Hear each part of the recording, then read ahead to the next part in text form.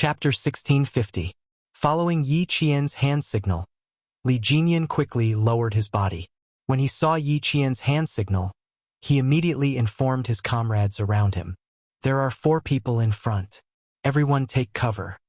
The members of the Storm Commandos, whose bodies reacted faster than their brains, were all very agile. They found a good spot to take cover. After a series of rustling sounds, there was complete silence.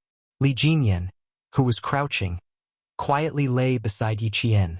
His gaze fell on the 4 people about 13 meters away. They're not from the Snowfield Brigade. Yi Qian's head tilted slightly to his side. It was just right at Li Jinian's shoulder. He could hear it clearly while maintaining a certain distance. They should be the soldiers stationed at the final position. Li Jinian nodded slightly. They were not far from the final position. These people should be patrolling soldiers. Big Squiddo, contact Big Mermaid. Li Jinian, who was in hiding, asked Big Squiddo, who was in charge of communications, to contact Big Mermaid's team. He needed to know if their team had successfully infiltrated the final position. In less than 2 minutes, Big Mermaid's low voice came through. They have successfully infiltrated the eastern position. There are about 3 to 4 platoons of soldiers. Demon King, I suspect that the command center is inside the final position. As long as they entered the position, Li Jinian did not have the intention to touch the command center for the time being. However, just in case, he still had to pay attention. He said, "Confirm the location of the command center and send people to keep an eye on it. The Snowfield Brigade is very likely to infiltrate. Once you encounter them, engage them immediately. Guard the perimeter to prevent any sneak attacks." Li Jinian, who had not yet entered the final position, did not hesitate at all. He immediately deployed to deal with any problems that might arise. Tonight was a big battle. It was also the climax of the entire competition. It was not impossible for the command center to be located at the final position. It would depend on which team found the location of the command center first. The scout's voice came through the earpiece. "There are electronic eyes and infrared sensors. I'll remove the infrared to deal with the alarm. I'll leave the electronic eyes. I'll give you the location. Brothers, stay away." The infrared sensor was just a sensor. Their camouflage uniforms were all coated with a new type of anti-infrared coating called maleic anhydride. To them, this thing was just a decoration. However, it was better to dismantle it when he encountered it. It was better to be safe than sorry. There was no need to solve the problem of the electronic eye. They did not have any shielding equipment on them. If the electronic eye malfunctioned, the soldiers guarding the electronic eye would be certain that it was sabotaged. Thus, the soldiers stationed at the final position, as well as the senior commanders in the command center, were shocked. After ending the call with Deshao and the others, Li Jinian said to Yi Qian, "Don't alert them. Let's go around them." His combat style was a little different from Xia Jinyuan's. Perhaps it was because he operated underwater, so he paid more attention to immersion warfare. Without alerting any sentinels, he would silently sneak into the interior and carry out destructive operations. At this time, Yi Qian would definitely listen to the commander's instructions. He nodded lightly and crawled in the snow with him, waiting for the 4 patrolling soldiers to leave. While waiting, Yi Qian could not help but think of Xia Jinyuan's side. He did not know what the situation was like over there. Right now, they must be on some mountain top, staring at the final position like wolves. They preferred to assassinate directly. Once they discovered the sentinels, they would immediately take care of them. They would not let a single one of them go. Moreover, they would clean them up without leaving a single trace. Chapter 1651. On the other hand, Demon King Li was different. He focused on the ultimate destructive battle. He didn't alert a single person at the start, and only caused a big explosion at the end. By the time the enemy reacted, it would already be too late. His side had already completed their operation and was preparing for the final clearing operation. However, they really needed to conserve their strength now. They had to use their best energy to hunt the members of the Snowfield Brigade, and not waste their energy at the beginning. Couldn't be helped. The Storm Commandos focused on underwater training, and their main mission was also underwater missions. Faced with such a snowy climate, the Storm Commandos still couldn't fight in all weather and all areas without obstacles like the Snowfield Brigade. This match was enough for the members of the Storm Commandos and the Navy's commander to see the difference between them and the Snowfield Brigade. Although they weren't as good as them, to be able to complete a match with such a powerful Special Forces team that could fight across different branches of the military was definitely an accumulation of experience. It was also a sign of direction in the future. The north wind that had stopped started blowing again. Although it wasn't as strong as it was in the afternoon, the temperature dropped quickly at night. When it blew over, it felt like it could freeze one's heart. Yi Qian had followed Principal Chun to the snowy highlands and had already received cold-resistant training. Therefore, although she felt the cold, it didn't affect her. 2 members of the Storm Commandos were so cold that their ears, hands, and feet had frostbite. Every step they took hurt and itched. It was an extremely uncomfortable feeling, as if they were being bitten by a group of ants. The members of the Snowfield Brigade had the advantage. For example, Xia Jinyuan, J5, and the others had stayed in the snowy highlands until the end of the year when they carried out their mission. From time to time, they would even drag the snow leopards out to the barren lands for training. This bit of wind and snow was really nothing to them. At night, the members of the Snowfield Brigade were even more active than during the day. The first 10 members of the Snowfield Brigade had already sneaked into the final position. They had entered the position 12 minutes earlier than Deshao and the others. There are electronic eyes, infrared, and fully equipped Type 95 assault rifles. There are even infrared lasers and infrared illuminators on them. There are also optical sights installed. There's even a night vision device. Damn! Q King, just the equipment on this gun is already better than ours. A member of the Snowfield Brigade who had snuck into the ground observed through his night vision goggles. When he saw the equipment in the hands of 3 of his comrades who were patrolling the area, his eyes widened. Compared to them, we are no different from refugees.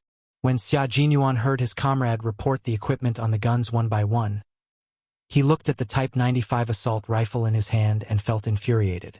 Other than a scope, the entire gun was empty. Speaking of which local army was fighting against them? Their equipment was a little too high-end, wasn't it? Wasn't this the local army that they had encountered before? Could it be a field army? Since his equipment was inferior to theirs, then Xia Jinyuan's thin lips curled slightly, and he said unhurriedly, "That's easy. Just take their guns and use them." That's right, Major Xia was a scoundrel. His scoundrel behavior had gained the approval of all the members of the Snowfield Brigade. This was a brilliant decision. Don't focus on the equipment. What I said before is still valid. No matter how much equipment you steal, it's not my hobby. My hobby is still to see live Qing Niao. Xia Jinyuan, who was giving his comrades a sweet date to eat, said with a smile. J5, who was closest to him, couldn't help but shudder. Chapter 1652. Why did he feel that Qing Niao was going to be in trouble? Did Qing Niao commit a crime? Q King would only be so ruthless when someone committed a crime. Otherwise, he wouldn't be like this. Did Qing Niao commit a crime? Would she commit a crime? How could the most cautious female soldier commit a crime? Looking at Q King's expression, it was a serious crime. Q King, are you saying that you want them to ambush Qing Niao alone? J5 didn't directly ask what Greenbird had done. Instead, he inquired about it indirectly, so as not to provoke the dark clouds above Q King's head. Xia Jinyuan turned his head and glanced at him. His gaze was as sharp as an eagle's and as fierce as a snow wolf's. After a while, he smiled and said, "Because she needs to be taught a lesson that deserves to be taught a lesson. She did commit a crime, and it was a serious one." J5 didn't ask any more questions. It wasn't the time to ask anyway. His brother's voices came from his earpiece, reporting the latest situation to Q King. There are a lot of sentry posts, and there's even a barbed wire fence with high-voltage electricity. We have to destroy the electricity first.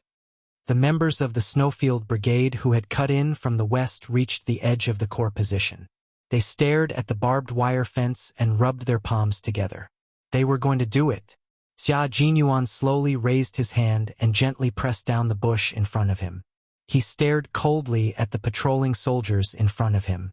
Through the night vision goggles, he could clearly see the equipment on the soldiers. It was indeed much more high-end. The red dot sight was much more advanced than the scopes on their guns.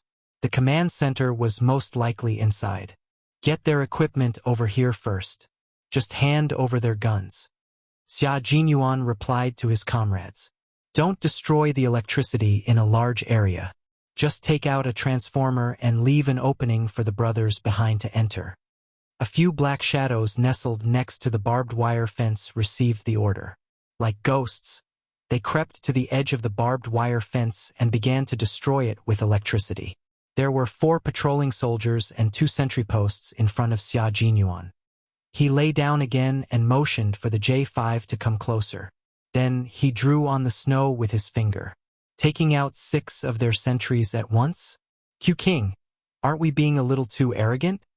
J5 pretended to be surprised, but his expression changed in the blink of an eye. But that's the way to do it. All right, it's settled then.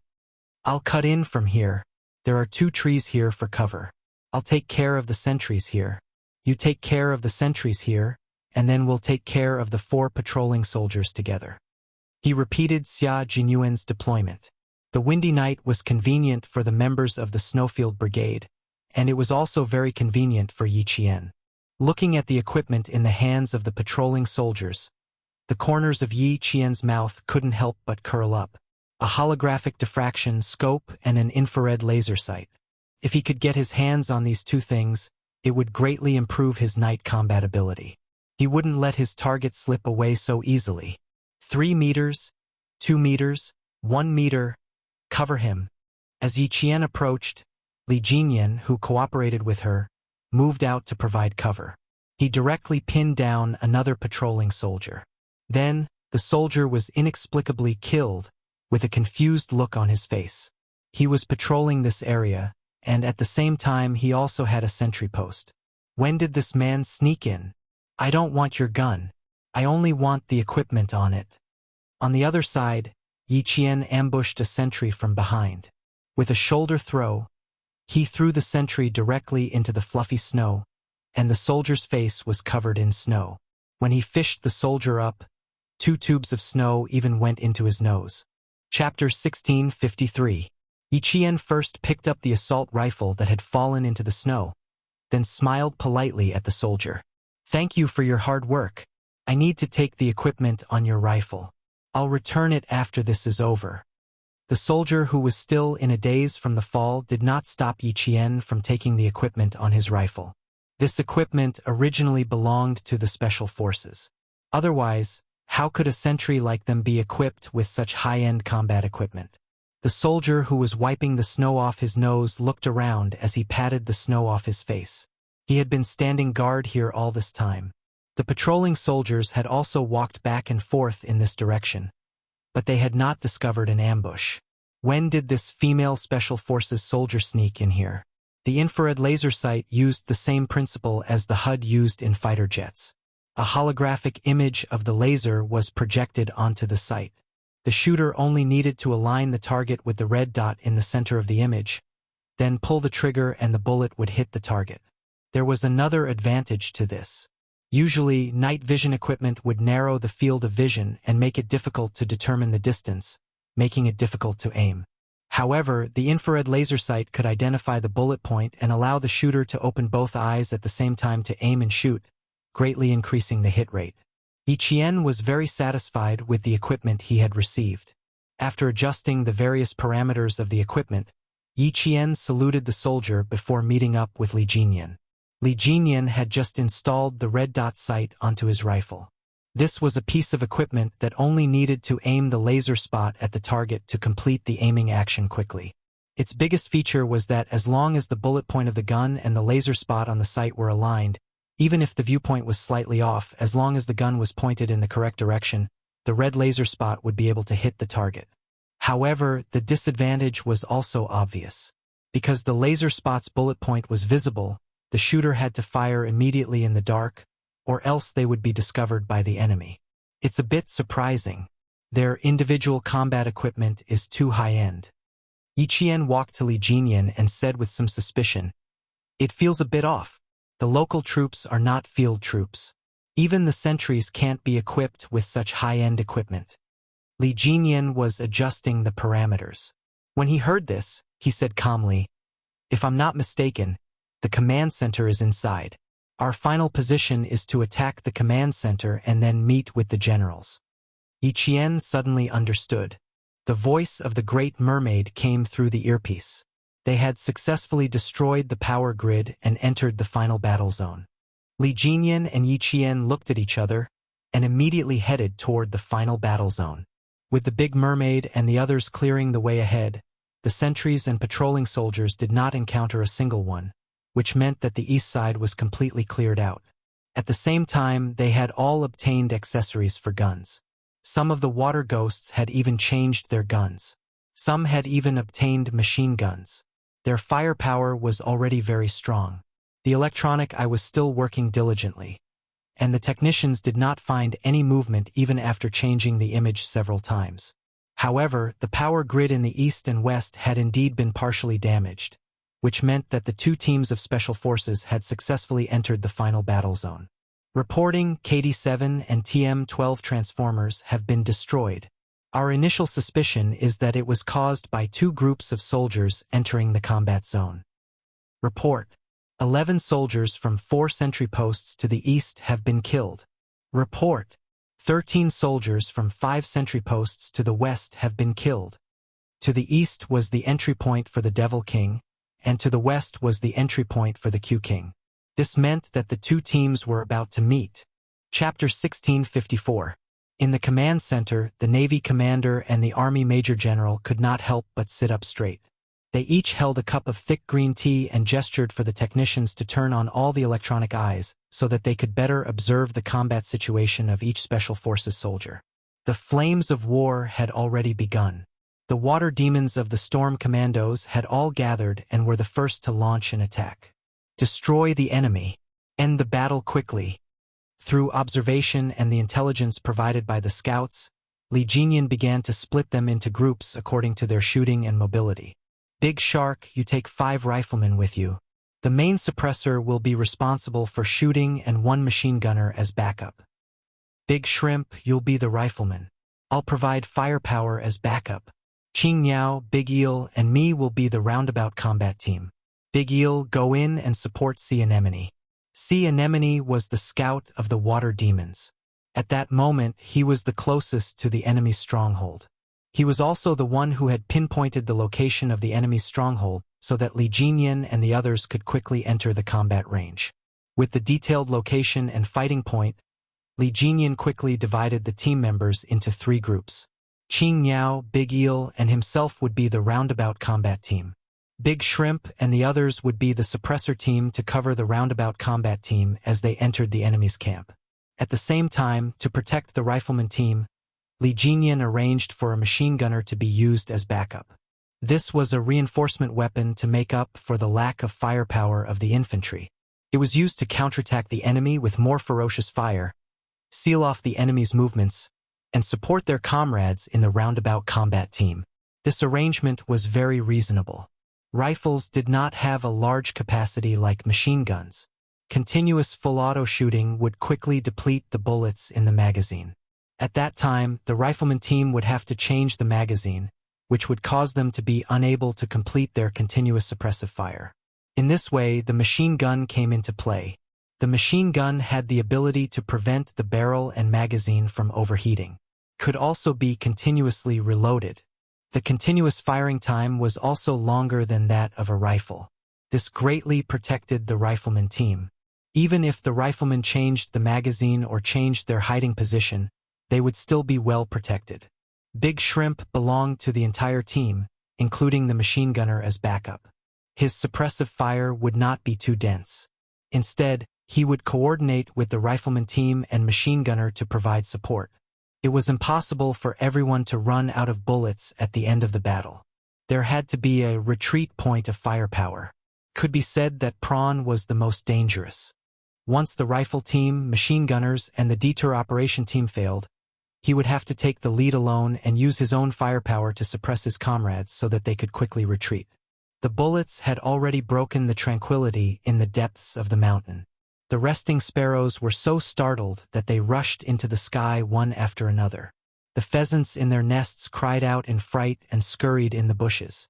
A few gray hares seemed to have lost their sense of direction, running here and there. The timid hares were so frightened by the sound of the bullets that they trembled all over. On the screen of the command center, when the sound of bullets pierced through the silence of the night, a line of fire suddenly appeared on the snowy mountain. That was the trajectory of a blank bullet. The soldiers at the enemy stronghold had actually been waiting for a long time. Every one of them was tense, ready to take action as soon as they heard something. Suddenly, the two sides exchanged fire head-on. Bang, bang, bang, bang. The sound of gunfire was so loud that it was deafening. There was a sense of collision that felt like a landslide, as if this place would be razed to the ground in the next second. Chapter 1655. The rifle team was responsible for suppressive fire, so they did not have to hit the enemy. They only had to force the enemy to be unable to move and achieve the effect of resisting the enemy. The entire range was 300 meters, and Dachau and the others were equipped with high-end equipment so they could lock onto targets within a large range and shoot. Beep, beep. Daijancher's voice was heard. It was the sound of the laser marker. In 1999, the various military exercises did not complete the implementation of laser simulators. Although the Soviet Army had developed some light weapon laser simulators in the 1980s, the cost involved was very high, and China was still in the trial stage. This time, in order to use the laser mode confrontation control system, the military had been surveying and building in this mountainous area since May. This was so that the military and the top leaders who were paying close attention to this competition could immediately know the situation of the competition. At the same time, there was also an element of experimentation to see what areas still needed to be perfected and improved. This laser mode countermeasure control system used the transmission and reception of lasers to receive the satellite positioning data, ammunition storage, combat status, and other information from each laser simulator through the communication network. It was then transmitted to the military as quickly as possible so that the top leaders of the country who had been paying attention to this competition could know the progress of the competition immediately. It also allowed the top leaders to know the combat strength of the two teams immediately. Even though the Storm Commandos have only been established for a year, the captain who commanded the battle is very capable. He was able to make this underwater special forces team that started from scratch dare to go up against the Army Special Forces that have been around for more than 10 years. On the other hand, the Snowfield Brigade is brave and resourceful. The commander of the deployment is decisive and can complete a destructive battle without losing a single soldier to suppress the firepower of two platoons. His combat deployment is very experienced. At 7:30 p.m., the top leaders finished their day's work and arrived at the military headquarters to observe the final confrontation between the two teams. Seeing the confrontation between the two armies, the top leaders had a gratified smile on their face. He gave extremely high recognition to Li Jinyan and Xia Jinyuan's combat skills. Lieutenant General Xia knew that his son had some ability. Although he knew it in his heart, he would never say it out loud. Now that he had received recognition from the top leaders, the lieutenant general still said, "As the leader, how he fights and how he deploys is directly related to the lives of every soldier. He has the lives of all his comrades in his hands, so he must have outstanding ability. You're right. He has to fulfill his duty. As a captain, if you're not outstanding, it's better to abdicate early and let the capable take over." Lieutenant General Xia's words made the highest leader nod in agreement. Both team captains are very outstanding.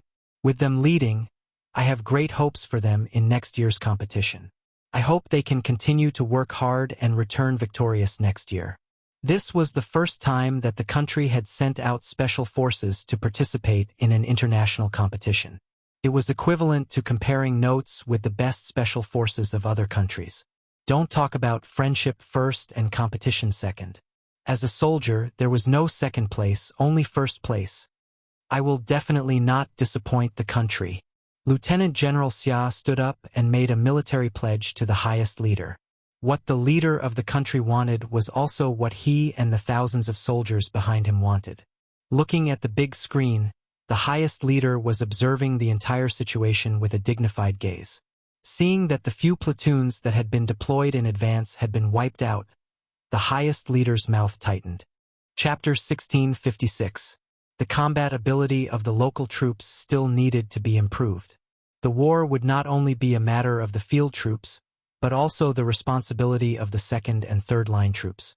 Next year, the military conference will focus on the second and third line troops and the local troops.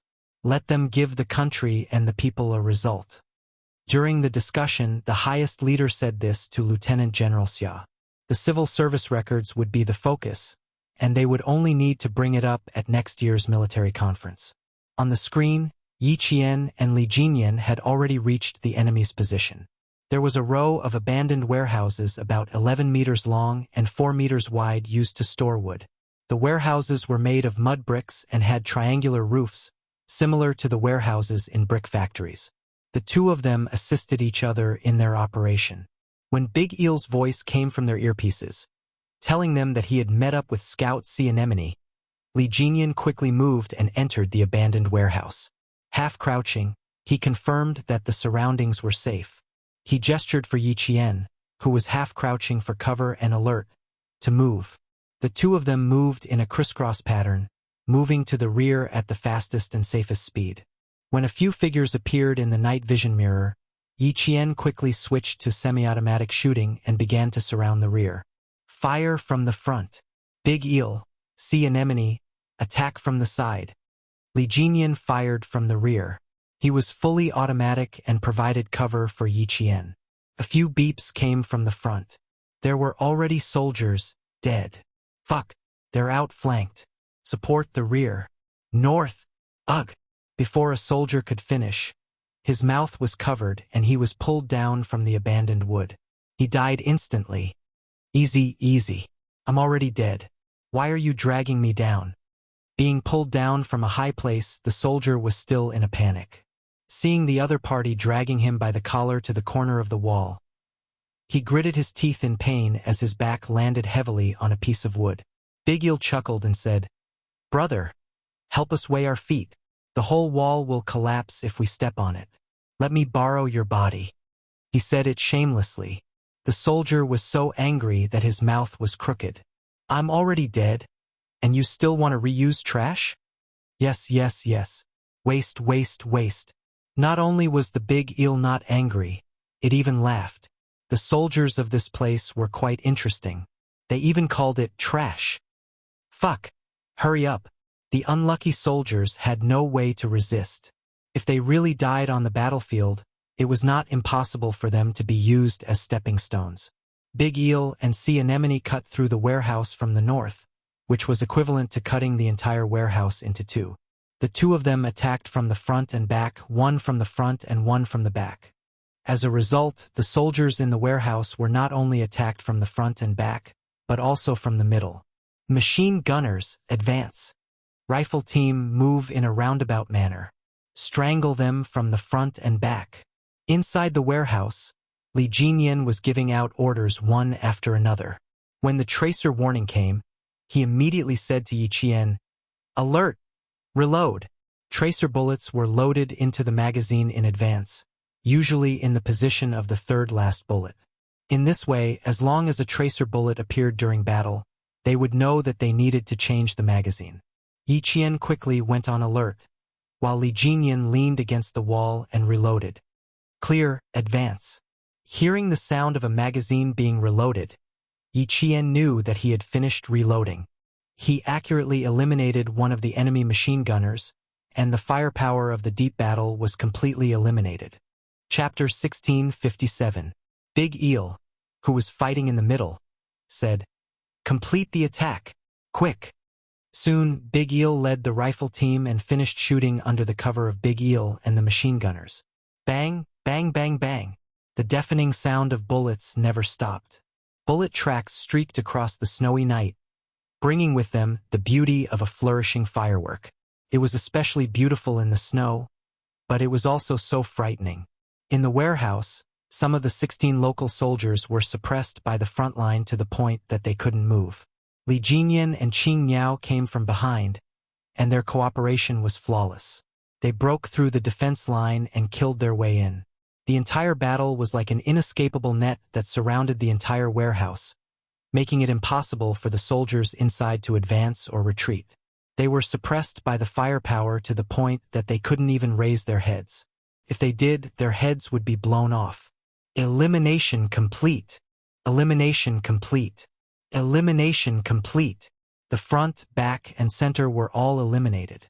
This meant that the entire base had been conquered. From the attack to the outflanking tactic to the complete elimination, this operation took a total of 16 minutes. Next, this place belonged to the Storm Commandos. Turning on the light on his helmet, Li Jinyan pointed at the battle map and deployed again.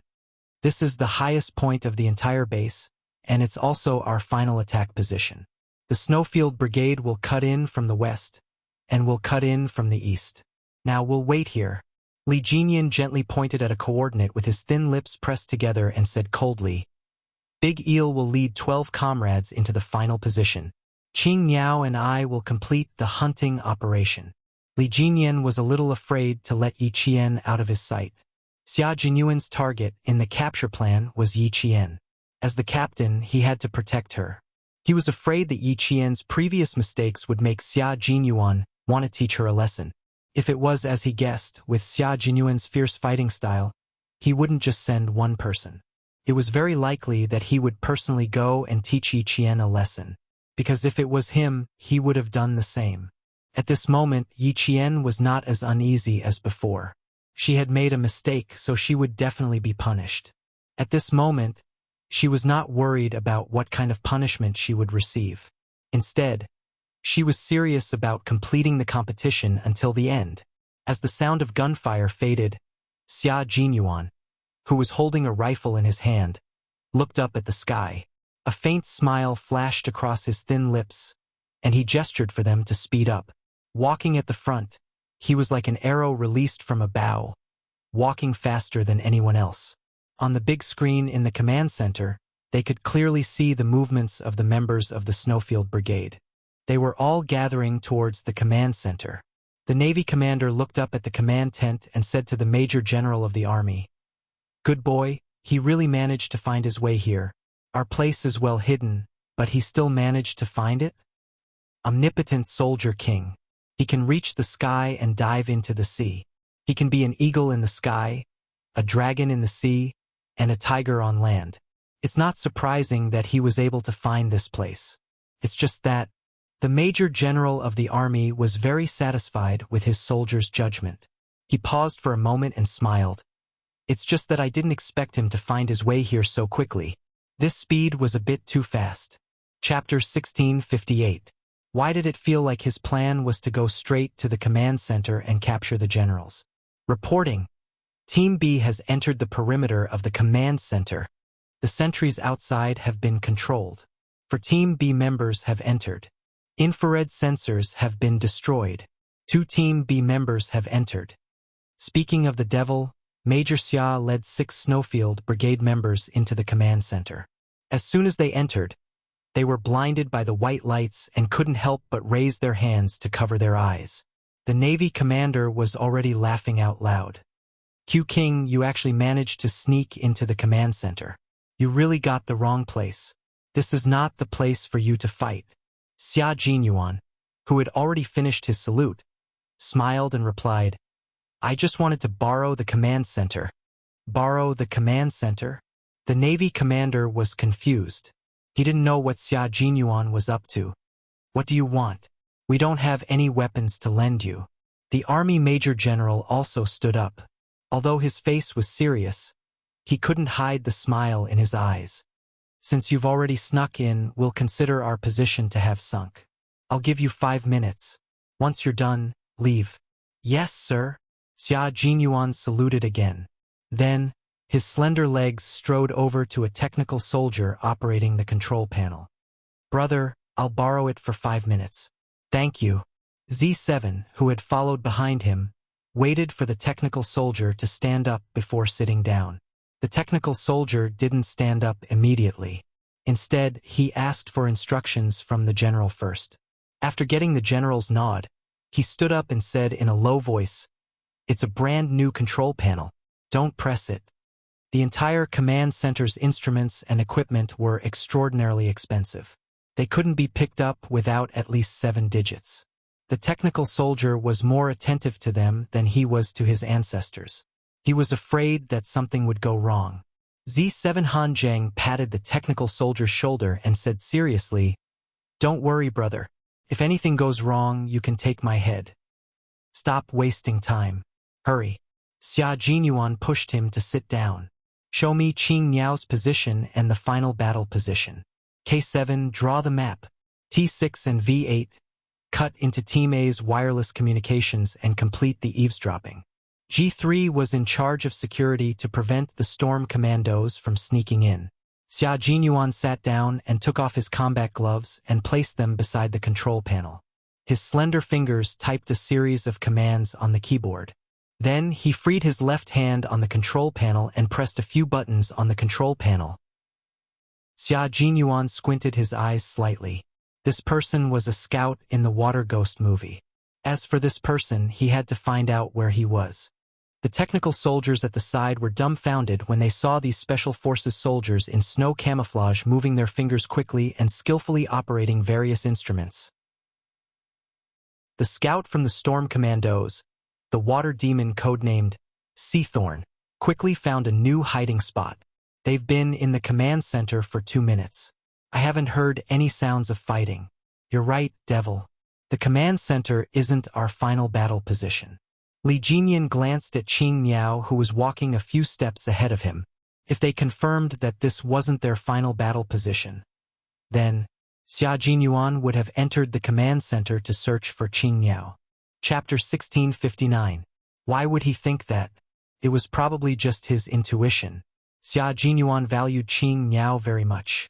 He had spent so much effort to cultivate her. But in the end, she had committed a grave mistake on the battlefield. Xia Jinyuan would not let Qing Niao off the hook so easily.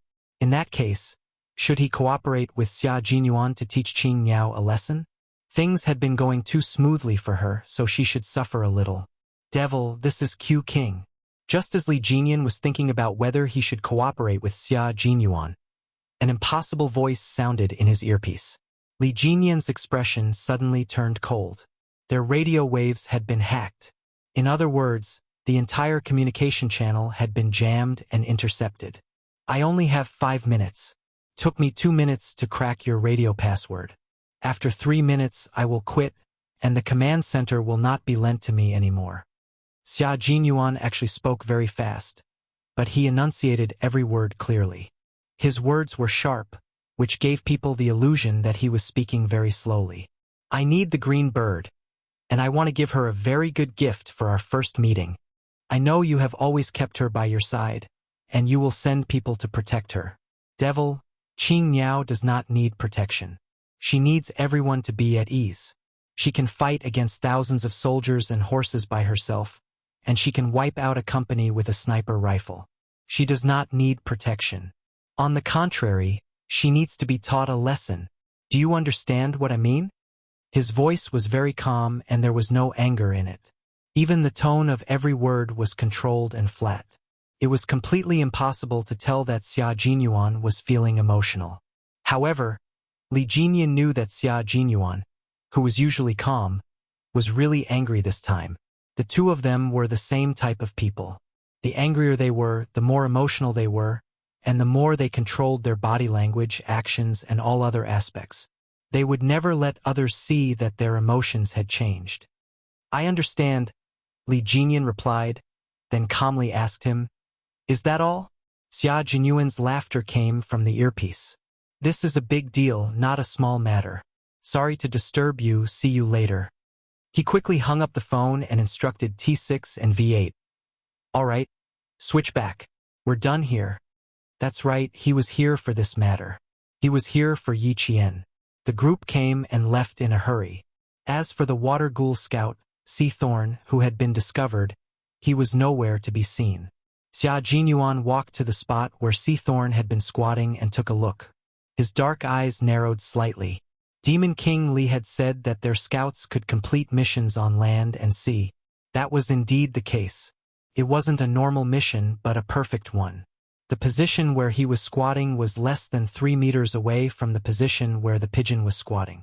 Judging from the footprints he left behind, the tip of his foot was facing the position where the pigeon was squatting.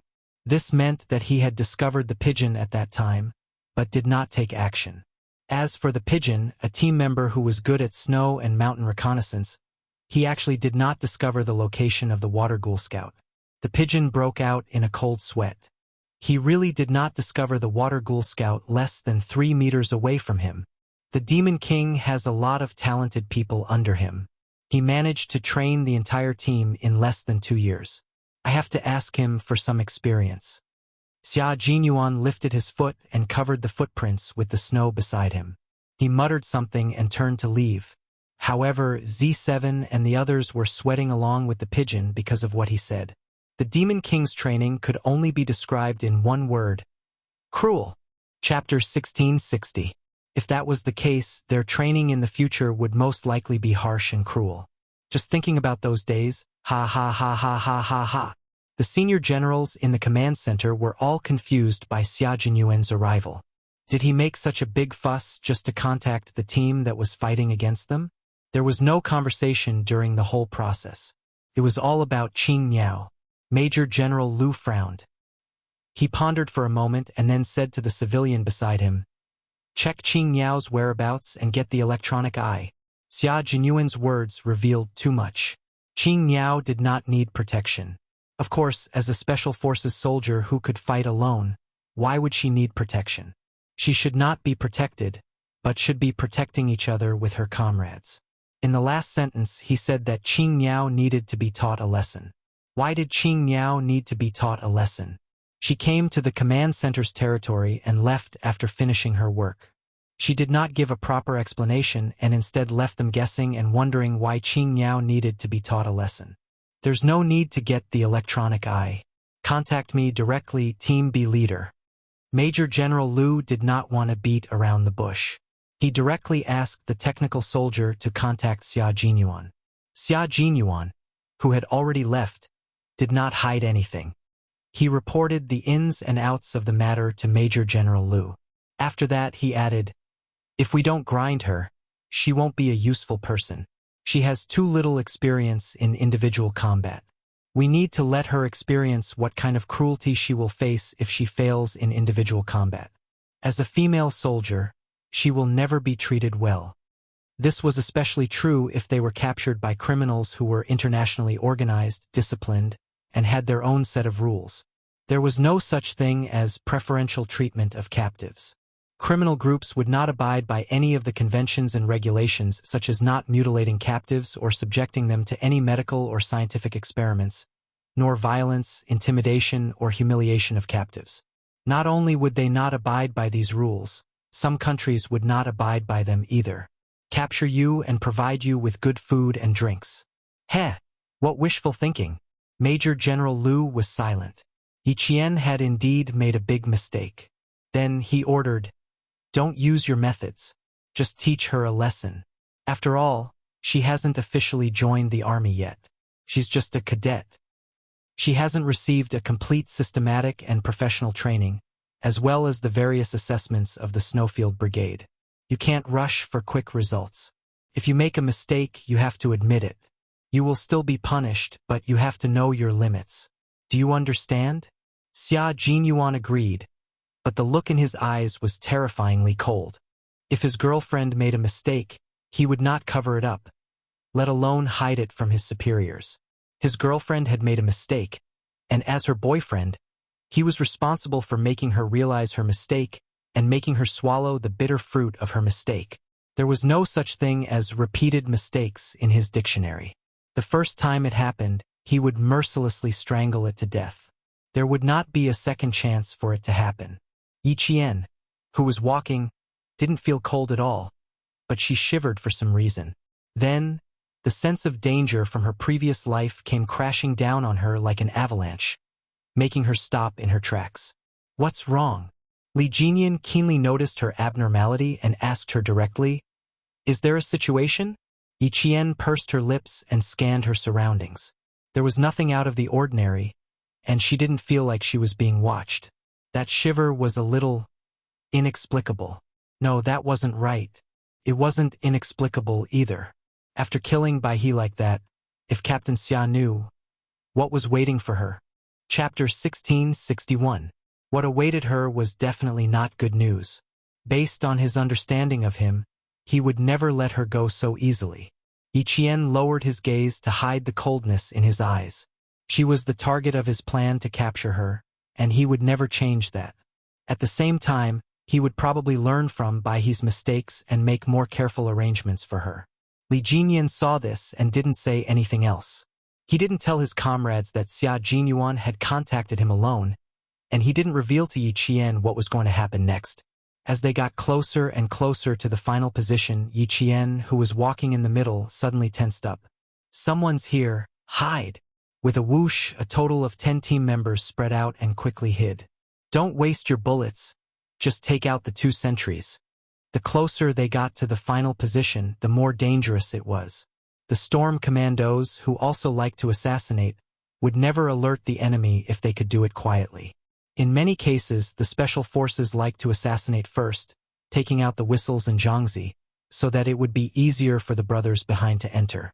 The team led by Deshao had already exchanged fire.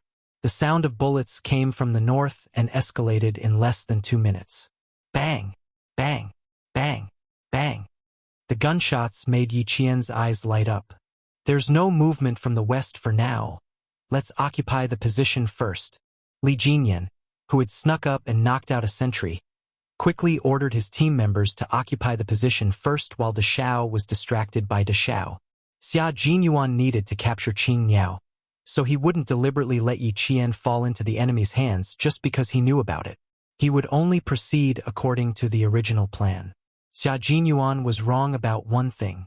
He had never thought of deliberately protecting Qing Niao. That was because they were partners now, and on the battlefield, he had the responsibility and obligation to protect his partner. On the north side, Deshao was suddenly attacked while moving. He led 12 team members and immediately hid behind the nearest cover. After confirming the enemy's general direction and position, he immediately led his team members to shoot continuously. While suppressing the enemy's firepower, he sent 5 team members to move forward again. "Go around the left side. Clear the path for the devil. Quick! 11 o'clock ahead. Machine gunners and snipers. Kill him. Right away." The sniper from the same team crawled on the ground, then skillfully rolled and quickly moved to another cover. After confirming the clear target at 11 o'clock, he directly killed the enemy machine gunner. The branches in front of them swayed with a hua-hua sound. Someone cursed in a low voice as he retracted his machine gun. He was already dead. "Demon King, we are still about a kilometer away from the final position. A platoon of soldiers. There are fewer obstructions ahead, and the field of vision is wide, so the probability of being ambushed is increased." Li Jinyan and the others were already quite close to the final position. There was no cover in front of them. They could either crawl forward or use direct fire to suppress their advance. Observing a slope, Li Jinyan contacted his Great Mermaid and said, "Restrain the main firepower. We are about 500 meters away from the base." The surrounding sentry posts and stakes had all been destroyed. A few rows of wooden houses were not far ahead. At this time, they could still see sentries walking back and forth. "All right." Deshao immediately ordered 5 of his teammates who had snuck up ahead of time to pull the main firepower of the wooden houses over, causing the enemy to mistakenly think that the houses were also their main firepower. Hearing the sound of bullets getting denser and denser, Li Jinyan led his team to the slope to provide cover. Chapter 1662. The closer they were to the enemy, the higher the risk of being hit. At the same time, they could also hit the enemy more accurately. The 10 figures all lowered their center of gravity as they moved, making full use of the slope terrain and the snow-covered shrubs as cover. While they were moving, a bullet suddenly shot out and hit the snow-covered shrubs with a bang, The snowflakes instantly splashed up, and Yi Qian, who was moving stealthily, took advantage of the momentum to directly lie down in the snow. Then, countless blanks were fired from the roof of the wooden house. They were discovered.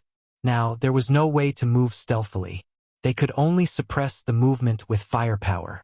Everyone lay down in the snow and used the slope to attack the wooden house. Hearing the sound of bullets coming from the north and east, Xia Jinyuan smiled slightly and said to all his comrades, "Let the storm commandos suppress them first. After 5 minutes, we will launch the attack. Leave Qing Niao to me. Pigeons and reinforcements will maintain the main firepower. Q King, don't be too cruel." J5 knew that he was going to teach Qing Niao a lesson. Although he couldn't stop him, he still reminded him.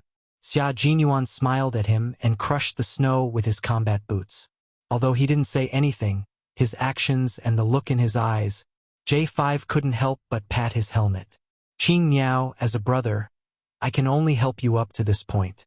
You can't mess with anyone, but you have to provoke Q King. Sai, just bear with it. He's doing this for your own good."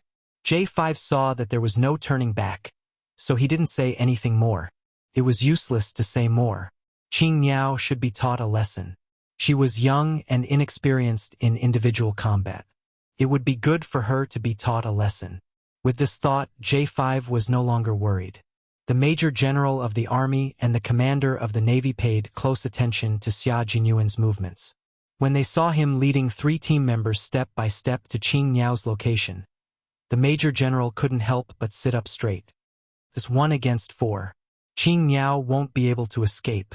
The Navy commander sighed softly. Team B had directly raided the command center for no other reason than to capture Qing Niao. It was clear that Xia Jinyuan wanted to meet Qing Niao for real. Major General Liu pursed his lips and said in a tight voice, "Qing Niao's individual combat ability is strong, but she lacks experience. Although she can fight against 4 people, she may not necessarily be captured." Once people saw each other's true abilities, they would no longer treat the match as a competition, but a real fight to the death. The potential of the special forces was limitless, and Qing Niao's potential was even more unfathomable. She might not lose if she fought against 4 people at once. "He's here." Suddenly, the Navy commander's face changed. He stared at the big screen and saw a member of the Snowfield Brigade, codenamed T6, approaching less than 3 meters away from Qing Niao. Yi Qian was covering for Li Jinyan and the others. At this time, she was in the same position as Prawn, who was in a roundabout battle. She was covering for all her comrades, including the machine gunner's reinforcement position. When she saw her comrades moving to attack the side of the wooden house, she suddenly felt like she was being targeted by a ferocious beast. As long as she turned her head, her neck would be bitten and she would die on the spot. "I'm being targeted. You guys focus on fire. Don't worry about me." Yi Qian didn't move immediately. She now needed to take out a machine gun firing point. Since she had already found the target, if she moved now, it would bring destruction to her comrades in front of her. She had no choice. She had to stay where she was and take out the machine gun firing point. Using the infrared laser sight, Yi Qian aimed at a machine gun firing point on the left windowsill of the wooden house. She silently counted how many seconds it would take for the beast to attack her from behind and pulled the trigger. Chapter 1663. Amidst the sounds of gunfire, Yi Qian's single shot was not abrupt. As such, the bystanders would not be able to tell what effect her shot had. Meanwhile, Li Jinyan and the others, who were on the move, could feel that the firepower coming from the wooden house had lessened significantly. Without the suppressive fire from the machine guns, they could move quickly and fight. "Be careful, Qing Niao. Once you get captured, think of a way to escape." Li Jinyan did not change his plan, nor did he deliberately ask Yi Qian to stay behind to provide cover. Before he spoke to Xia Jinyuan, he had already made such arrangements. When Yi Qian, who was rolling in the snow, heard this, she only replied with a simple "okay" before cutting off the call. The T6 combatant, who had made a pouncing motion, was just waiting for himself to leap into the air and capture Yi Qian. But who could have expected such a big change to happen in just 3 seconds?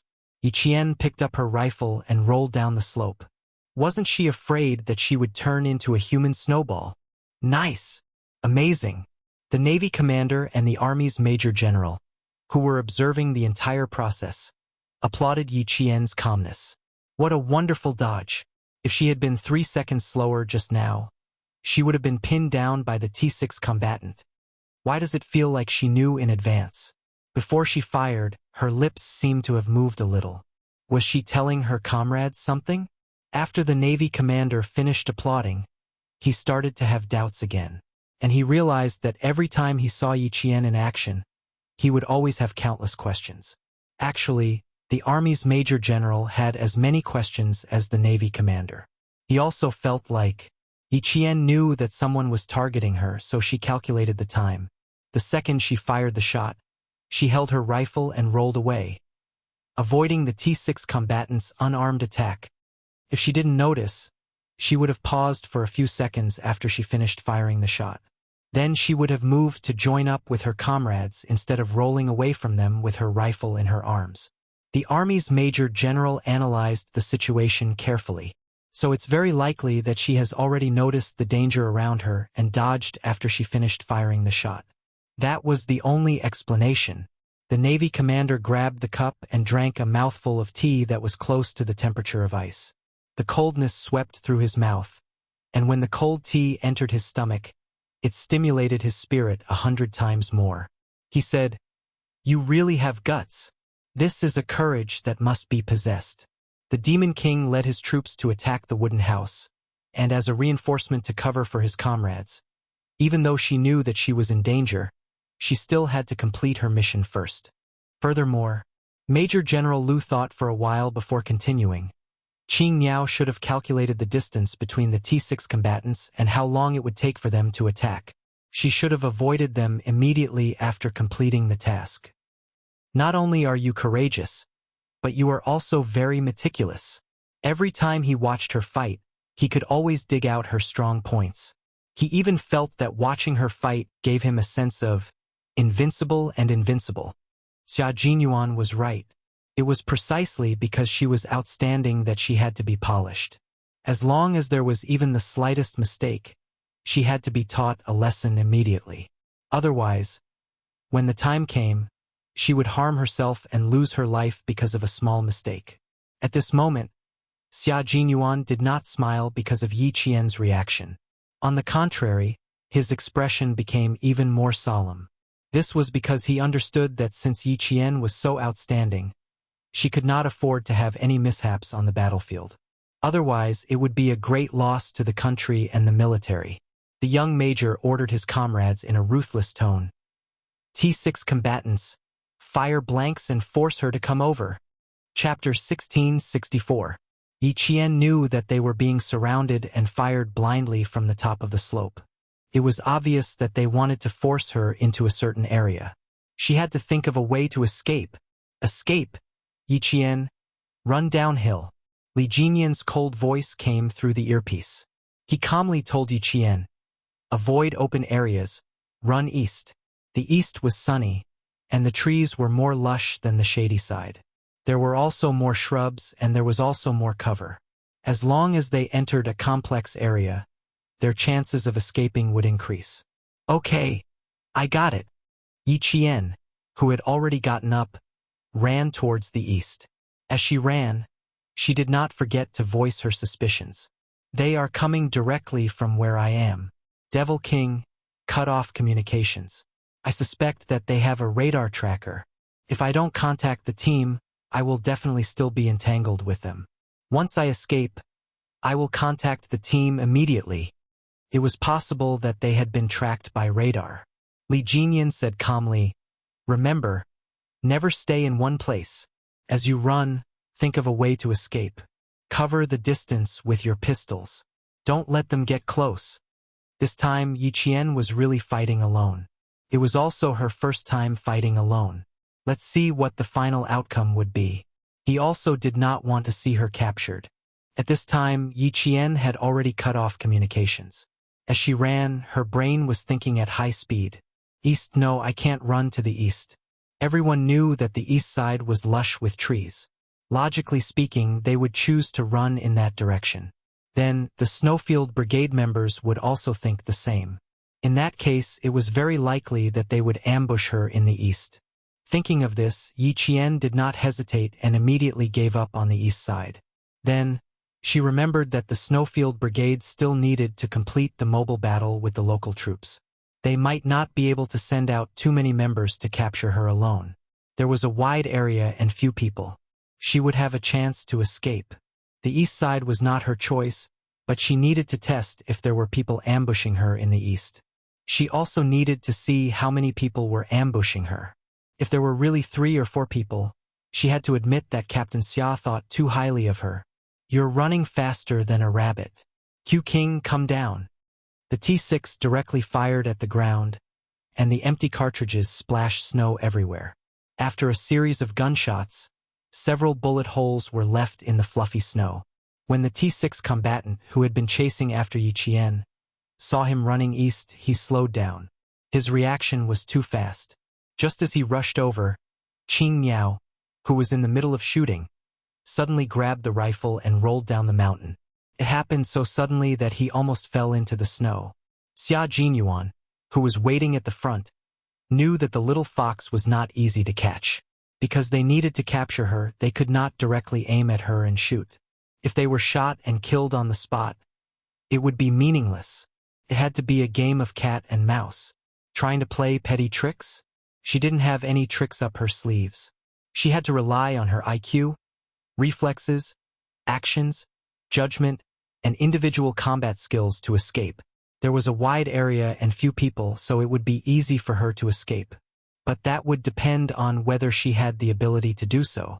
There was movement in front of them. The hidden pigeon saw a figure running in a zigzag pattern that was not easy to hit.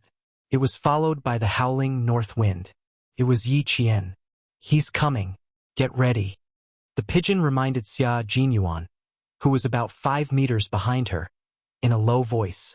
10 meters to go, 9 meters, 8, 7, 6. As she counted, she fell silent. A few seconds later, the pigeon said anxiously, "T6, head south." Chapter 1665. Yi Qian took a detour. Since they were forcing her to head east, she definitely wouldn't allow it. She had heard that there were about 3 people. Captain Xia really thought highly of her. He had sent 3 people to capture her alive. Not the east. Choose the south. The combat map indicated that there was a cliff in the south. As long as she got close to the cliff and used the cliff to hide, she could come up from the north and rendezvous with Demon King Li. Not only could she rendezvous with Demon King Li, but she could also attack the Snowfield Brigade from behind. Be careful of the gun in her hand. It's not a rifle, it's a pistol. Xia Jinyuan reacted faster than the 2 of them. His back was arched, and it was as if he had springs under his feet. He instantly dashed out a few meters. Yi Qian was not pinned down by anyone. There was a combat map in her mind, a topographic map. The body's reaction always followed the brain's orders, and the brain's reaction always led the body to follow. There would never be a time when the brain's reaction and the body's reaction went against each other. This was Yi Qian's reaction and judgment. The combination of these 2 made it so that she did not need to stop to think. She could run, think, and deploy her troops at the same time. Thus, she gave the command center the illusion that she was very familiar with this place. She was so familiar that no matter where she ran, it would be correct and would not lead to a dead end. She has memorized the combat map and topographic map. The Major General whispered to the Navy commander. She can only be so familiar with this place if she memorizes it. Otherwise, she won't be able to find the way out so accurately every time. The Navy commander did not need strong tea to refresh himself. He felt excited just by looking at Yi Qian. Her bright and spirited eyes were reluctant to move away from the screen, for fear that she would miss the highlights if she moved her eyes away.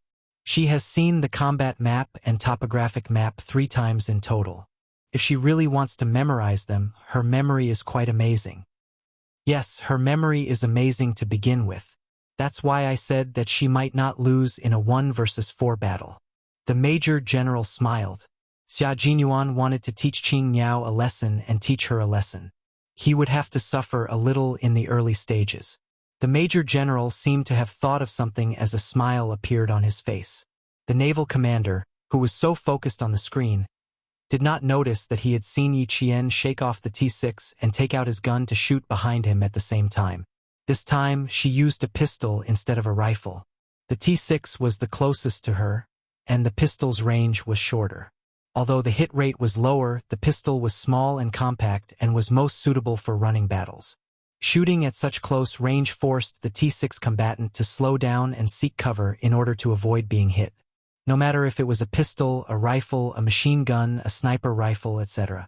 As long as it was in Yi Qian's hands, she would be able to operate it.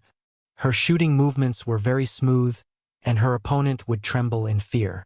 Flank her. Flank her. If we don't flank her now, I'm afraid one of us will be wiped out by her. The T6 combatant dodged the bullets and panted. She's even using the pistols as a rifle. Her shooting was smooth, and there was not much time between each bullet. It was precisely because of this that the T6 combatant was trembling in fear. Xia Jinyuan knew that it would be difficult to capture Yi Qian alive. Otherwise, he would not have personally gone into battle and let the J5 take on the Demon King. When he heard that, he picked up his pistol and fired in the direction Yi Qian was fleeing. Bang! A blank bullet hit a tree to the right. Yi Qian's expression changed slightly and she ran even faster. Her slender figure was really like a rabbit, zigzagging left and right in a zigzag pattern. It made it impossible for the people behind her to aim properly and could only shoot blindly. Chapter 1666. Before the gunshots could fade away, a second, third, and third shot came one after another. Yi Qian, who was already running fast enough, suddenly sped up again. It was as though he had a motor attached to him as he ran. Following that, he looked like a swimmer who had jumped into a swimming pool. His posture was extremely elegant and agile as he jumped over a fallen tree. When he landed, he rolled and hid in the blink of an eye. Take cover! When Xia Jinyuan saw this, he immediately warned the T6 combatant and Pigeon in a low voice. He knew she was going to counterattack. She still had a rifle and a pistol on her. As for the ammo capacity, he did not know. But one thing was for sure. She definitely did not have as many ammo as the three of them. Pigeon and the T6 combatant rolled in the snow to avoid Yi Qian's blind shots. Pigeon, who was half crouching behind a tree, said softly, "As expected of Qing Miao, she's quite difficult to deal with. Q King, can the three of us capture her alive? She's too familiar with the terrain.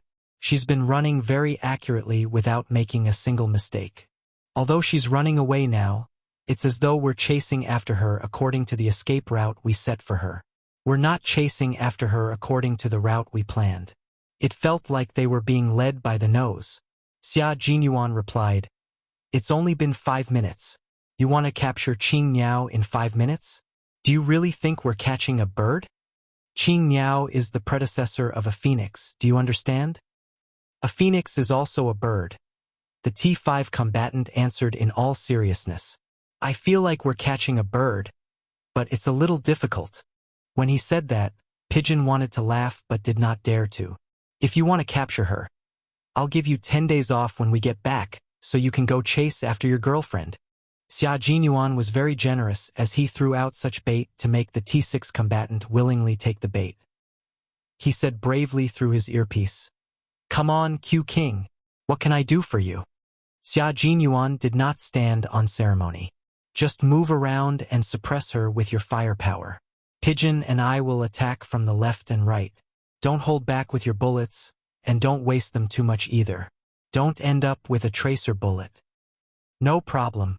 No problem. I still have 2 more magazines, so I have enough bullets." The T6 combatant laughed. After laughing, he raised his rifle and quickly provided cover for his comrade. Yi Qian would not fight them with bullets. The 3 of them chased after her, and only one of them opened fire. It was obvious that they wanted her to run out of bullets so that the 3 of them could capture her alive. With a cold gaze, Yi Qian pursed his lips. After firing 4 shots with his pistol, he no longer hid in the same spot. Instead, he carefully moved his body and continued to run. She was running downhill, and her feet were stuck in the snow.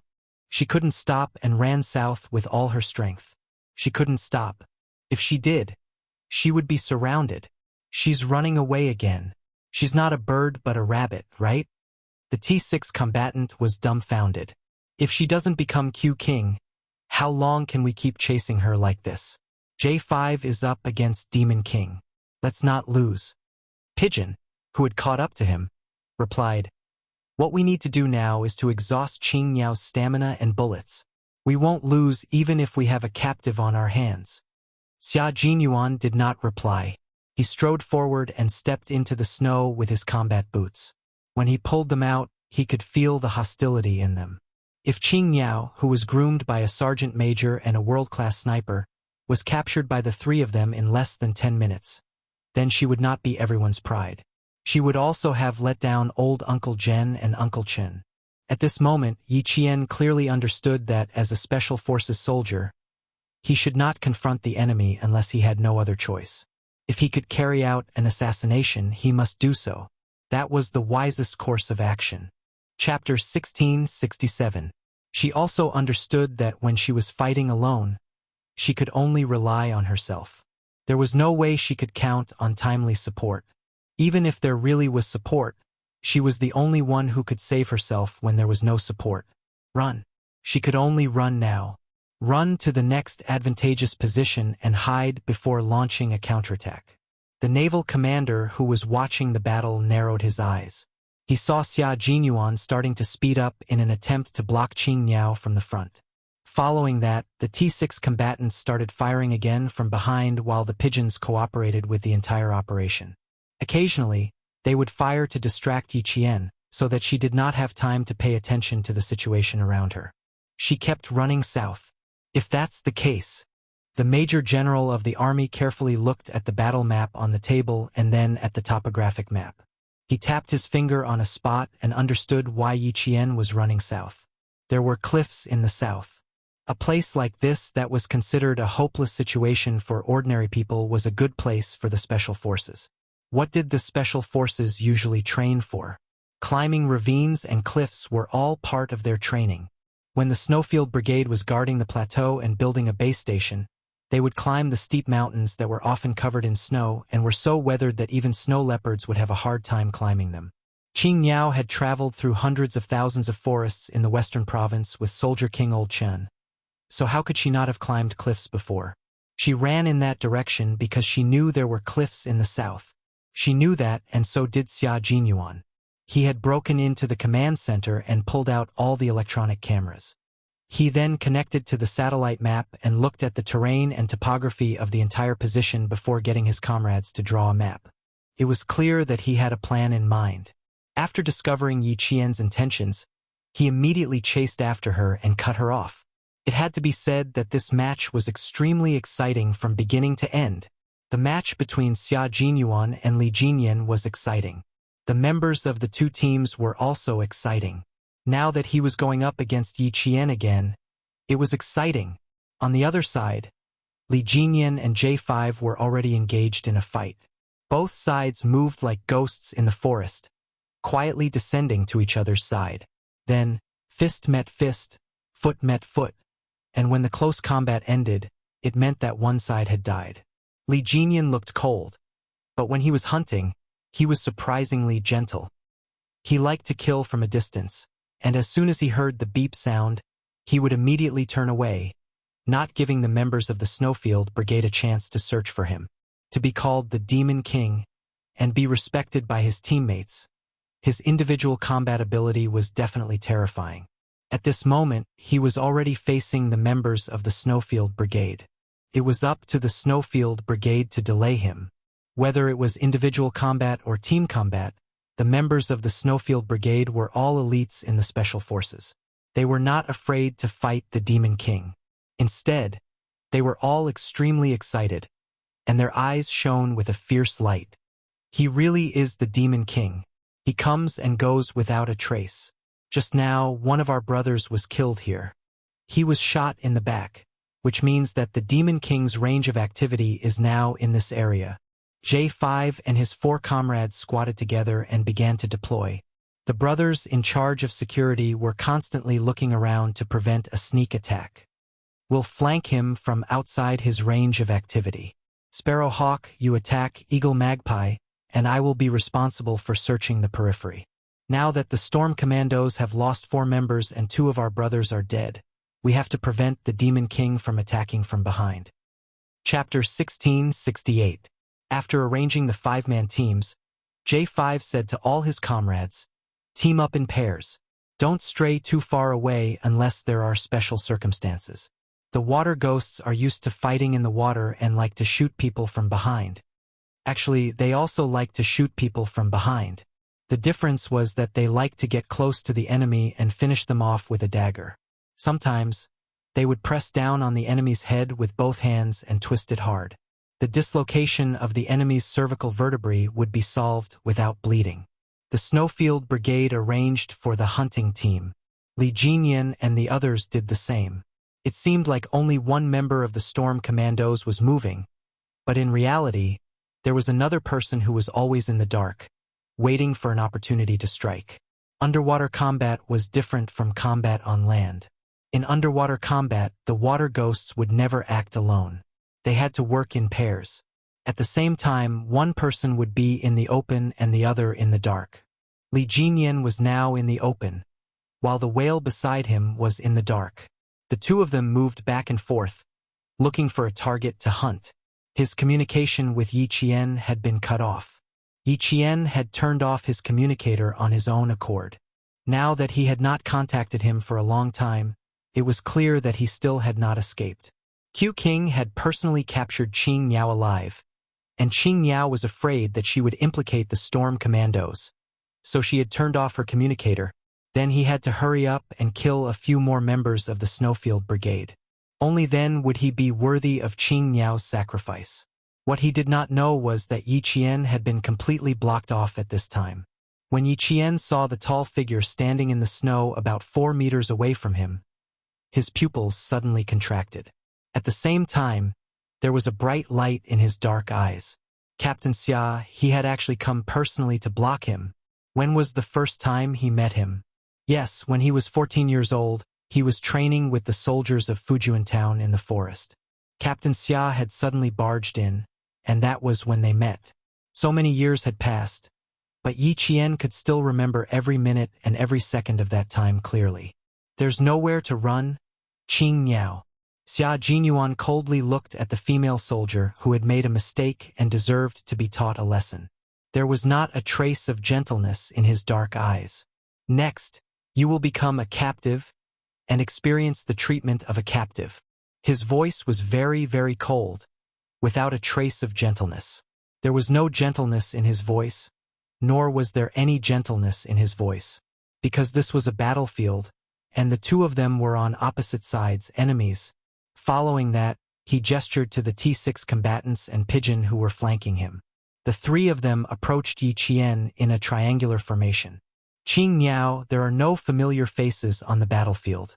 No matter how familiar a person is, as long as they're in different camps, they're enemies. As enemies, we will not give you preferential treatment just because you are someone we know and a female soldier. There is only one principle on the battlefield, and that is who wins and who loses. Xia Jinyuan said faintly as he walked. Every word he said was filled with coldness and indifference. As the distance between the 4 of them got closer and closer, Yi Qian, who was pursing his lips, couldn't help but touch his left wrist. It had been a long time since he had used his silver wire. In the final head-on confrontation, 2 of the 3 combatants threw punches and 1 kicked. They attacked Yi Qian mercilessly. From the beginning, this battle had been a battle of numbers and strength. However, Yi Qian was not a tough nut to crack. Since there was no way to escape, he would fight to the death and win himself a chance of survival. Chapter 1669. The unsharpened combat dagger quickly parried Xia Jinyuan's kick. That's right, the most ruthless of the 3 was Xia Jinyuan, who was her boyfriend. He immediately launched an attack with his leg. His move gave the T6 combatant and the Pigeon a fright. Wasn't he too ruthless? Did he really think they were enemies? After forcing Xia Jinyuan into a corner, Yi Qian quickly parried the T6 combatant's fist with his dagger. Faced with Xia Jinyuan's next kick, she raised her left leg and struck it down without hesitation. At the same time, she turned her body sideways to ensure that she could dodge and counterattack at the same time. At this moment, her flexibility also played a huge role. With her right leg raised almost to the top of her head, Yi Qian struck Xia Jinyuan's calf with lightning speed. Then she used the force from his leg to turn around nimbly.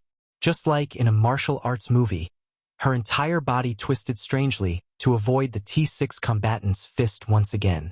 Xia Jinyuan, who had been kicked in the calf, pursed his lips tightly. When he retracted his leg, he secretly clenched his fist. It was quite painful. The rabbit has turned into a snake. The T6 combatant retracted his fist and attacked again with the pigeon. Yi Qian's first agile dodge made Xia Jinyuan scoff coldly. It was a half-smile that was full of ferocity and cruelty. Compared to the wrestling match he had with Yi Qian when he was 14, Xia Jinyuan was not joking at all this time. He used his own fighting style on the battlefield to force Yi Qian closer. "Q King, don't be too ruthless. Are you really planning to beat him to death?" The pigeon leaned close to Xia Jinyuan and said in a low voice with a frown, "We already have the upper hand when it's 3 against 1. Don't you think you're going too far?" Xia Jinyuan moved his wrist and glanced at the pigeon coldly. He said indifferently, "What's too far? Haven't we encountered a 3 against 1 situation before? Is a real 3 against 1 like this? A real 3 against 1 would be even more ruthless than this. You could even lose your life at any time. What am I too much of? Oh, Qing Niao should be glad that now we are all soldiers of the same country, wearing the same military uniform, and having a competition between brothers. If we were to face off against each other on the battlefield, would it still be like this? Are you here to tell me that it's too much? You'll only be more ruthless than me and try your best to get rid of the target." The T6 combatant's calf was kicked by Yi Qian. The combat boots were quite heavy, and the toe and heel of the boots were very hard. In addition, Yi Qian had been carrying weights on his legs when he was training with Principal Chun. As such, this kick caused the T6 combatant so much pain that his calf bone felt like it had cracked. When he dodged the kick, he saw Xia Jinyuan, who was the first to be kicked, secretly moving his ankle around. The T6 combatant gloated a little. So it turned out that Q King was also in pain. He had thought that he was not in pain. Don't give her a chance to make a move. Feeling that the pain in his calf had subsided a little, Xia Jinyuan reminded his comrades to prevent them from getting kicked by her again. This was also the first time he had experienced the strength of her legs. Once he got kicked, the pain would be unimaginably painful. When Yi Qian heard that, her eyes flickered as she marked the first target as the pigeon. Before the 3 of them could attack again, Yi Qian, who was holding onto the end of the silver wire, kicked at the pigeon with a murderous aura. In the snow, her figure was as agile as a cheetah as she took the initiative to attack with the ferocity of a beast. Uncle Chun had said that in a desperate situation, the only way to survive was to take the initiative to counterattack. She needed to win a chance of survival for herself, so she had to take the initiative to counterattack. When the pigeon saw this, her expression changed. Chapter 1670. At this moment, Yi Qian had already entered a state of confrontation between himself and the enemy. He was going to use his true abilities to take on 3 people at once.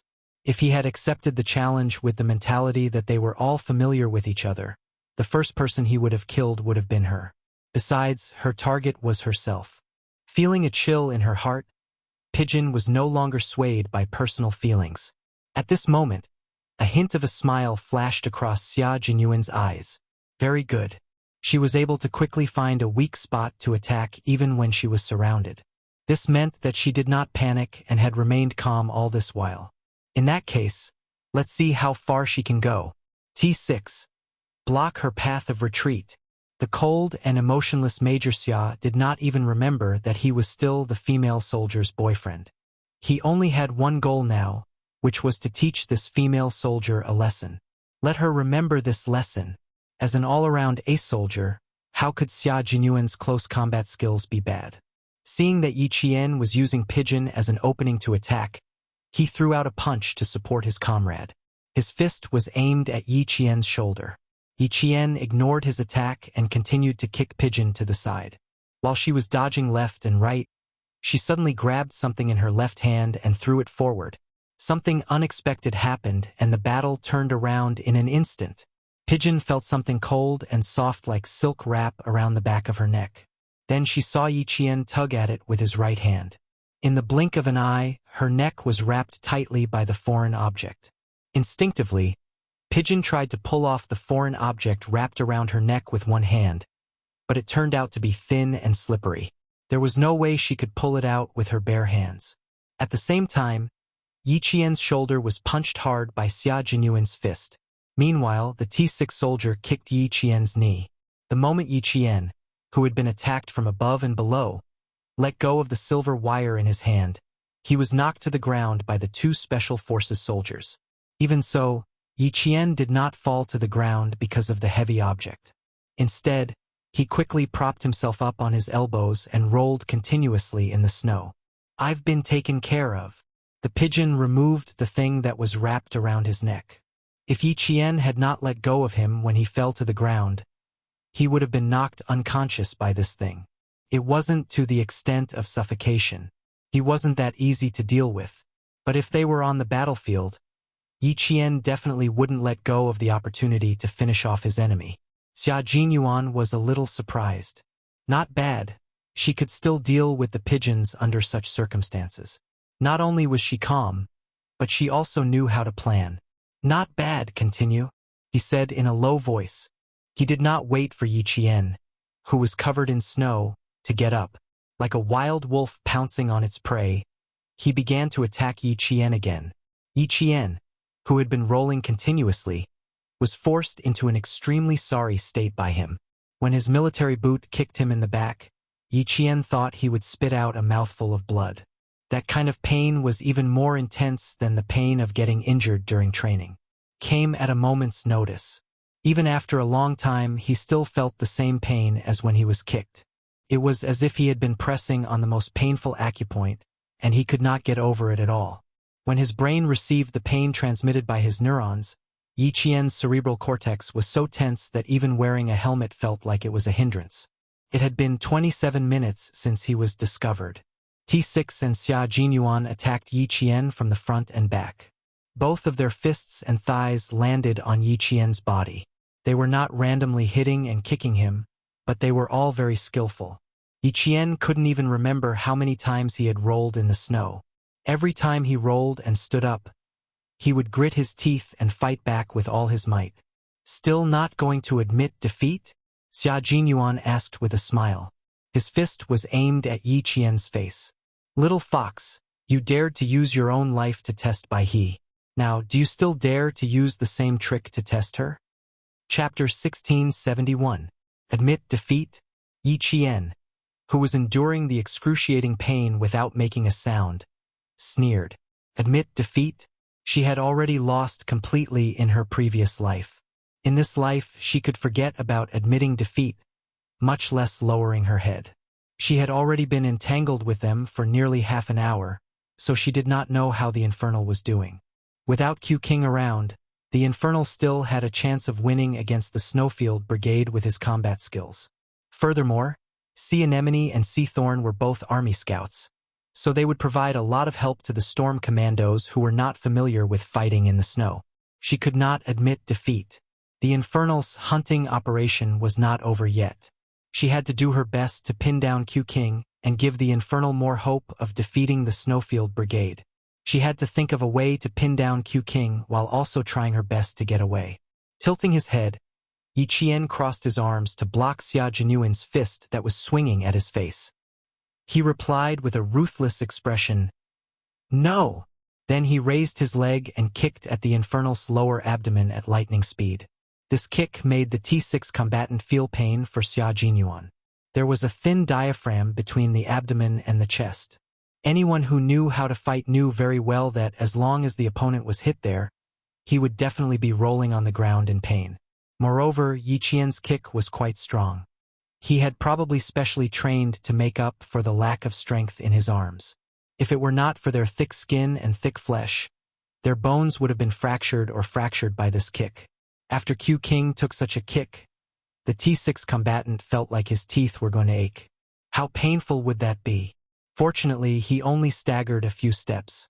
He shrugged his shoulders in a very masculine manner and twisted his neck. Without any hesitation, he raised his leg again and kicked at Yi Qian.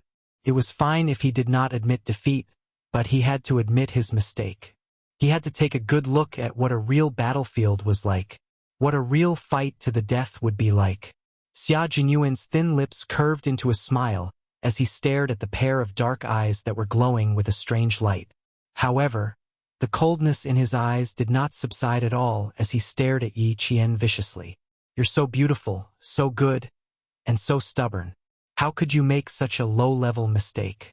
When he thought of Yi Qian's previous mistakes, Xia Jinyuan's gaze turned even colder. He gestured to T6, and the two of them attacked Yi Qian from the front and back again. When T6's fist and Xia Jinyuan's right leg landed on Yi Qian's body, the pigeons who were watching the battle from close range pursed their lips and couldn't help worrying for Yi Qian. Sitting in the command center, the Navy commander and Major General of the Army held their breaths. They were all waiting to see how Yi Qian would escape from this hopeless situation. But this time it would be difficult. Both of them had used their full strength. If she wanted to escape again, it would be difficult. Before they could think of the word difficult, the two high-ranking officers suddenly clapped their hands and said in unison, "Good, beautiful." Yi Jian had already wrapped her arms around the T6 combatant's waist and inserted her right leg between his legs. Then she abruptly hooked the T6 combatant's left leg and performed a beautiful Mongolian-style wrestling. She actually tripped the T6 combatant. That's right, he really tripped the 1.8-meter-tall and strong T6 combatant. Bam! The two of them fell into the snow together. When the T6 combatant fell, he pulled Yi Qian down with him and shouted at the same time, "Lock it tight!" Yi Qian's dagger, which had never left his hand, was moving towards the T6 combatant's neck. When the tip of the dagger was close to the skin of his neck, an extremely sharp kick came from behind her. Together with the howling north wind, a heavy object landed heavily on her back. Chapter 1672. Xia Jinyuan had kicked Yi Qian in the back again. Yi Qian, who had fallen forward, gasped when the T6 combatant's helmet hit his abdomen. Yi Qian, who was in so much pain that he felt like he had been run over by a car, rolled off the T6 combatant and grabbed a handful of snow with both hands to throw at the head of the black figure who was pouncing on him. At this moment, Yi Qian was in so much pain that his vision was a little blurry. The only thing he could rely on was the north wind to keep his mind clear and not let himself pass out from the pain. The T6 combatant got up from the snow while rubbing his neck. That was close. His throat had almost been slit just now. What a terrifying Qing Niao. Her attack was so vicious. However, when a single soldier encountered such a predicament on the battlefield, they were all thinking of taking out as many enemies as they could. Although Qing Niao's attack was vicious, it had to be this way. Furthermore, Q King was pressuring Qing Niao to make her realize the cruelty of the battlefield. Victory could only be won by relying on actual skills and not by making use of so-called sympathy. How could there be any sympathy when it came to meeting a bullet head-on? There was only a fight to the death. Yi Qian grabbed 2 clumps of snow and threw them over. Other than being blinded by the snow for a second, Xia Jinyuan's speed did not change at all. In fact, he did not even pause for a second. On the battlefield, he was a fearless soldier who fought for victory. His right hand had already grabbed Yi Qian's ankle like a fierce crocodile out of the water biting down on its prey. His handsome face was cold and ruthless as he planned to drag Yi Qian upside down across the snow. Right now, he was telling her very seriously and responsibly what a captive would experience. What would the outcome be if she risked her life to test the waters? Q King is probably angry. The Major General narrowed his eyes and stared at the screen with a serious expression. He said in a deep voice, he wants Qing Niao to forever remember that when the day comes when the people she is most familiar with start fighting with each other, her previous actions were undoubtedly suicidal. The correct method should be like what we are doing now. As long as we still have a breath of life, As long as there is a glimmer of hope, we need to rise up. The Navy commander nodded in agreement.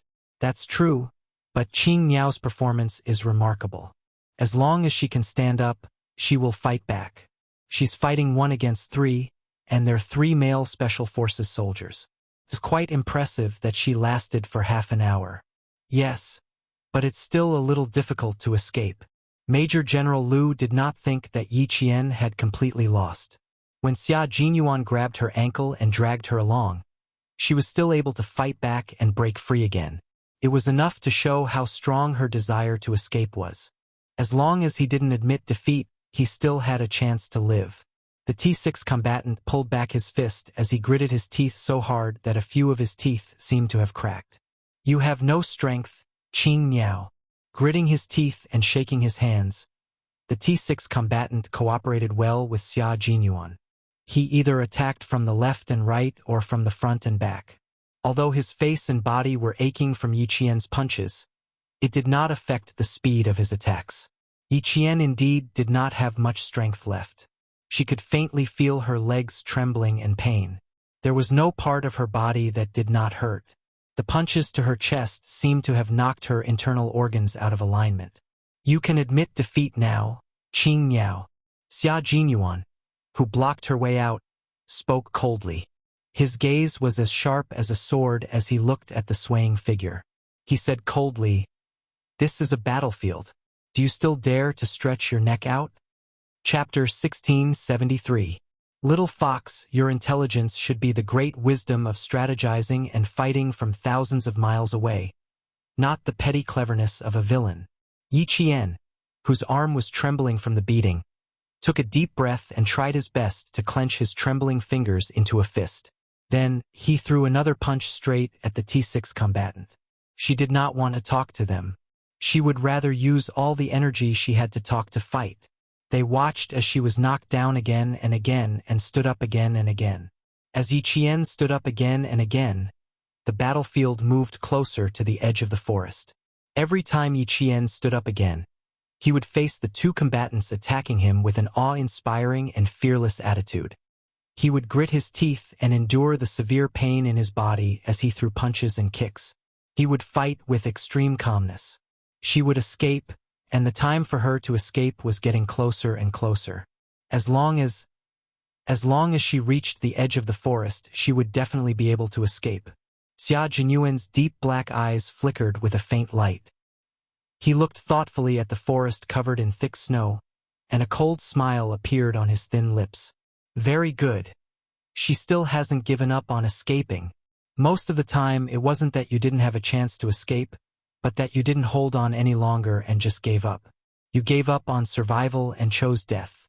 Xia Jinyuan, who had discovered Yi Qian's plan, pursed his thin lips tightly. His combat boots stomped fiercely in the snow. After suppressing the strange look in his eyes, the young major dealt the final blow to Yi Qian. Q King! Qing Niao!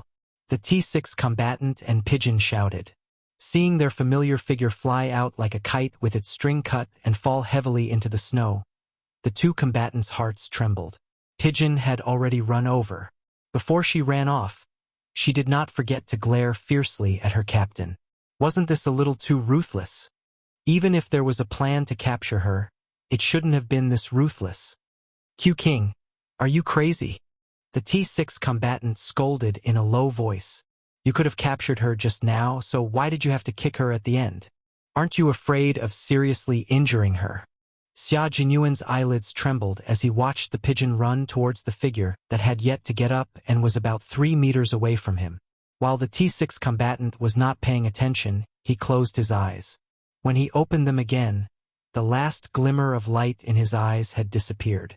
He looked at the T6 combatant and said coldly, "It's better to be seriously injured by my kicks than to be captured and tortured by the enemy. More than any of you, I don't want to see her seriously injured, and I don't want to see her beaten into the snow and motionless. But I'd rather be the one teaching her a lesson now, not." There was a hint of hoarseness and bitterness in his cold voice. It was low and heavy, like bitter gourd juice and coptis. It was bitter, astringent, sour, and forbearing. It instantly made T6's heart ache. He looked at his captain and then at the figure who had yet to stand up. He loosened his clenched fists and took a deep breath. Can we end this now? Can you take her back now? Was it over? Could he take her back now?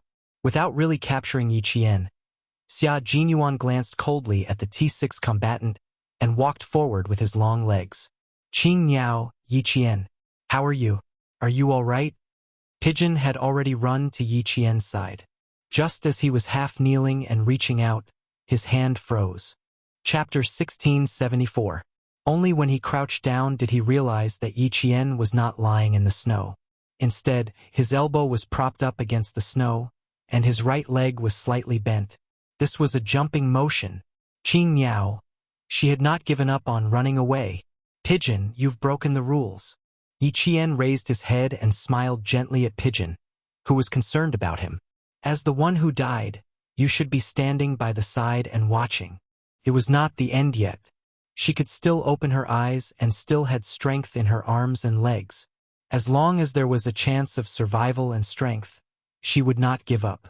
As a male soldier, Pigeon's face was full of shock. She could still continue at this point.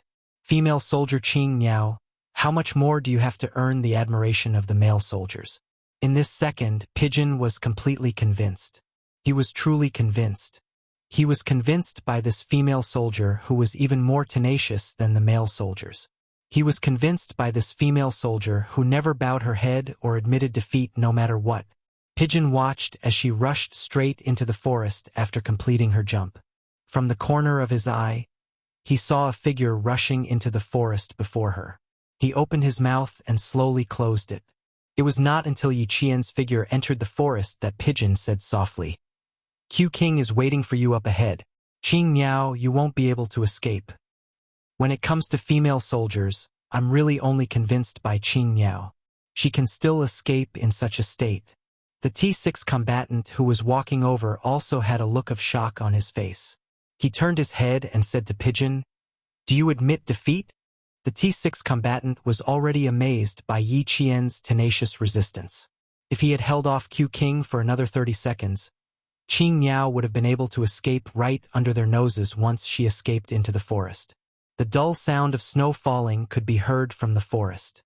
Pigeon glanced at the T6 combatant who had no intention of following her in. He nodded and retreated to the side.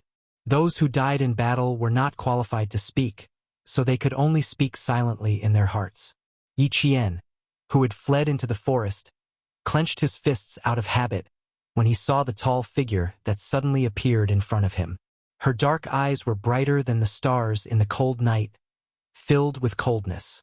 She stared at Xia Jinyuan, who was determined to capture her alive. Now that he had truly encountered him, what were his chances of winning? Yi Qian couldn't answer herself. She only knew that she didn't want to become a captive. She didn't want to fall into his hands. Too slow. You should be like me. In the face of Yi Qian's slow attack, Xia Jinyuan's leg was still as fast as lightning, aiming for Yi Qian's chest. Do you know what it feels like to be surrounded by a single soldier? Just like this, he wanted to escape, but there was nowhere to run. The military boot kicked Yi Qian's blocking arm. Yi Qian, whose arm was about to break, gritted his teeth and stabbed the blocking dagger that had never left his hand. Do you know what will happen to female soldiers if they become captives? Your body will be violated, your mind will be suppressed, and your will be destroyed. They will even make you suspect that you were born a mistake. Xia Jinyuan nimbly avoided the dagger. He wanted to knock the dagger out of Yi Qian's hand, but the dagger brushed past his chin. His skin hurt a little.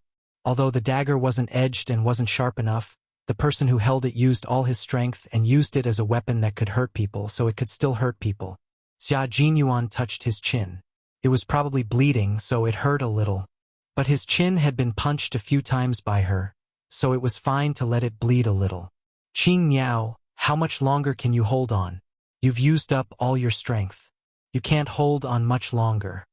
He was like a cat toying with a mouse, patiently teasing Yi Qian, but his fist was still as fast as ever. It landed heavily on Yi Qian's shoulder. Chapter 1675. Major Xia, the all-round soldier king, took advantage of Yi Jian's staggering steps to grab her shoulder with one hand and lift his long leg. His hands and feet cooperated perfectly, and all of a sudden, Yi Jian fell into the snow again. After a bout of dizziness, Yi Jian, whose entire face was covered in snow, could be said to be in the most embarrassing state she had ever been in. It was also the most miserable time she had ever been in. In your current state, do you still have any way to escape from my hands? Are you trying to use your little tricks? Xia Jinyuan, who had thrown Yi Jian into the snow, looked at her coldly. He pursed his thin lips into a straight line and said, "On the battlefield of life and death, do you think your little tricks will work?" He was forcing her to realize the cruelty of war. He was forcing her to experience nirvana through her own blood and tears. Her nose was filled with snow. Yi Jian could only use her mouth to take in deep breaths. Other than enduring the pain in her chest, she could only endure it. It's useless. There's no such thing as little tricks on the battlefield. She answered him loudly. She forced her voice out of her chest and through her throat. It tasted like blood as she answered him. Her answer was not the end. The torture continued. Sensing the hostility and anger emanating from him, Yi Qian knew that this time, Xia Jinyuan was determined to teach her a lesson. In the past, he had seriously and responsibly told her that they were lovers and comrades in arms. If she made a mistake one day, he would never show mercy to her just because she was his lover. On the contrary, he would only be stricter and harsher.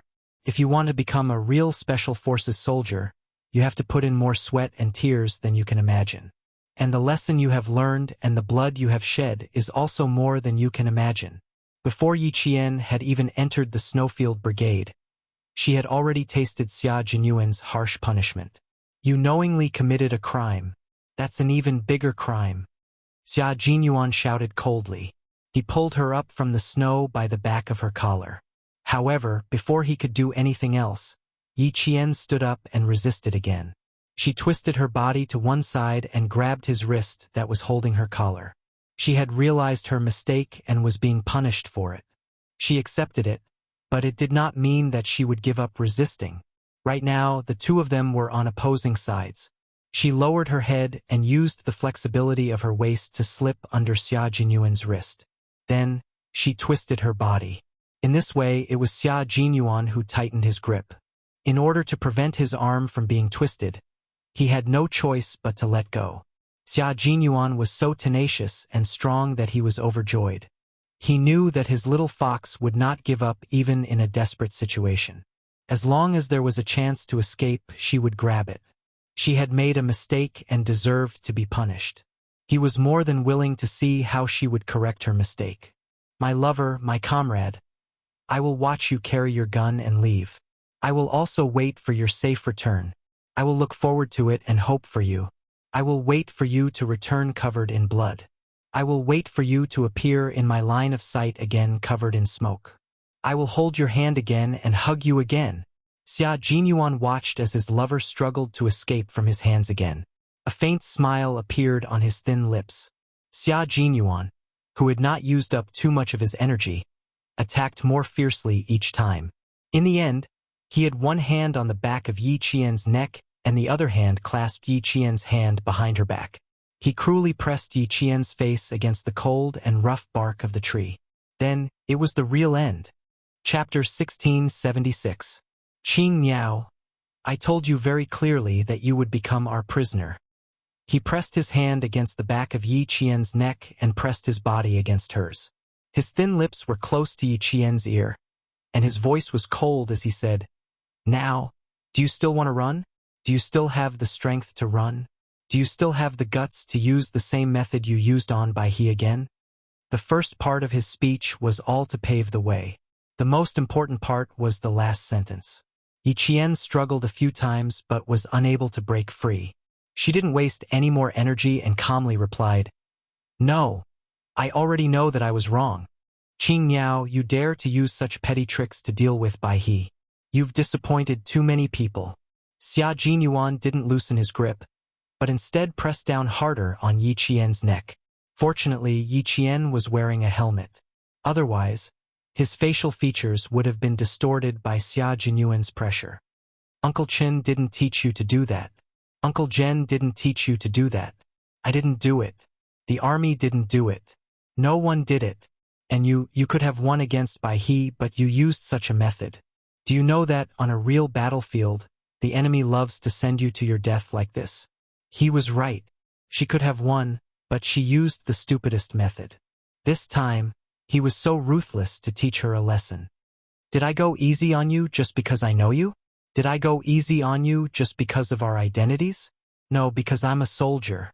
As long as I'm standing on the battlefield, even if it's father, son, lover, friend, or brother, as long as we're on opposite sides, there's no such thing as mercy.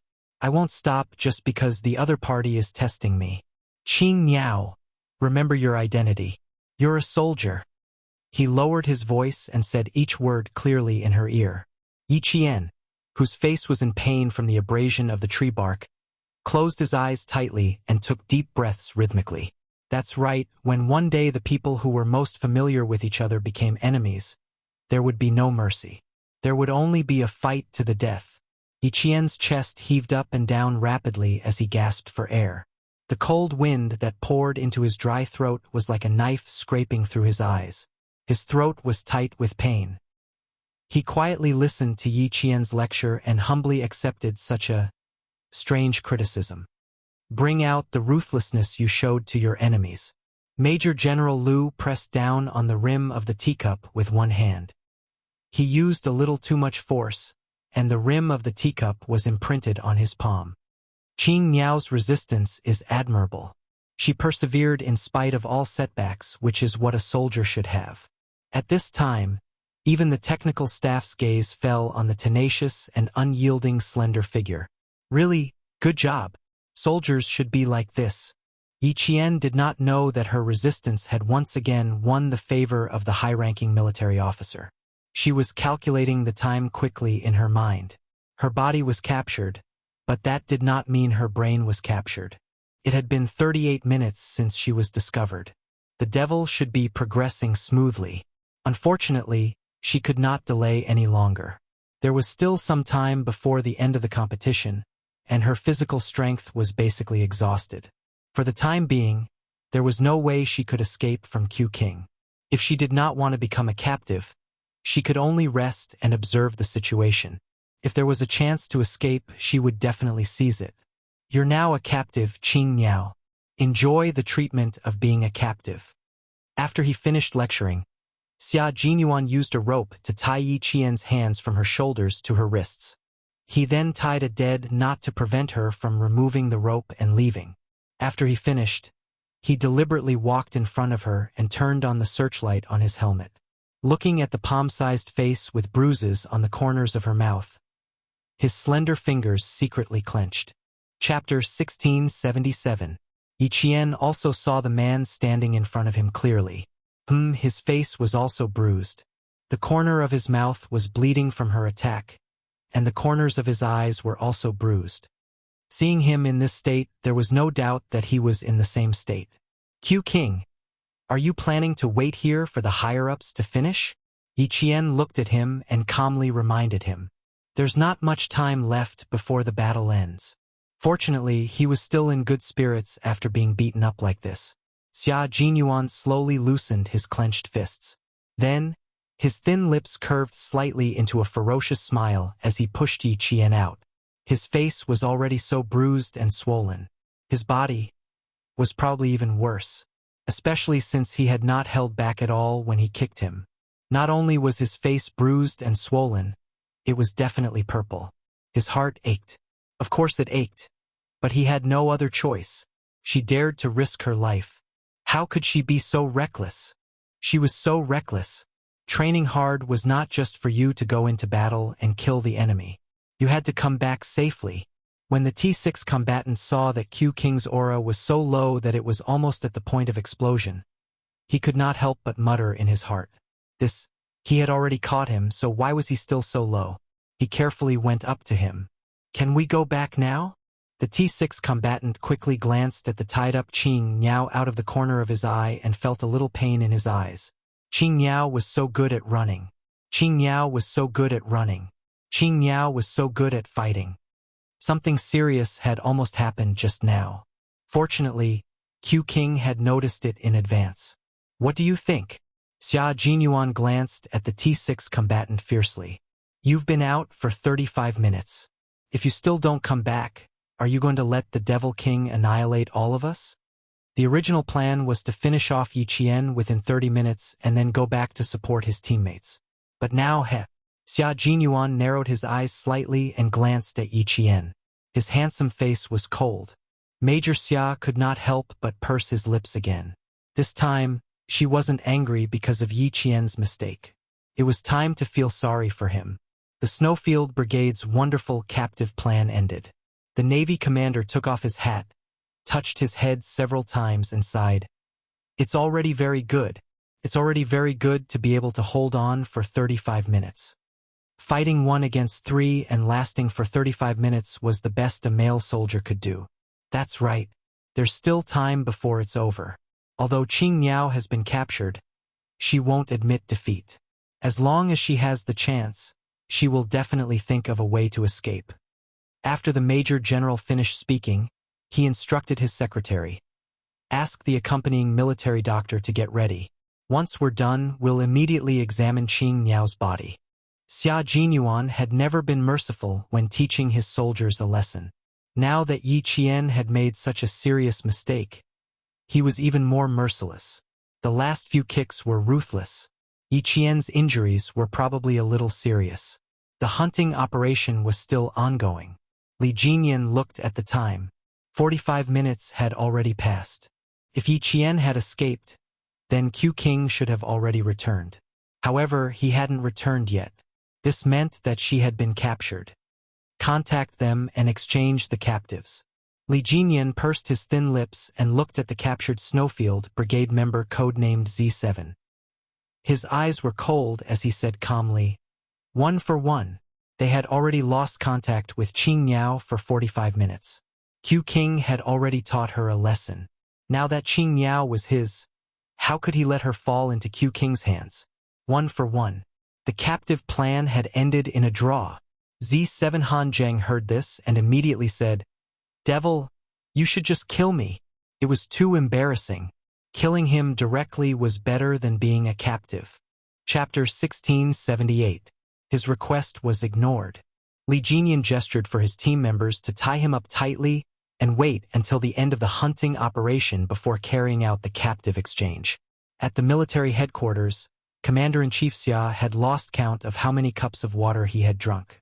Whenever he saw his son beating up Yi Qian so viciously, his heart would pound so hard that he felt like he was going to have a heart attack. Ruthless, ruthless, too ruthless. With such a lesson, wasn't he afraid of scaring his wife away? The captive plan only required them to capture the target, not beat them up. Was this brat's head kicked by a donkey? Why was he so stupid? Commander-in-Chief Xia still did not know that Yi Qian had made a mistake. So when he saw Xia Jinyuan not only ganging up on Yi Qian, but also personally taking part in the fight with his fists and legs, he really wanted to pull out his gun and shoot him on behalf of his future daughter-in-law. This brat! This brat! Commander-in-Chief Xia cursed under his breath every time he took a sip of the strong tea. Since the country's top leader was still present, no matter how much he cursed in his heart, Commander-in-Chief Xia's expression remained stern and dignified on the surface. When the country's top leader saw how ruthless the male soldiers were and how tenacious the female soldiers were, he said to Commander-in-Chief Xia after the battle, I'm very happy to have them in our troops. With such female soldiers in our troops, I can see hope for tomorrow. I'm afraid that the female soldier is injured. When the time comes, the military will have to call her and comfort her. Don't let her be traumatized. When the battle ends, the military will definitely send their condolences. Commander-in-Chief Xia replied with a serious expression. This was a must. That was his family Xia's future daughter-in-law. After being beaten up to this extent, he had to personally call her and comfort her. He also had to give Xia Jinyuan a harsh scolding. He wanted to beat Yi Qian up and make him run away. He was not done with him. The entire competition was nearing its end. In the snowy forest, the two teams began their final battle to the death. Yi Qian and Z7 Han Zheng did not participate in the battle, but as captives, the two of them were not content with their lot and were constantly thinking of ways to escape. Unfortunately, the guards were too strict.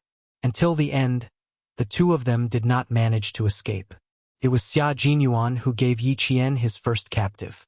The speed at which the red and green dots representing the two teams disappeared increased in the latter half of the night. By the end of the battle, 12 of the 22 members of the Snowfield Brigade still remained, while the Storm Commandos only had 8. The result was obvious. The wireless communication was no longer divided into two groups, A and B, and Major General Liu did not wait for the kings of the two teams to meet and exchange prisoners. He directly cut into the channel and ordered Xia Jinyuan, "Bring Qing Niao to the command center for a physical examination." Family Xia was really ruthless at that time. Qing Niao must have been seriously injured.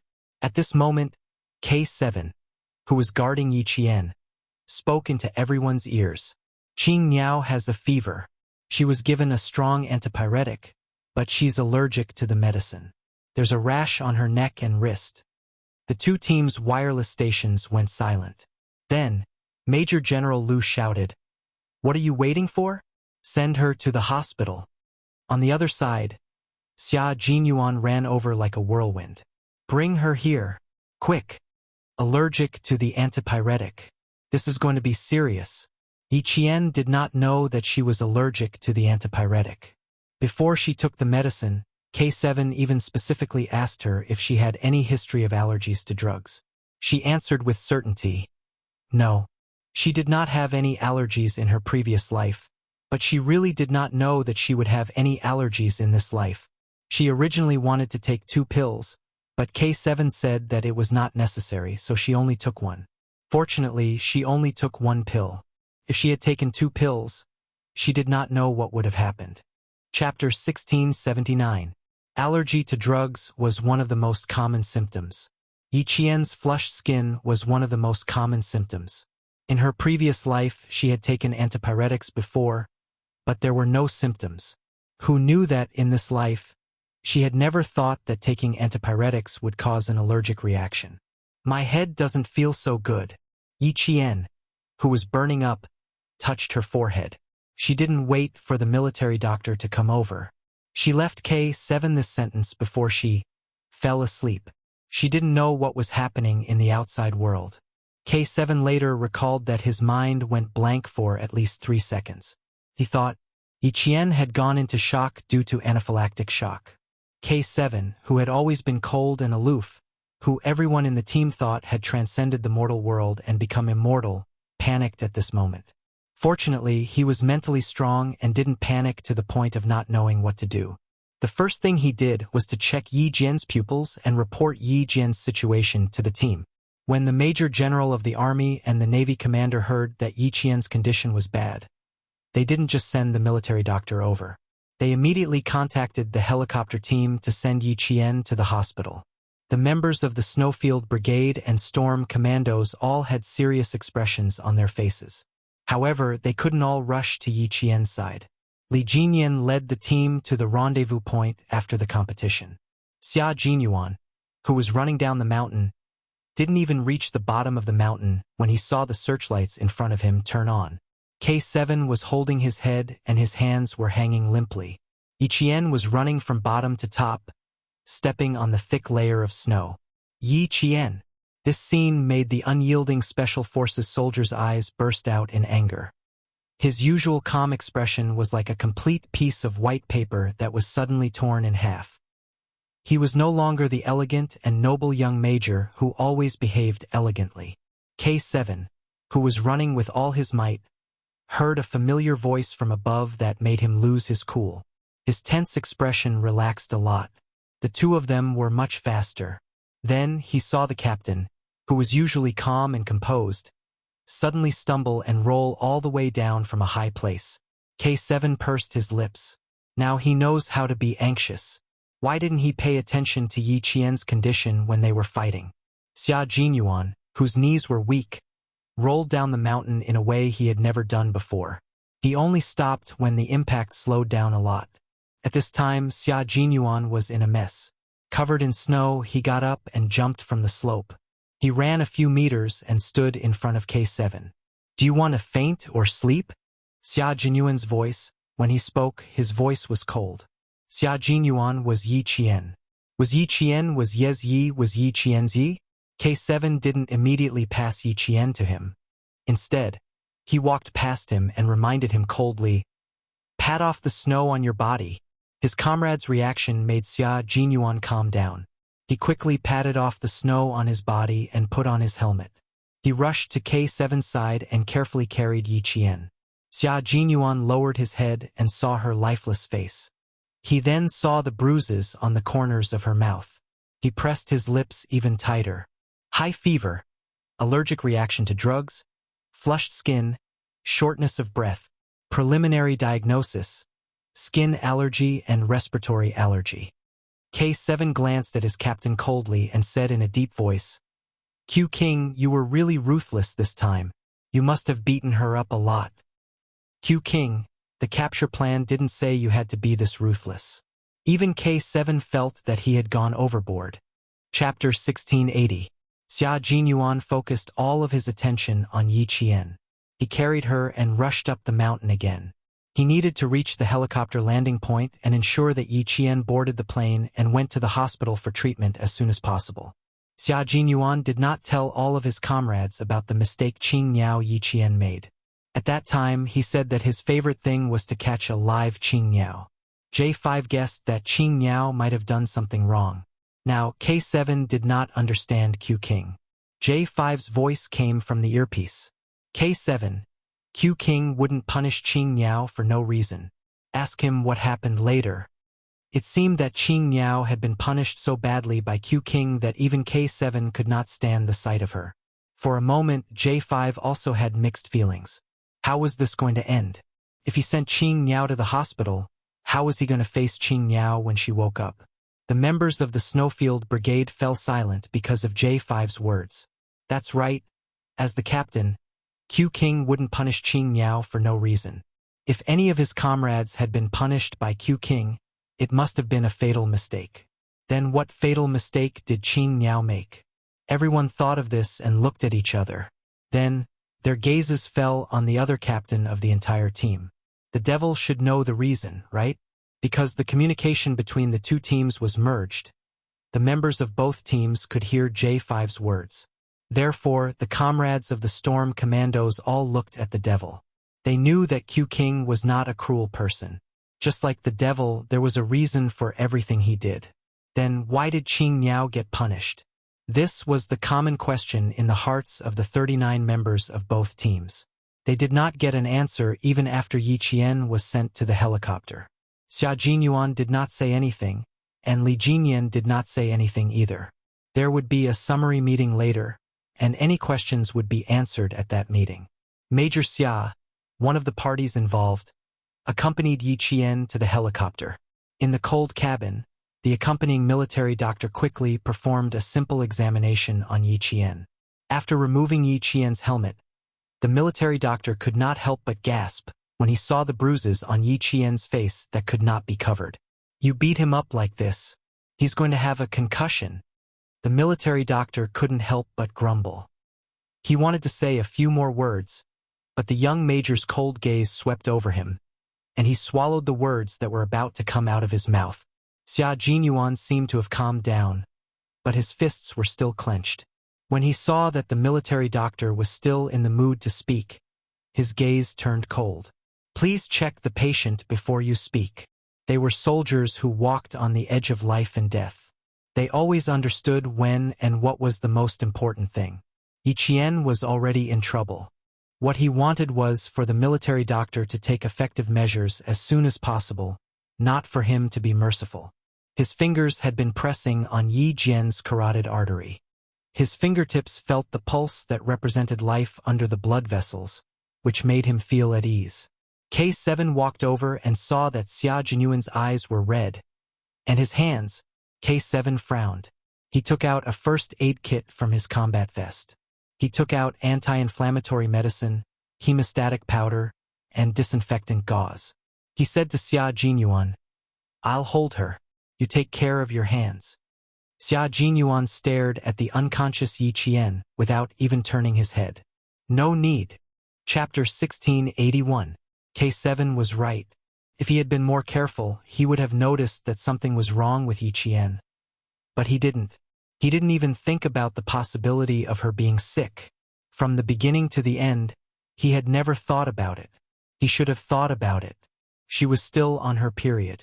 A woman's body would be much weaker during her period. Plus, she was rolling around in the snow with a male soldier. She fought and ran. In the end, she was even surrounded by him. How could she have survived?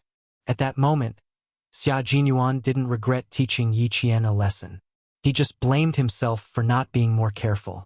K7 saw that he was so stubborn and didn't try to persuade him anymore. His hand was injured when he carried Yi Qian on his back. He didn't wear combat gloves when he was boarding the plane. He was in a hurry and his palm was badly injured. It was fine if he didn't want to treat it. This kind of injury was nothing to them. The military doctor listened to Yi Qian's heartbeat and pupils. Then, he removed Yi Qian's combat vest, unbuttoned his combat uniform, and unbuttoned his windproof thermal jacket. He pulled the jacket up to his belly button and checked his back. Although there was a large area of redness, his breathing and heartbeat were still okay. His life was not in danger for the time being.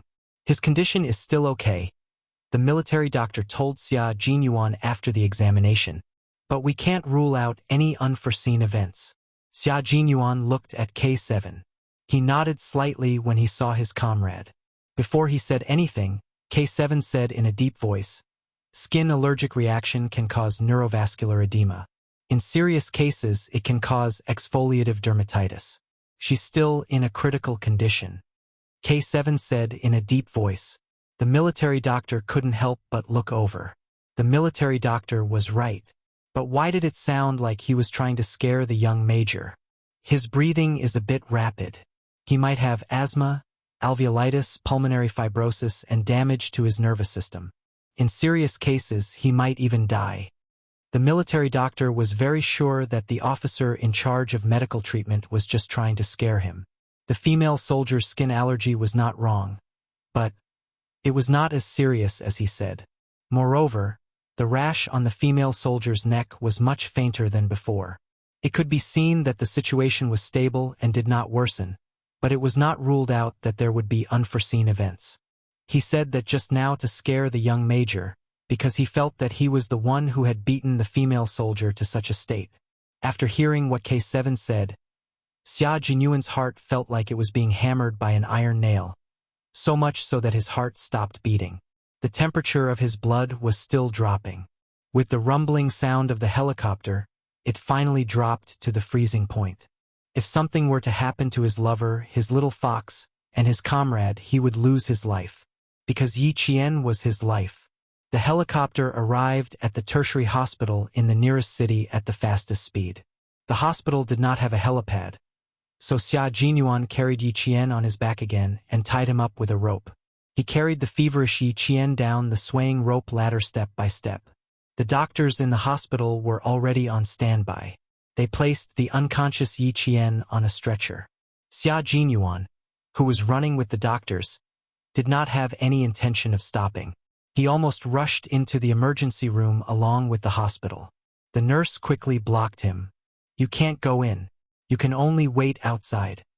Xia Jinyuan, who was braking, watched the emergency room door close.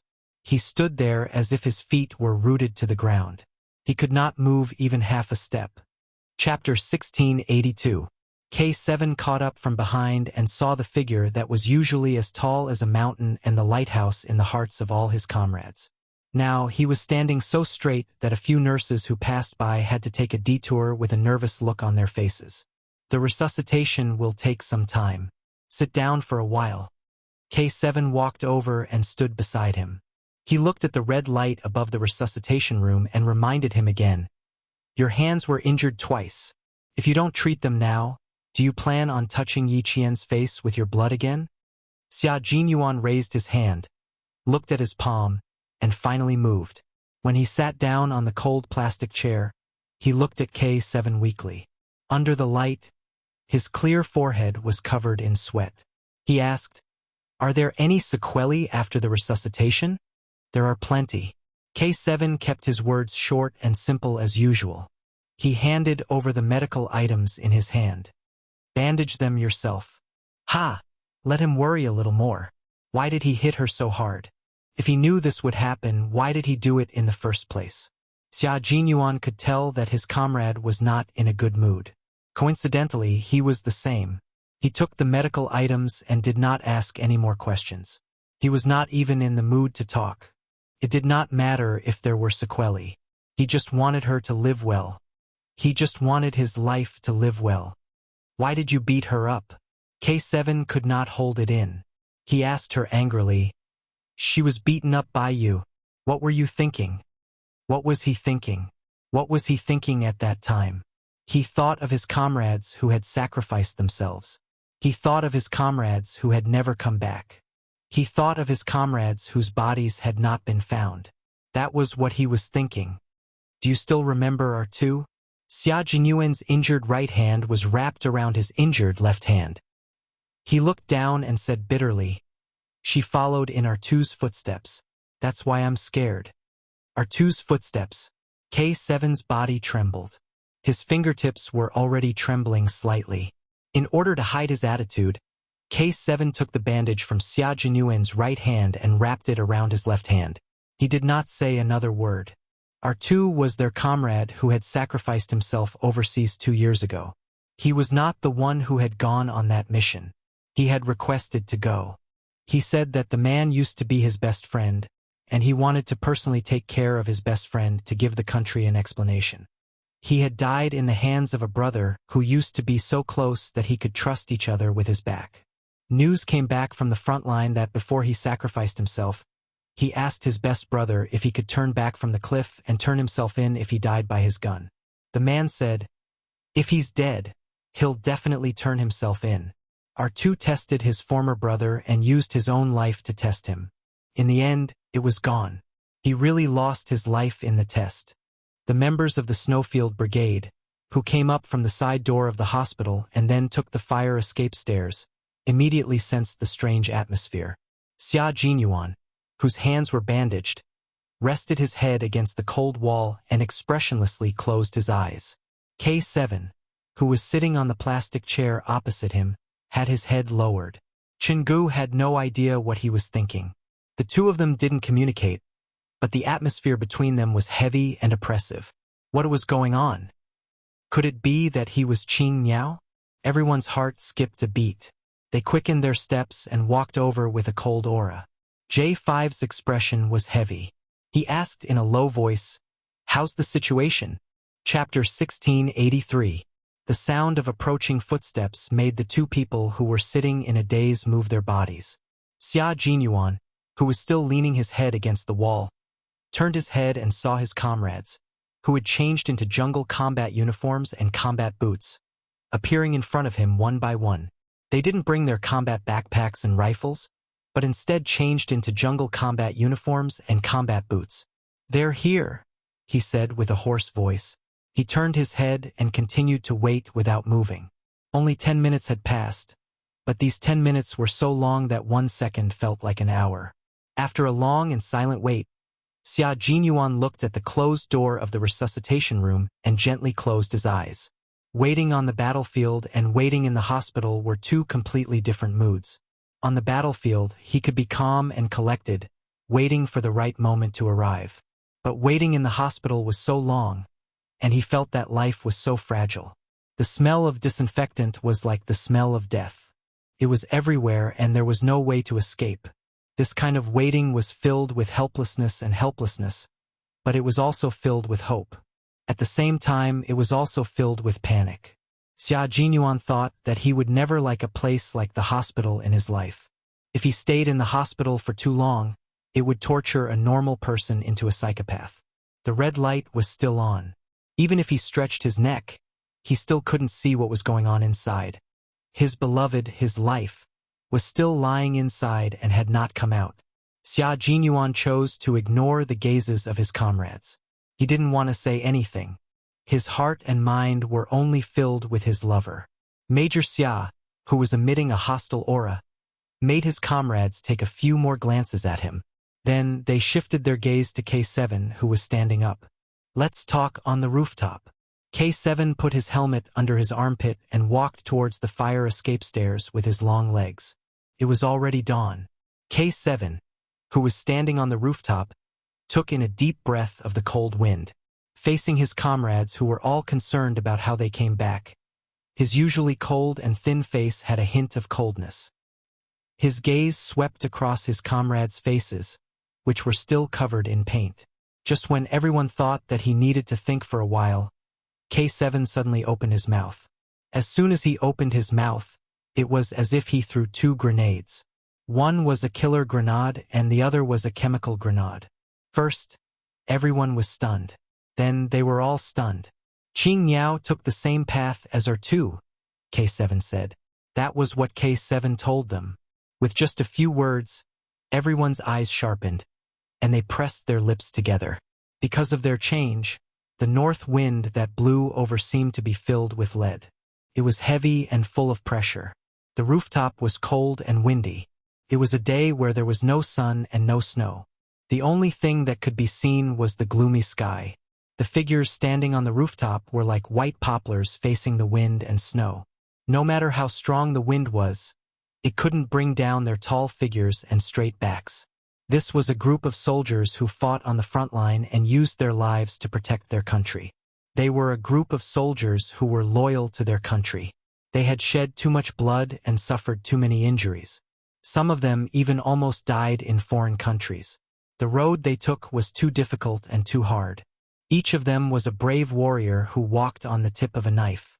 They cut through all obstacles and sang a long song while bathed in blood. It was so hard, so difficult, but they didn't shed a single tear. At this moment, there were already tears in the corners of some of their eyes. The unyielding Special Forces soldiers secretly wiped away their tears and gritted their teeth, forcefully suppressing their surging emotions in an incomparably savage manner. Chapter 1684. So, that's how it is. J5 nodded lightly. His voice was dry, probably because he had been exposed to the cold wind for a long time. Qing Niao has indeed committed a grave mistake this time. After he finished speaking, he rubbed his face and scrubbed the paint on his face into a ball. Only his sharp eyes were shining with a dim light.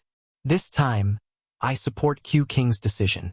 Putting aside Qing Niao's gender, she is a soldier like all of us. A soldier who puts her life on the line. Now that she has violated the principles of being a soldier, it is normal for her to be punished by Q King. This time, I stand on Q King's side. He did not do anything wrong. I will send you all away and wait for your return. Brothers, this is the team motto passed down by word of mouth in the Snowfield Brigade. Our two's sacrifice is a wake-up call for us. We will never allow something like this to happen again. J5's words made the members of the Snowfield Brigade nod slightly. Putting aside their emotions and using the logic of a soldier to deal with the problem, Q King was indeed not wrong. This was because they did not want to see their comrades leave only to be met with the grievous news of being separated forever. How is Qing Niao's condition? Did the doctor come out and say anything? Pigeon asked in a low voice. He had watched the entire process of Qing Niao being beaten up. At that time, Q King's ruthlessness had made him a little scared. Kick after kick, punch after punch, he did not hold back at all.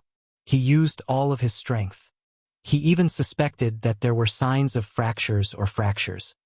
Her skin is allergic due to the fever medicine. Her body is flushed. Her breathing and heartbeat are normal except for the high fever. K7 only wanted to scare Xia Jinyuan. Facing his comrades' questions, he answered truthfully, "It shouldn't be a big problem." After he finished speaking, he remembered that he had not told Q King the truth. Hearing that it should not be a big problem, the members of the Snowfield Brigade sighed in relief. Then they heard K7 say, "But I was a little angry at that time, so I scared Q King. Now, I'm afraid that he still thinks that Qing Niao is in big trouble." After a few seconds of silence, his comrades in jungle combat suits gave K7 a thumbs up. "Good job, brother. Well done. We're very angry too," Since you scared Q King, you've helped us vent our anger. The T6 combatant had just expressed his agreement when he remembered that he would also be part of the team that would deal with Qing Niao. He suddenly felt his vision darken. It's over. It's over. He had yet to win in Justin's heart, but in the end, he had beaten up her best friend. This matter had to be kept a secret. For a moment, T6 felt like he was in an abyss of suffering. He was worried that something would happen to Yi Qian, but he was also worried that the girl he was chasing would ignore him because of this. T6 felt tormented standing in the cold wind. Another team member was also worried. Han Zheng from Z7 sighed softly as he looked at his comrade, who was relieved to know that Qing Niao was fine. After Qing Niao made a mistake and was taught a lesson by Q King, his comrades all expressed their understanding and agreement. But, brothers, don't you know that the two of them are now in a relationship? As her boyfriend, Q King had beaten up his girlfriend until she was hospitalized. What if his girlfriend woke up and wanted to break up with him? What should he do? What should he do? What should he do? Commander-in-Chief Xia was also very worried about this problem. After listening to Bai He's report from the Snowfield Brigade, Commander-in-Chief Xia finally understood why his son had been so ruthless in dealing with his future daughter-in-law. Chapter 1685. After thinking about it for a while, Commander-in-Chief Xia decided not to think about it anymore. From a soldier's point of view, his son did not do anything wrong. But from the perspective of his family and his future father-in-law, this matter could really be serious. Commander-in-Chief Xia felt that his son would have a headache over this matter if his girlfriend, his future wife, was sent to the hospital. Let him have a headache then. When his future daughter-in-law woke up, he would call her to ask about her. He would also tell her that since that kid was so ruthless, she should not spoil him. She could do whatever she wanted with him. But there was a condition. Don't mention anything about breaking up. Commander-in-Chief Xia was afraid of this matter. His son had to understand more about it. After all, his relationship with his ex-wife had affected his son's views on marriage. He used to say to him, "If worst comes to worst, I'll just be a general without an army and never get married." Now that there was finally a girl that his son would stick to like a piece of plaster, if they broke up, he was really worried that his son would be single for the rest of his life. Moreover, he had a very good impression of Yi Qian. He did not want there to be any twists and turns in their relationship. He did not want others to take advantage of the situation and steal his future daughter-in-law away. As both a father and a mother, Commander-in-Chief Xia was worried sick at this moment. He made up his mind to call Yi Qian as soon as she woke up and put in a few good words for his son. At this moment, Xia Jinyuan was a little confused. His gaze swept back and forth between his four comrades, T6, K7, G3, and Z7. He held a tissue in his hand and wiped off the last bit of paint on his face before saying, "No way. It's not that serious, right? Are you guys trying to scare me and avenge your personal grudge?" The four of them were in the bathroom removing the paint on their faces. When their faces were revealed, Z7 voiced out their worries. "You're so ruthless. What if your girlfriend wakes up and wants to break up with you?" Major Xia was dumbfounded when he heard this. He did not even think about this. Z7 Han Zheng was a playboy before he joined the team. He was in the 5th grade of primary school and fell in love until he went to military school. Based on his more than 10 years of love experience, this was very possible. There's nothing impossible, only things you can't think of. Q King, you have to be mentally prepared. Based on his past experience, Han Zheng looked sympathetic. "I've been in love more than 10 times, so I'm considered half an expert. Everything I say can be used as evidence." T6, K7, and G3, who had never been in love before, looked at Z7 Han Zheng. "Who of you? What did he just say? Been in love more than 10 times? Did he want to be beaten up by the few of them who had never been in a relationship before? Kid. He, of course. Xia Jinyuan didn't believe it. He had grown up in the same compound as Han Zheng. When Han Zheng was wearing open-crotch pants, he always wanted the female soldiers in the compound to hug him. He talked about his glorious history every day and bragged about how many women he had had. How could he be in a relationship with those casual women? Being in love cost him money to buy a house within the second ring road of Beijing. He was using money to buy fun. How could that be considered being in love? When Han Zheng saw his expression, he knew that he did not believe him. However, he was not angry. Instead, he chuckled and gloated. Don't doubt me. I've been in love so many times and had so many girlfriends. Which one of them hasn't been doted on and spoiled like a princess? Chapter 1686. You, on the other hand, beat her up until she was hospitalized. I think Yi Jian must have been frightened by your ferocious and merciless attitude. She must have gotten a high fever from fear. Bro, you should be mentally prepared.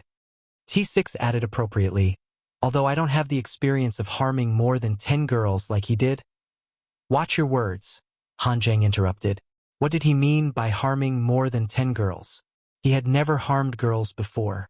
Everything he did was consensual. Although I don't have the experience, I have to admit that Scourge has a point. Other people spoil their girlfriends like princesses, but for you, you beat her up until she was hospitalized. Bro, if I were your girlfriend, I would also throw up my sleeves and quit. I'm scared. When Han Zheng heard that he had been called Scourge again, the corners of his mouth twitched. Forget it. What was there to be calculative about with a group of virgins who had never been in a relationship before? It was purely personal jealousy. K7 and G3, who were shooting daggers out of their eyes, only retracted their gazes when they saw that Han Zheng had become obedient. Wasn't he Scourge? More than 10 brothers combined might not have as much experience in love as he did. Xia Jinyuan, whose heart trembled, turned his gaze to his 2 comrades who knew about his relationship with Little Fox, but had yet to express their opinions. What about you two? What do you think? Major Xia Jinyuan, who had only kissed 1 girl and had 0 experience in love, was also a little flustered at this moment. I don't have any experience either, but I agree with what Scourge said. As for you, you are the first boyfriend I've met who can beat his girlfriend to the point that she had to be hospitalized. G3's words were pertinent. This matter was not going to be resolved so easily. We heard from K7 the reason why you taught Qing Miao a lesson. As a soldier, logically speaking, we agree with what you did. Xia Jinyuan heaved a sigh of relief. He nodded with a cold expression and said, as her comrade in arms, I have to make her remember that it is stupid to use her own life to test the enemy on the battlefield. Yes, if it were us, we would definitely do that, but G3's gaze was sympathetic and his tone took a 180-degree turn. But you're still her boyfriend. If you really want to teach her a lesson, you should let us do it instead of doing it yourself.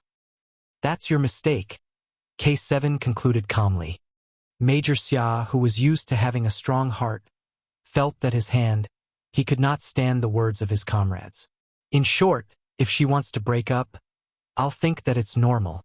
As his comrade, the T6 combatant continued to stab him. Since he had already stabbed him so many times, it did not matter if he stabbed him one more time. Stabbing him in advance was equivalent to injecting him with a tranquilizer in advance. Faced with his comrades stabbing him left and right, Major Xia took a deep breath of the ammonia gas that every bathroom must have. He suppressed the panic in his heart and said calmly, "You're right. It's indeed my mistake. I shouldn't have done it myself. You guys should have done it instead." At that time, he only thought that since she dared to do this, he would let her have a taste of her own medicine and make her pay a certain price for her foolish actions. He was happy that she came, so how could he bear to see her leave? He brought her step by step to the path he was on, hoping to advance and retreat hand in hand with her. How could he bear to see her leave in advance? If he had to choose again, he would still choose to teach her a lesson. Chapter 1687. He wanted her to always remember that petty tricks and thinking too highly of herself were taboo on the battlefield. The slightest carelessness would result in nothing left. However, he did not expect that she would end up in the hospital because of him. He did not regret teaching her a lesson. He had once said that they would not only be lovers in the future, but also comrades. As the team leader, he had the duty and responsibility to make sure that his comrades suffered the consequences of her mistake. Although I was successfully intimidated by you guys, I still believe that Qing Niao won't break up with you. Major Xia, who was a little flustered, would not be defeated so easily. He turned on the tap and washed his face with cold water. After changing into his jungle combat uniform, he stood in front of his comrades and looked into their deep, cold eyes. His gaze was as cold as an unsheathed ancient sword. He said calmly, "Although I believe that Qing Niao won't break up with me, as her boyfriend, I still have to apologize first." The corners of G3's mouth twitched.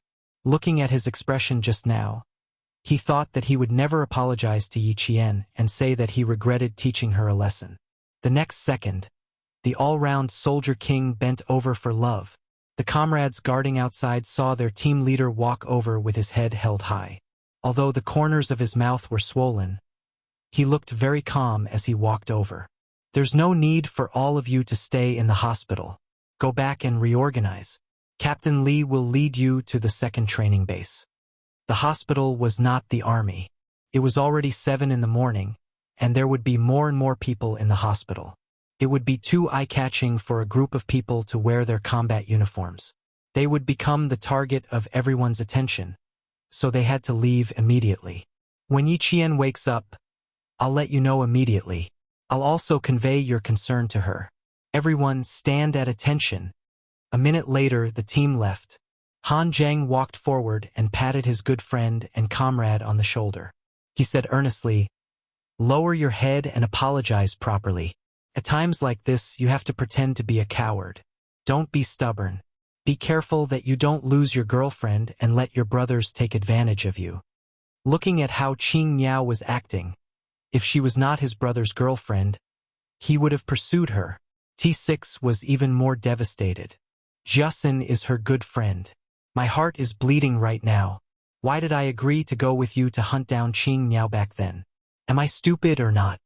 At the very least, Q King was in a relationship and had even held hands and kissed her before. But as for himself, he had not succeeded in his revolution and was still working hard. Whenever he thought of this, the T6 combatant felt his heart bleed. Seeing this, Xia Jinyuan kindly comforted her. "Don't worry. If you don't get it, you won't lose it. Why are you hurting my heart? Scram as far as you can. Stop trying to scare him. He wasn't that easily frightened." Yi Jian did not know that Major Xia's heart was churning violently at this moment. She, who had fainted from the fever, gradually regained her clarity. The second she felt as if something was about to touch her, she, who was lying in the emergency room, suddenly opened her eyes. At the same time, her right hand gripped the nurse's wrist tightly. The nurse, who was about to insert the needle into Yi Qian, was so shocked that she almost dropped the syringe in her hand. She subconsciously looked up and was once again shocked by the coldness in Yi Qian's eyes.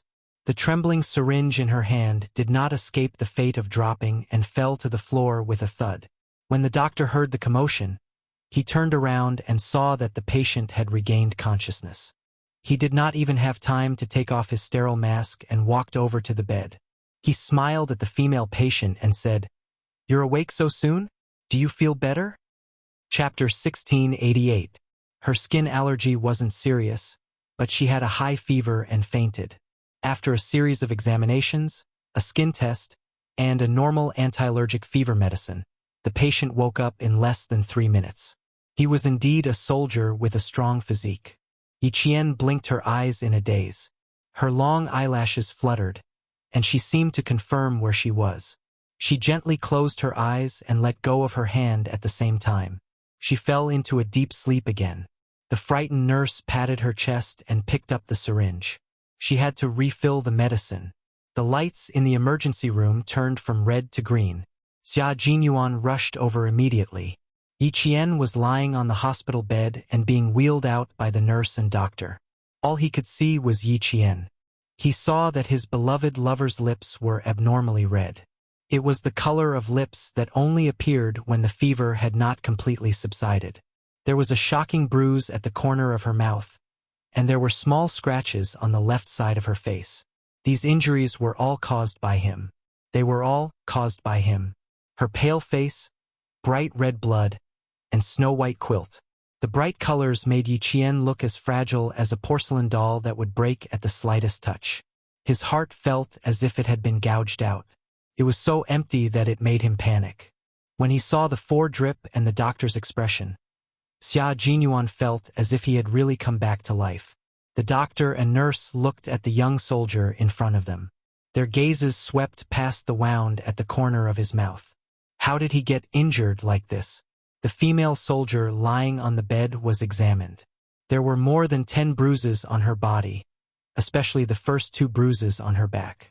These 2 bruises were the most obvious. The subcutaneous tissue was severely congested and had turned black. Fortunately, the bruises had avoided important areas such as the back and did not hurt any vital parts. The male soldier also had bruises on his face. He guessed that his body was not much better. Xia Jinyuan asked in a low voice, "Doctor, how is the patient? Is she out of danger?" He was not in a hurry and spoke very slowly. However, the doctor could hear the urgency in his voice. It was as if he did not allow him to speak nonsense. "It's not a big problem. Her condition is very good. The patient has a strong will. She woke up groggily 2 minutes ago. She will be fine after she wakes up naturally." The doctor condensed a few sentences into one sentence. He picked what the other party wanted to hear and did not beat around the bush. He said that he still needed to observe and did not rule out the possibility of changes. Xia Jinyuan's professional intuition told him that if he really said that, the soldier would not have the patience to ask him. With the hospital's words, Xia Jinyuan felt that his cold blood was finally warming up. He said thank you politely and pushed the bed into the ward that had been arranged earlier. The doctor followed Xia Jinyuan all the way to the ward. He said to Xia Jinyuan, "Contact him if anything happens." Then he left with the nurse. This was a special ward. After the hospital received the call, several doctors were on standby. Fortunately, the situation caused by the drug allergy was not serious. She only needed to reduce the fever. Now that the flush on the patient's body had subsided, her condition was stable. After the door closed, the room was so quiet that only the sound of breathing could be heard. Xia Jinyuan sat by the bed. His hands were clenched tightly. His gaze was fixed on Yi Qian. She was lying quietly on the bed with her eyes closed. Her face was particularly pale because of her poor complexion. Chapter 1689. He gently touched the wound at the corner of her mouth with his hand wrapped in gauze. The young major's eyes were no longer as cold as they were during the competition. Instead, they were as gentle as water. "I'm sorry, little fox." He got up and slowly bent down to gently touch her lips with his similarly injured lips. He didn't dare to use too much force as he was afraid that he would hurt the corner of her mouth. He only kissed her lightly and then left. He carefully adjusted the corner of the blanket before sitting back down. Xia Jinyuan quietly looked at her sleeping face under the influence of the medicine. He couldn't help but purse his lips slightly. He quietly watched, guarded, and accompanied her. There was no one to disturb him or make any noise. It was so quiet that he could hear their breathing intertwining. Only then could he feel at ease. After an unknown amount of time, the phone in his pocket rang and broke the silence. Xia Jinyuan frowned and immediately took it out and quickly picked it up. At the same time, he got up and walked to the balcony of the single ward. The sliding door gently closed. He stood outside the glass door and stared intently at Yi Qian on the hospital bed. He said, "Dad, speak slowly. Don't lose your breath. You're quite capable. You beat up your girlfriend and sent her to the hospital. Aren't you usually quite shrewd? What's wrong? Did you get kicked in the head by a donkey and become an idiot?" Commander-in-Chief Xia on the other side of the phone mocked his son. He was definitely a father and wasn't afraid of Xia Jinyuan hanging up the phone. "I think it's a compliment to call you an idiot. Yi Qian should be punished for what he did. But you can't beat up your girlfriend and send her to the hospital. Now, his girlfriend is in the hospital. I have a feeling that this future daughter-in-law, who has already passed the family Xia gate, is going to withdraw her foot and prepare to run away. Xia Jinyuan, if you scare your daughter-in-law away, go back and explain it to old madam and old master. I'm not going to scold him with you. I'll give you 2 words. Serves you right." Why did Comrade Little Xia and Comrade Old Xia not see eye to eye? That was the root cause. When Shirley's son committed a crime outside, he would never comfort him. His words were always the same. It had never changed from the past until now. Comrade Little Xia was already used to it. He had already accepted such a unique fatherly love. Was it so difficult to say a few words of concern? Do I have to mock and ridicule you to feel better? What was there to be comfortable about? The more he spoke, the angrier he got. Xia Jinyuan rubbed his temples and said, "Dad, I'm thinking about how to make my girlfriend change her mind. What a coincidence that you called. Xiao Yi really wants to break up?" Commander-in-Chief Xia's voice seemed to be a little higher, but she didn't sound worried. "That's right. You beat someone up and sent them to the hospital. Any normal girl would think so. You should apologize properly. You didn't make Xiao Yi change her mind. Don't go home this year. Spend the new year alone outside." He was definitely his biological father. He actually heard a hint of schadenfreude in his voice. Xia Jinyuan snorted. "Don't laugh too early." "Ha! I'm not laughing too early. You should think about this matter carefully. Daughter-in-law, I only acknowledge Xiao Yi as my daughter-in-law. You can't change it to someone else." Commander-in-Chief Xia could tell that his son didn't give up because of this. He was determined to stick to the basic path and continue to cling on to Xiao Yi. He immediately felt relieved. Commander-in-Chief Xia, who was relieved, hung up the phone very quickly. He didn't give Xia Jinyuan any time to mentally prepare himself. Xia Jinyuan could only sigh about this phone call. He sat down by the bed again and held Yi Qian's hand. He whispered, "Little fox, you mustn't break up with me. If there's anything, we can talk about it calmly. Just don't say anything that will hurt our relationship." Chapter 1690. My dad is panicking. I heard that he told Old Master and Old Madam about it. He even said that I'm going to make you disappear and that I can't even go home. Major Xia started racking his brains to think of a way to apologize. This was the first time he had to apologize after punishing his comrade. He had no experience at all. No matter, he would explain the whole story to his usually reasonable little fox first, then apologize properly. Remember, he definitely could not say things like, "I hit you for your own good." He also had to remember that when his little fox woke up, he would obediently do whatever she told him to do. G3 said that if a woman was willing to follow them in their line of work, it was definitely because he had done good deeds in his previous life that he was able to find a good girl in this life. His girl, his little fox, was one of a kind in the world. He had chased after her for so long, so how could he give up now? It was undeniable that his comrade's words had affected his mood. But if he had to choose again, his little fox, he would still choose the same. Any training in the army was to prepare for war. It was tense, serious, and filled with danger. Once they were divided into factions, it meant that they were in the middle of a battle. Your every move will be the key to whether you can survive or not. He brought her all the way here not to see her sacrifice herself for his mistake one day, but because he wanted the two of them to walk side by side and live well together. He wanted the two of them to live well. When Yi Jian woke up, there was no more drip. Someone was lying quietly on the right side of her. His bent back was like a cheetah hiding in a tree. As long as there was a slight movement, he would immediately wake up and show his sharp claws and teeth. His hand moved slightly, and the highly vigilant man suddenly raised his head. At the same time, his gaze locked onto Yi Qian's face. 3 hours later, his little fox finally woke up. She had slept very soundly, and there was color on her face. Her seductive red lips were much lighter, and it was obvious that she was much more energetic after waking up. "I'll go get a glass of water." He let go of her hand and carefully placed it under the blanket. When he got up, he lowered his head and gently kissed her forehead. "Lie down properly.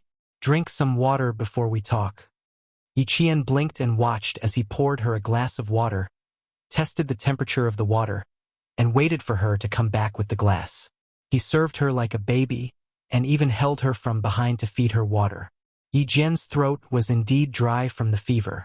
After enjoying his meticulous service, she stared at him with her dark and obvious eyes without blinking. She immediately informed the nurse and the doctor.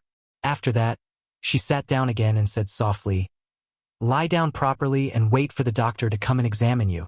"Captain Xia, you seem a little strange." Yi Jian was keenly aware of his cautiousness. She could not help but ask, "Don't tell me you have some big move waiting for me?" Hearing this, Xia Jinyuan held his breath. She was really scared. The doctor knocked on the door. He said in a low voice, "Let's wait for the doctor to finish his examination and leave. And don't think too much. You need to rest well now." The doctor rushed over and asked the nurse to take Yi Qian's temperature. Then, he checked her arms, neck, back, and other areas to see if the rash had subsided. After the examination, he smiled and said, "The rash on your body is gone, and your temperature has dropped. It seems like you only need to rest for a day." Chapter 1691. While the doctor spoke to Xia Jinyuan, the nurse helped Yi Qian straighten his clothes and said softly, "There are many ruptured capillaries in the subcutaneous tissue. You can use ointment and massage to promote blood circulation and remove blood stasis. There are 2 serious injuries on your back. Use ointment as soon as possible." The nurse was reminding him out of kindness. Yi Qian didn't think much of it, but Xia Jinyuan felt a little awkward. The injuries on his back were caused by him. Xia Jinyuan asked the doctor if there were any taboos and if there was anything else he needed to pay attention to. After confirming that there were no more questions, he sent the doctor away. After the doctor and nurse left, the ward became quiet again. Xia Jinyuan, who was locking the door, paused slightly on the handle. He sighed softly and turned around. It made him feel like he had died a heroic death. It was exactly 11 o'clock p.m. Time for lunch. Xia Jinyuan poured a glass of warm water and placed it at the bedside. He said softly to Yi Qian, "You must be hungry. What do you want to eat? I'll go to the cafeteria to get some takeout." He was indeed hungry. Yi Qian smiled and said, "Something light, like porridge or something like that will do. What else do you want to eat? Steamed buns and dumplings are all fine." Xia Jinyuan felt that his words lacked confidence. He had lived for more than 20 years, and this was the first time he had been so careful. He was afraid of angering the girlfriend he had spent so much effort to pursue. This kind of cautiousness mixed with an indescribable sweetness and faint anticipation made his emotions so complicated that he didn't know how to sort them out. But there was one thing he was sure of. At this moment, he had to be honest. If his girlfriend said she wanted the stars in the sky, he definitely couldn't take the moon and bring it back.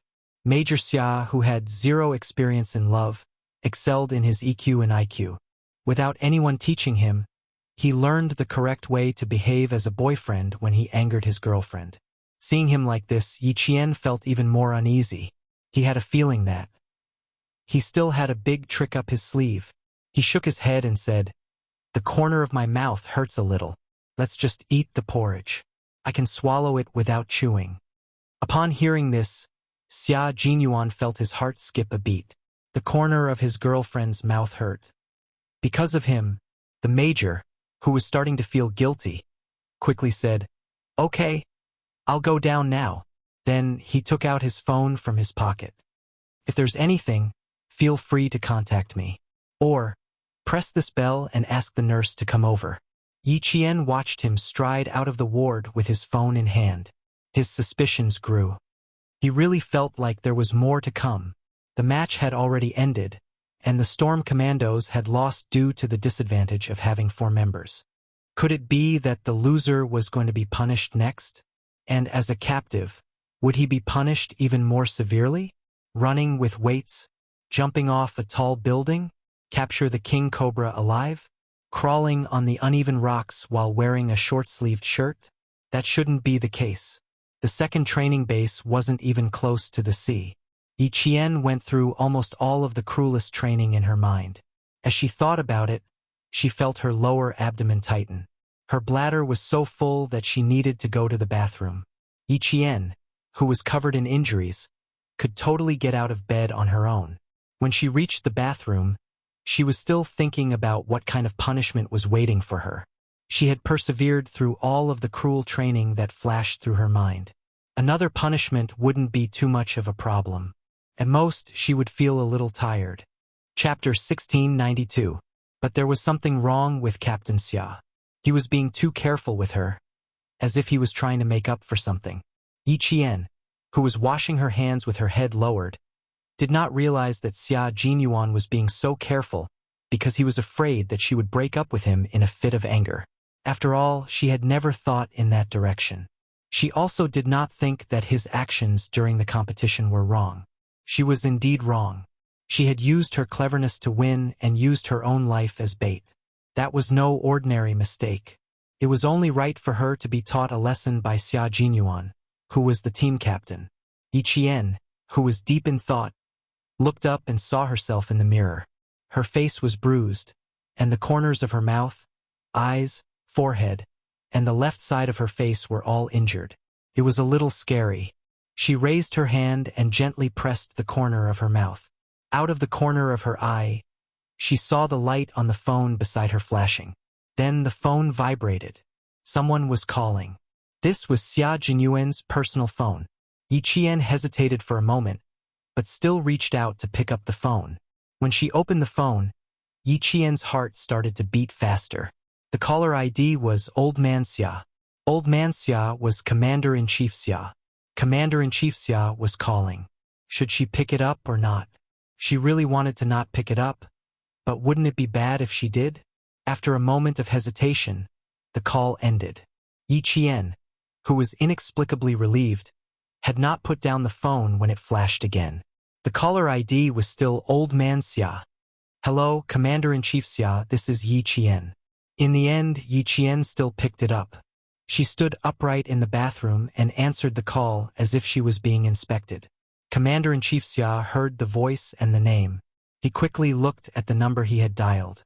That's right, it was his son's number, and he did not have Xiao Ye's phone number. Commander-in-Chief Xia moved the phone away from his face, turned around, and cleared his throat. Only then did he speak to his future daughter-in-law. Xiao Yi, are you feeling better? Where do you feel uncomfortable? Is Xia Jinyuan with you? With so many questions at once, Yi Qian quickly composed himself and answered seriously. Thank you for your concern, Commander-in-Chief. There are no more problems. Captain Xia went downstairs 3 minutes ago to get the Chinese food for me. When he comes back, I'll ask him to call you immediately. Yi Qian really wanted to hang up. She did not know why, but when she took Captain Xia's phone and answered the call from the Commander-in-Chief, she felt extremely guilty. Commander-in-Chief Xia did not hear what Yi Qian was thinking. Since his son was not around, it was easier for him to talk. It's okay. I just wanted to ask him about your situation. Now that you're talking to me directly, I don't need to ask him anymore. Since the person who answered the phone was himself, Commander-in-Chief Xia had to criticize him. His tone suddenly became serious as he said in a deep voice, I already know what happened to you. This time, as a soldier, you made such a big mistake, which really shocked us. Whether it's me, the Army Major General, or the Navy Commander, we can't accept your low-level but extremely serious mistake. Yi Qian stood upright and accepted the criticism from the military leader. Her expression was cold and she did not resist at all. Even though her body hurt all over, she still stood upright and accepted the criticism seriously. Sacrifice has always been something that we try to avoid as much as possible. We all know that there will be sacrifices in battle. But knowing and accepting is the biggest difference between reason and emotion. As your comrades, they are already prepared to sacrifice themselves for each other. But one day, when they find out that their comrades have sacrificed themselves because of their own misjudgment, Yi Qian, do you know what kind of impact this will have on your comrades and the battle commander? Chapter 1693. It's self-blame that you'll feel day after day, perhaps even for your entire life. Your comrades will blame themselves for not discovering it earlier, and your commanders will blame themselves for not strengthening your training. You sacrificed yourself, but you left behind more pain for your comrades. Is this what you want to see? Yi Qian clenched her teeth and took a few deep breaths to suppress her emotions. She kept her voice steady as she replied, No, this is what I don't want to see the most. Yi Qian was completely shaken, and the corners of her eyes were red. How could she be willing to do this? Very well, remember what I said, and remember who you are. You're a soldier who will carry a gun and fight against death at all times. Commander-in-Chief Xia did not fly into a rage. He believed that, with her intelligence, she would be able to understand. After he finished criticizing her, Commander-in-Chief Xia's voice suddenly softened. The first part was a conversation between a military leader and a soldier who made a mistake, and the next part was a conversation with his future daughter-in-law. In an instant, even his voice became much gentler. Then let's talk about you and Xia Jinyuan. About her and Captain Xia? Even though the commander-in-chief's voice had become much gentler, Yi Qian did not relax at all. Go ahead. After a few words, Commander-in-Chief Xia could tell that his future daughter-in-law was a little uncomfortable talking to him. He sighed and said, Xiao Yi, putting aside my position in the military, I'm actually your elder. You have to admit that, right? You have to admit that, right? His change in status was too sudden. Yi Qian was so shocked that she almost dropped her phone into the sink. Admit it, admit it, to admit it. Don't be too restrained. Just treat me as your father. A father is talking to his daughter properly. Commander-in-Chief Xia not only heard Yi Jian's uneasiness, but also heard her faint estrangement. The commander-in-chief, who knew her background like the back of his hand, did not get angry because of this. Instead, he was very considerate and comforted her very carefully. In the future, if you have any grievances, just call me. This is my private phone number. Remember it in your heart. Yi Qian. She seemed to know why Captain Xia was sometimes a little unreasonable. It was probably hereditary. Commander-in-Chief Xia had become a father without her noticing. On the other end of the phone, Captain Xia continued kindly, I don't have a daughter, only that brat Xia Jinyuan. I'm very strict with him because he's a man, and as a man, he has to take responsibility and be responsible. And you're a girl. Which girl wouldn't dote on you? But you're also a soldier. I can't really treat you like a delicate daughter, but I'll definitely treat you like a daughter who needs my care, who needs me to stand up for you when you're wronged. Yi Jian, who was originally in a state of panic, heard this and her eyes turned red.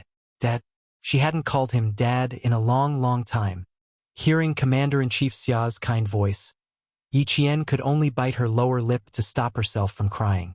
She didn't have any family love in her previous life, but in this life, God seemed to want to make it up to her. She was so lucky in this life. Xiao Yi Xia Jinyuan was ruthless this time. I hope you don't blame him. Your identities are destined to be different. The path you walk, the hardships you suffer, and the sufferings you suffer are also destined to be different. As a Special Forces soldier, you need to be agile, resolute, brave, hardworking, and have self-discipline. Chapter 1694. The crime you committed this time can be said to be a big mistake, and it's a big taboo for a Special Forces soldier on the battlefield. Xia Jinyuan did not do anything wrong as a captain and a soldier. Xiao Yi, do you understand his painstaking efforts? After Commander-in-Chief Xia finished speaking, he quietly waited for Yi Qian's answer. He knew that no one would feel good if something like this happened to her. She was beaten to the point of being hospitalized by her boyfriend. Only his son could do something like that. The two young people were both soldiers and Special Forces soldiers. Even if they were on the battlefield, they could still fight side by side. Such a marriage was really one in a million. As a father, although he usually ridiculed his son, how could he sit back and do nothing when it concerned his lifelong happiness? Besides, he really admired Yi Qian. For a female soldier to be able to come this far, she was one of the best in the army. He could not bear to let such a good girl fall into his family. He could only communicate with her in advance and let her understand Xia Jinyuan's actions. Only then could they continue to be together. Yi Qian patted the corners of her eyes with cold water. After taking a deep breath, she replied softly, Commander-in-Chief, I don't blame Captain Xia, and I understand his painstaking efforts. I made a mistake on my side, so I should be punished. It was just a coincidence that I was hospitalized. I had a fever and I was allergic to drugs. I couldn't take it, so I was admitted. It has nothing to do with Captain Xia. Commander-in-Chief Xia was relieved by her words. He felt more and more that Yi Qian was an honest and open-minded girl.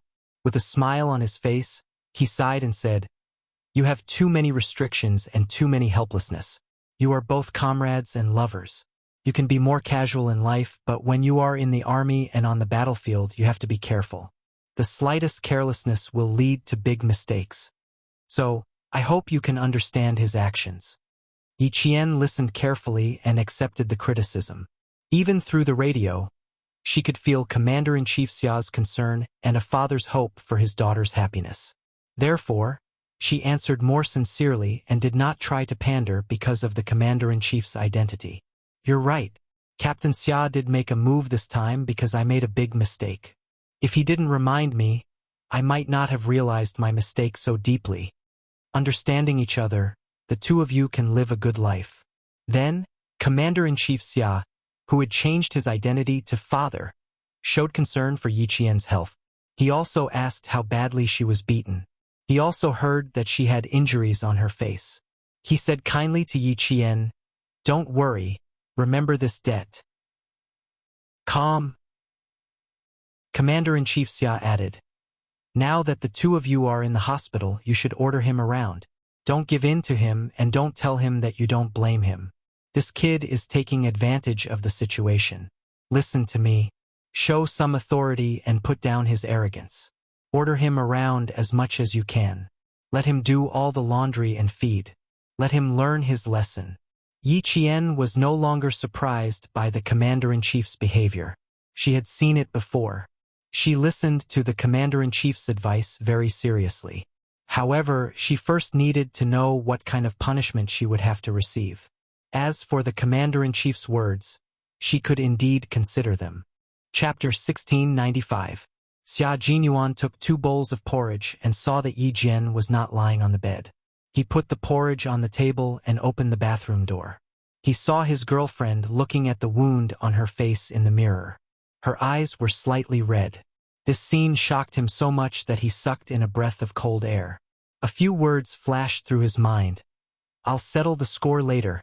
Something big is going to happen." He quickly thought of what else he needed to do. He had to do it perfectly. He had to show his little fox how sincere he was when he apologized. He had to make her forget that he was the one who caused the wound on her body. Yi Qian saw him in the mirror and saw the wound on his face. He looked at himself in the mirror again and thought of Commander-in-Chief Xia's words. He could not help but lower his head and smile secretly. Commander-in-Chief Xia only cared about how badly she was injured, but he never asked about Captain Xia's injuries from the beginning to the end. She disfigured her boyfriend's handsome face, especially the bridge of his nose, which was swollen. It was rare to have a girlfriend as fierce as her. She seemed to have hit him with the handle of a dagger. Now that he thought about it, he regretted it. What if she hit his eyes? Yi Jian held the mentality of, "I'll be stabbed no matter what." When the major sitting next to her spooned porridge to feed her again, Yi Jian raised her hand to block it and asked decisively, "Captain Xia, what punishment is waiting for me next? Just tell me directly." Xia Jinyuan felt his knees go weak. "Finish the porridge first, then we'll talk about other things." Punishment? He did not dare.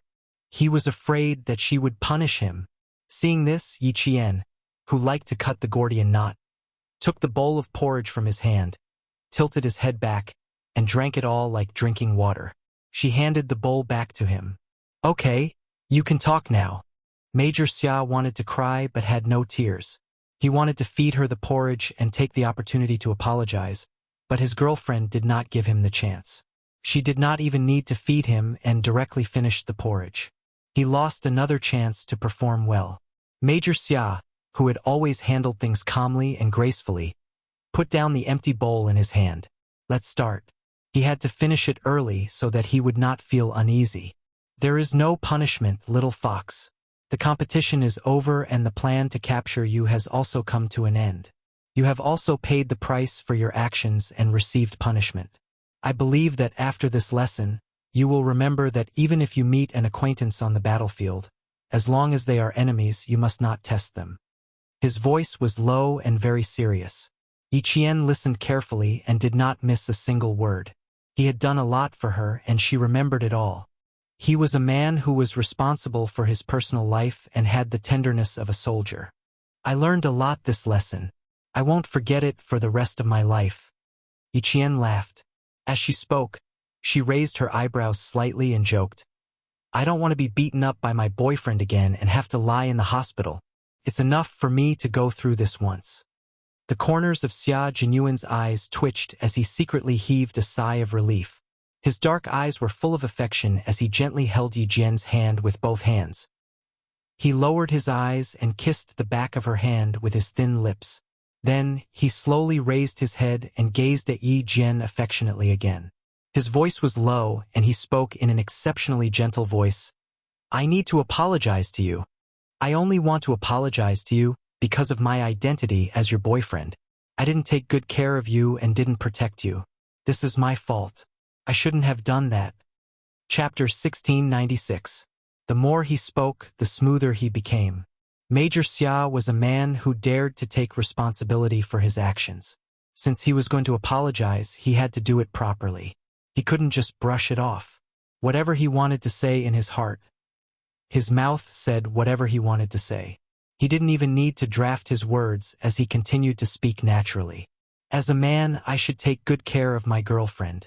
I should support the sky for you, shelter you from the wind and rain, and not let you get hurt at all. I'm sorry, little fox. This time, I didn't fulfill my responsibilities as a boyfriend. It's my fault. If you're unhappy with anything, feel free to vent. I promise to accept it all. Yi Qian instantly understood why Xia Jinyuan was so careful. It turned out that he had hit him and was afraid that she would be unhappy with him. Looking at Xia Jinyuan, who was so careful and anxious, Yi Qian didn't feel proud. Instead, he felt a little heartache. For her, such a high and mighty man had lowered himself and apologized so carefully just to not make her angry. Yi Qian, oh Yi Qian, you're lucky to have met him. How could you bear to scold him? Yi Qian sighed softly, his heart aching. He had his own position and responsibilities. As the team leader, he was the commander of the entire team on the battlefield. He led his comrades on the battlefield, used the correct strategy and techniques to achieve victory, and successfully completed the mission assigned by the country. At the same time, he had to ensure the safety of every comrade and minimize unnecessary sacrifices. How to ensure the safety of every comrade didn't mean that he had to keep an eye on them all the time on the battlefield. Instead, he had to be serious and strictly supervised during training. He also had to lead by example and train together with his comrades. As the team leader, Captain Xia had to work harder than his teammates. He had to work harder than his teammates. He had no choice. He was the brain and core of the Snowfield Brigade and played a decisive role in battle. During training, he had to restrain himself and manage his comrades.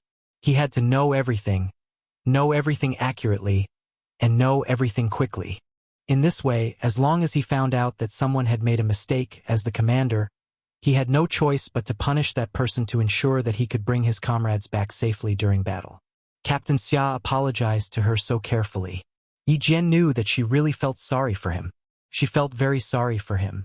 Hearing her sigh, Xia Jinyuan mistakenly thought that she was considering whether to forgive him. Feeling a little nervous, he tightened his grip on Yi Qian's hand. There was still something he wanted to say, but he had to say it all. As your boyfriend, I didn't fulfill my responsibility to protect you.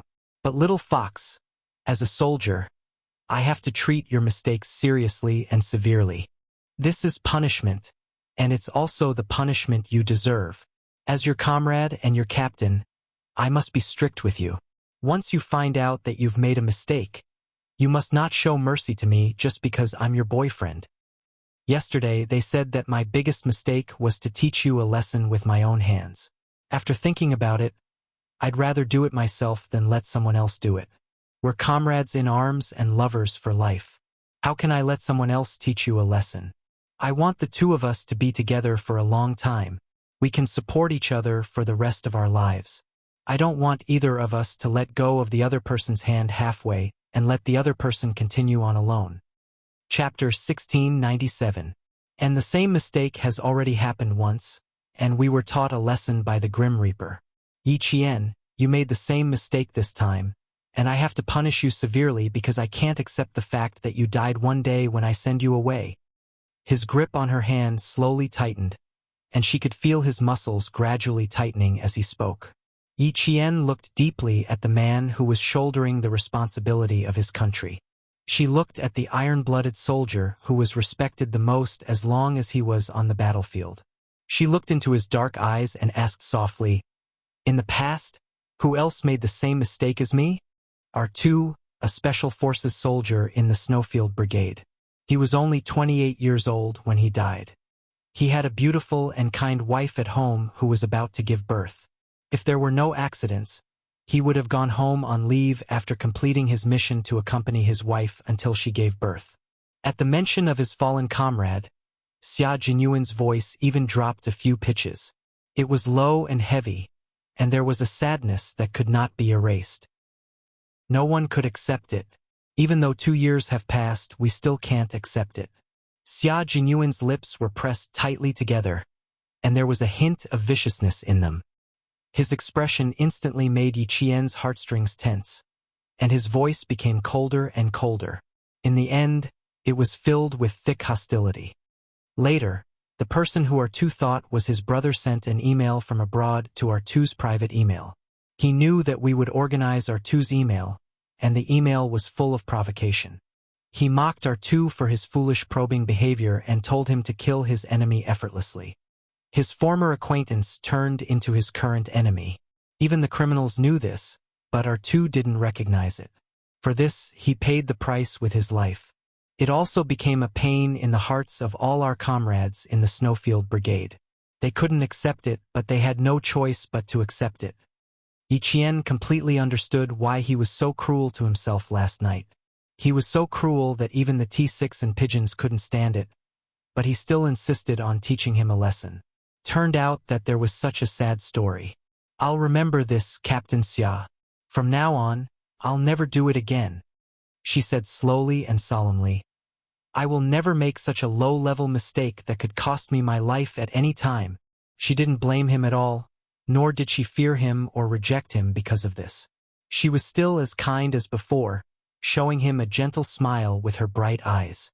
The corner of his mouth was also swollen. "It must be very painful."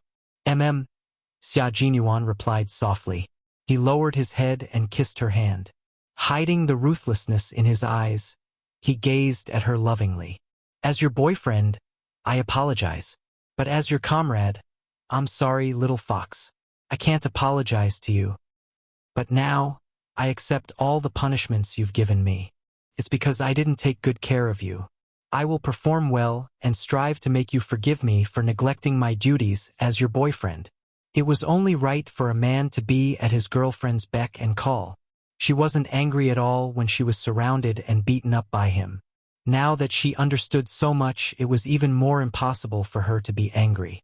However, looking at Captain Xia now, she couldn't help but want to tease him. Who asked him to like teasing her in the past? Chapter 1698. Yi Qian's eyes flickered. He smiled calmly and said, "Do you think I'm that easy to order around? Could it be that during the training he would take revenge on him? After all, you're the captain of this training. I don't dare to offend you." "It's a pleasure to serve my girlfriend," Xia Jinyuan said sternly and took out a tube of medicinal oil from his pocket. "When I came up, I went to the pharmacy to get a tube of medicinal oil for promoting blood circulation and dispelling blood stasis. Lie on your stomach and I'll use the medicinal oil to rub your wounds.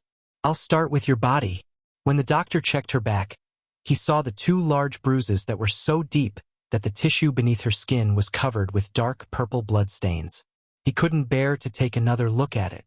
Yi Qian grabbed the medicinal oil. He raised his eyebrows and said with a faint smile, "As a soldier, I'll definitely forgive you for what you did back then. But as your girlfriend, Captain Xia, I'm not that easy to coax. It's here. The more you're afraid of something, the more likely it will happen."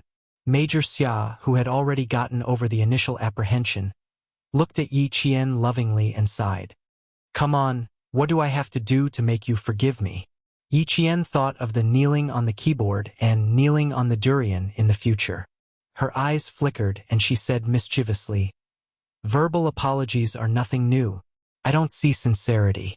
Why don't we try something else?" Major Xia, who had always been sensitive to such matters, suddenly had a bad feeling. He sat up straight and said, "Try something else? Captain Xia, why don't you try kneeling on the bullet? Point the bullet downwards and the flat end upwards. Captain Xia, kneel on the bullet for 10 minutes. How about that?" Yi Qian blinked his bright eyes and looked at him seriously.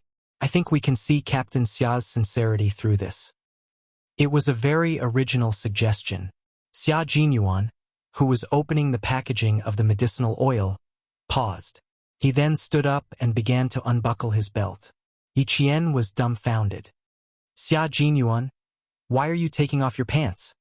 He couldn't keep up with him at all, nor could he figure out what he was going to do next. The young major's mouth curled up slightly. Although his handsome face was destroyed, his temperament was still there. He was still that noble and elegant young major. "It's easier for you to check if I take off my pants. Also, don't you think it's more challenging to kneel in front of bullets with bare arms and legs?" "That's a good idea. I've never thought of this before. Next time, when my brothers make a mistake, I can use this move. All of you, kneel before the bullets." Major Xia, who had taken off his pants, was wearing a pair of warm pants issued by the army. When he saw Yi Qian about to throw him down with a pillow, he couldn't help but chuckle. "I'll pay attention to my image in the hospital. I won't do anything impolite." He pulled up the combat pants that he had taken off and said, "My pants are tucked in. It's easier for you to see the wound on my calf if I take it off. Little fox, after you kicked me a few times, the T6 combatant asked me if my bones were fractured. At that time, I stubbornly said that I was fine. So now I'm here to see if I'm all right." "Oh!" When Yi Qian saw that he was still wearing a pair of pants, he calmed down. Then he raised his eyebrows and said with a half-smile, "Captain Xia, are you saying that you want me, your girlfriend, to apologize?" Something was wrong. He needed to take immediate emergency measures to quickly stop what he was doing at this moment. Xia Jinyuan, who felt a sense of crisis, quickly put on his combat pants as if he was on an emergency mission. He unbuckled his belt and pulled on his jacket. His clothes were neat and tidy, and he looked dignified. "Absolutely not. It's just that I felt a little hot after running all the way here, so I wanted to get some steam off." Chapter 1699. He had almost angered his girlfriend again. Fortunately, he had reacted quickly enough. Otherwise, not only would he not have been able to clean up the mess, but he would have also ruined the current atmosphere. No, he had to be more careful. He absolutely could not anger his girlfriend. "Come, lie down on your stomach. I'll rub your back. It might hurt a little, but bear with it." With a quick-witted and smart girlfriend, the boyfriend would be treading on thin ice if he angered her. Major Xia's conclusion was, when your girlfriend is angry, you have to follow her wishes no matter what you say or do. Yi Qian held back her laughter and said, "Boyfriend, take good care of her. When it's over, remember to prepare all the bullets. I've never seen anyone kneel before bullets. Let's see if you can kneel before them. This is also an experiment. When you succeed, we can promote it to the team, right?" "Yes, Little Fox has a point. When it's over, I'll definitely gather all the bullets. Do you have any other instructions? Feel free to tell me. I sincerely want to atone for my mistakes." Yi Qian felt that even chatting with him was full of joy. There was a visible smile on her face. Even if the corner of her mouth hurt, it could not stop her from wanting to laugh. They were soldiers. They were responsible for the sacred duty of protecting the country. They were comrades. They needed to help each other, rely on each other, and improve each other. They were lovers. They held each other's hands and gave each other their hearts. They were like this and they were like this. Yi Qian, whose lips were slightly curved, looked at the major who was accompanying her. The smile in her eyes deepened. "Captain Xia, I'll remember this. We're not in a hurry. There's plenty of time to settle the score." "Okay, I'll be waiting." As long as there was no mention of breaking up, there was nothing to be afraid of. As long as the person was still his, he was willing to settle the score. Who was his girlfriend? Han Zheng was right. He had to pamper her like a princess. However, Yi Qian did not want him to rub her back. She held his bandaged hand and frowned in confusion. How did your hand get bandaged? It shouldn't be both of your hands. She did not know how the wound on his palm came about. It's nothing. I accidentally scraped myself when I was hugging the tree and scraped my skin. I was afraid that you would get angry when you woke up, so I quickly wrapped it with a piece of gauze and pretended to be pitiful in front of you. He said shamelessly and even clapped his hands to show that his palm was fine. Yi Qian believed him when he saw this. She said, I almost believed you. I'll give you a massage later. I know I kicked you a few times. Then she lay on the bed and waited for him to massage her. She wasn't used to having others push her around. It was better to let her boyfriend do it.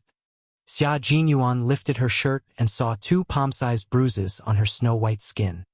He tightened his grip on the glass bottle and his eyes darkened.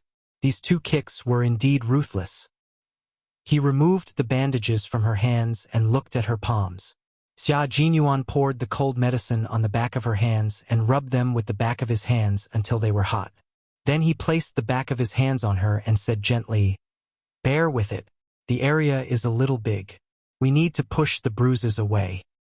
Okay, I can take it, Yi Qian said disapprovingly, but it made Xia Jinyuan's heart ache.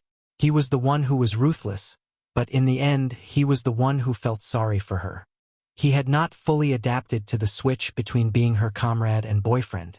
Chapter 1700.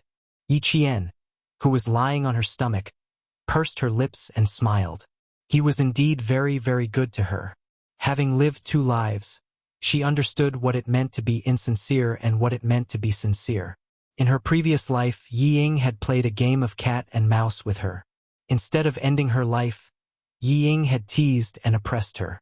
Every time she found a job, Yi Ying would find ways to make her suffer.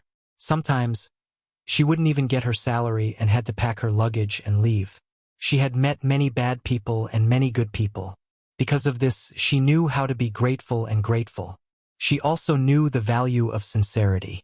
She knew that Captain Xia blamed himself, but she wasn't angry. It wasn't because she was magnanimous or giving in, but because she understood. She had never loved anyone and didn't know how to love, but people needed to understand each other and put themselves in their shoes. His identity, her identity, as soldiers, they needed to understand each other even more. However, if he dared to lay a finger on her in real life, it wouldn't be as easy to talk to as it was now. However, she agreed with the commander-in-chief's words. Captain Xia was indeed someone who climbed up the ladder. They couldn't let him off so easily. How could they punish him? Other than kneeling on a bullet, she couldn't think of any other good ideas. During training, Captain Xia had helped her wash her clothes. Every time after training, he liked to tell her in front of all his comrades that he had something important to tell her to look for him. When she found him, he would pull her to a more secluded place and immediately become extraordinarily gentle. He would be busy massaging her legs and shoulders. He put his sincerity in front of her. To her, it was so precious that she couldn't bear to trample on it and take it for granted. As he pushed the ointment away, the pain from the kick gradually turned into a burning sensation. Slowly, her entire back began to heat up. As he pushed with the back of his hand, the heat from her back began to flow to her limbs and slowly gathered in her brain. Yi Qian closed her eyes in satisfaction and muttered, I want to sleep for a while. Sleep. Have a good sleep.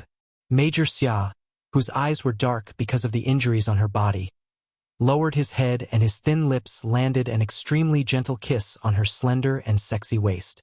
I'll always be here. I'll always be by your side. Sleep well, my baby. With Xia Jinyuan by her side, Yi Qian felt at ease. She even fell asleep peacefully. Even with her eyes closed, her expression was relaxed. She fell asleep in less than a minute and slept exceptionally soundly. Xia Jinyuan, on the other hand, could not calm down for a long time. He could not even forgive himself. His comrades in the snowfield brigade still did not know that their captain had overcome the great calamity. T6 was asking the experienced lover Han Zheng, Will Qing Niao really break up with Q King? I'm not completely sure. After all, Qing Niao is different from other girls, but it's possible. Han Zheng analyzed based on his experience. Based on my experience, it's 50-50. She couldn't resist Q King's delightful mouth. With how naive Qing Niao was, she would probably be coaxed into changing her mind. When T6 heard that, he heaved a sigh of relief. Jusun was also a well-mannered girl. If she found out that he had hit Yi Qian, there would definitely be a 50% chance that she would forgive him. With that thought, T6 immediately relaxed. He even relaxed as he leaned against the back of his seat. That's good, that's good. Let's see how Q King performs. As long as Q King coaxed Yi Qian, his matter would not be a big deal anymore. Chapter 1701. Something doesn't seem right with you. You looked like you had a lot on your mind ever since you came out of the hospital. But now you don't look like anything's wrong. Why? Are you that afraid that Qing Niao will dump Q King? Han Zheng was puzzled. Shouldn't he be like K7, G3, and himself, all waiting for the day when Q King would be dealt with by Qing Niao instead? T6 looked at this scourge, who had already ruined more than a dozen girls, and said coldly, "A well-fed man doesn't know the suffering of a starving man. You've already had more than a dozen girlfriends, and your taste is so wide that even a virgin like me can only look on in your dust." As soon as he finished speaking, a team member sitting in the aisle of the plane gasped and stared at Han Zheng. More than a dozen girlfriends? That's a little too capable. None of us have girlfriends. It's true that I've never had a girlfriend before. T6 was not afraid to expose his veteran status to show off how fickle his scourge comrade was. I'm not ashamed of it. In fact, I'm proud of it. Han Zheng chuckled. Damn, this was not a topic he should be talking about. Not a topic he should be talking about. In the future, he would definitely not talk about such topics. It would only cause public anger. Keep up the good work. Spring is coming, and so is your spring. Across from Han Zheng, his comrade patted T6, who had never been in a relationship before, and comforted him very righteously. When you get a girlfriend, you can proudly tell her that she's your first love. T6 nodded. He was already prepared to fly over to find his future girlfriend after this training session. As for how Q King and Qing Niao were getting along, T6 did not want to think about it. He should focus on his marriage instead. G3, who was sitting 2 seats behind, said to K7, "I don't think it's likely that Qing Niao will bring up a breakup. She's very calm when dealing with matters and won't alienate Q King because of this. She'll understand Q King's intentions. Qing Niao is rational while Q King is rational. If there's any misunderstanding, they'll sit down and talk it out. A breakup is not going to happen." K7 said expressionlessly. He glanced at G3, who was analyzing seriously. "Also, what I said in the bathroom was just to scare Q King. Don't take it seriously." G3 was stunned. K7? Was the person sitting next to him still K7? Was he a K7 that didn't eat the food of mortals and lived a merciless life like a deity? Not only did he bluff Q King once, he even tried to bluff him a second time. And then, he actually believed him. Sleep. K7 put the cap on his face and ignored his stunned comrade. Under the cap, K7's lips curled up. After the Qing Niao days, life in the military was finally a lot more interesting. The matter of Major Xia dealing with Qing Niao seemed to have come to an end just like that. Only the people involved knew. The settling of accounts after autumn had yet to begin. Commander-in-Chief Xia, who was on the phone with his future daughter-in-law, was finally relieved. His future daughter-in-law was reasonable and didn't argue with his son. He wasn't worried that his future daughter-in-law would run away. There was still a month of training left. With his son's intelligence, he would probably make up for his mistakes and perform well. He wouldn't give up such a good girl. Commander-in-Chief Xia was relieved that his daughter-in-law didn't run away. Commander-in-Chief Xia couldn't be blamed for being worried. It was mainly because Major General Lu mentioned that the Navy commander wanted to be a matchmaker and introduce Yi Qian to Li Jinyan. He even said that the two were a match made in heaven.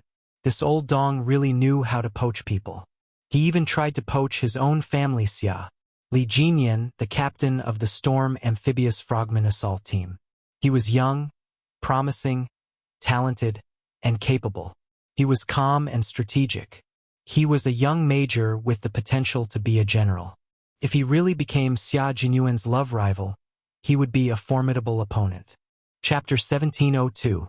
A girl like Xiao Yi was extremely rare. If he didn't seize the opportunity, she would be snatched away by someone else. He had no choice. For the sake of his family Xia and his son, he could only thicken his skin and become the father of his future daughter-in-law. Fortunately, Xiao Yi didn't reject him. Otherwise, he would have personally run over and tied Xia Jinyuan up with a rope and forced him to apologize to Xiao Yi. Commander-in-Chief Xia didn't even think about whether his son had been taught a lesson by Yi Qian. To him, Xia Jinyuan was thick-skinned. Even if Yi Qian hit him, he wouldn't be hurt too badly. It had to be said that the commander-in-chief had foresight and made preparations in advance. At this moment, the commander-in-chief was talking to Li Jinyan, who was sitting next to him. Xia Jinyuan beat Xiao Yi until she was hospitalized. Jinyan, your chance is here. You have to seize it, okay? Xiao Yi is such a good female soldier. She's so capable and likable.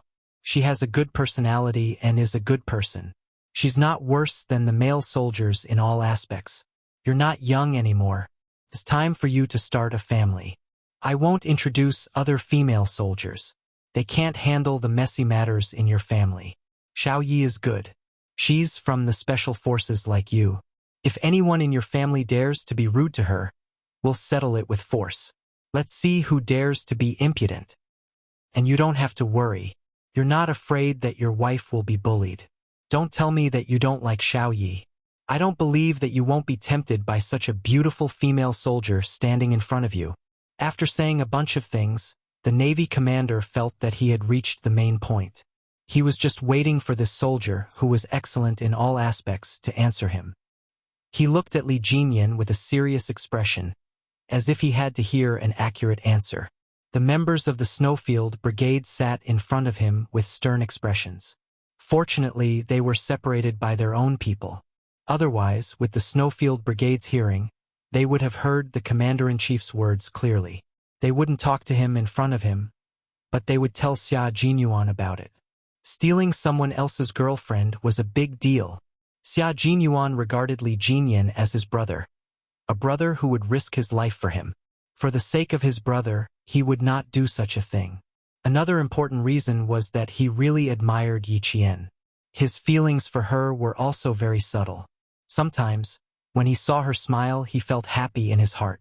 It was as if the more she smiled, the happier he would feel. This feeling, Li Jinyan, who was deep in thought, couldn't help but frown. Then, a faint smile flashed across his eyes. If she really did have a good impression of Yi Qian, then with Xia Jinyuan's appearance, that impression of him that she couldn't grab hold of had disappeared without her noticing. That night, when Yi Qian arrived on the island with the supplies, he saw the secret interaction between her and Xia Jinyuan. Xia Jinyuan, who had always been calm, even specially went into the sea to welcome her. At that time, he thought he was seeing things. Now that he thought about it, he was very sure that Xia Jinyuan really did kiss Yi Qian at that time. Later, when the two sat together, even though there was a certain distance between them, the atmosphere between them was obviously not something that outsiders could interfere with. Later, Xia Jinyuan even came to find him at midnight that night and said, "I want to repay you for your efforts in training Yi Qian." Now that he thought about it, this sentence was actually a declaration of sovereignty, and at the same time it also told him about their relationship. Yi Qian was sent by the military to train with the Storm Commandos. What did it have to do with Xia Jinyuan? As long as he thought about it carefully, he would know why he said that. Chapter 1703. Because Yi Qian was Xia Jinyuan's girlfriend, he was thankful that he had trained Yi Qian strictly and did not treat her carelessly just because she was a female soldier. Now that he had confirmed their relationship, even if he really had any thoughts about Yi Qian, he had to give up. He could not bully his friend's wife. This was the bottom line of being a person. As a soldier, how could he touch it? Moreover, when he found out that they were lovers, he was not sad at all. Instead, he felt that their relationship was normal. Now, he was very sure that he really only admired Yi Qian and did not have any other thoughts. Even the slight feeling of seeing her smile made him happy was definitely not because he had feelings for her. It was not that he had never been in a relationship before, and it was not that he had never had feelings for someone. How could he treat the admiration between comrades as feelings between a man and a woman? It was just that he did not understand why he liked to see Yi Qian smile so much that it made him feel happy. This was his own private matter, and he did not want to talk about it. Now, he had to talk to the commander. How should he say it? He had to think about it for a while, string some words together, and make it clear to the commander all at once.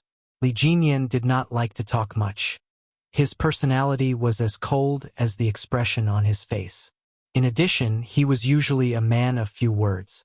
During training, there was no need to talk much nonsense. He was not used to talking a lot. If he could, he really only wanted to tell the commander, "You're thinking too much," but he could not.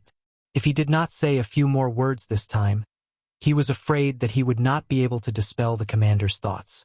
If he directly talked to Xia Jinyuan and said that he wanted to introduce Yi Qian to him as his girlfriend, then it would really be a big problem. Thinking of this possibility, Li Jinyan felt that he had to, immediately clarify this matter with the commander.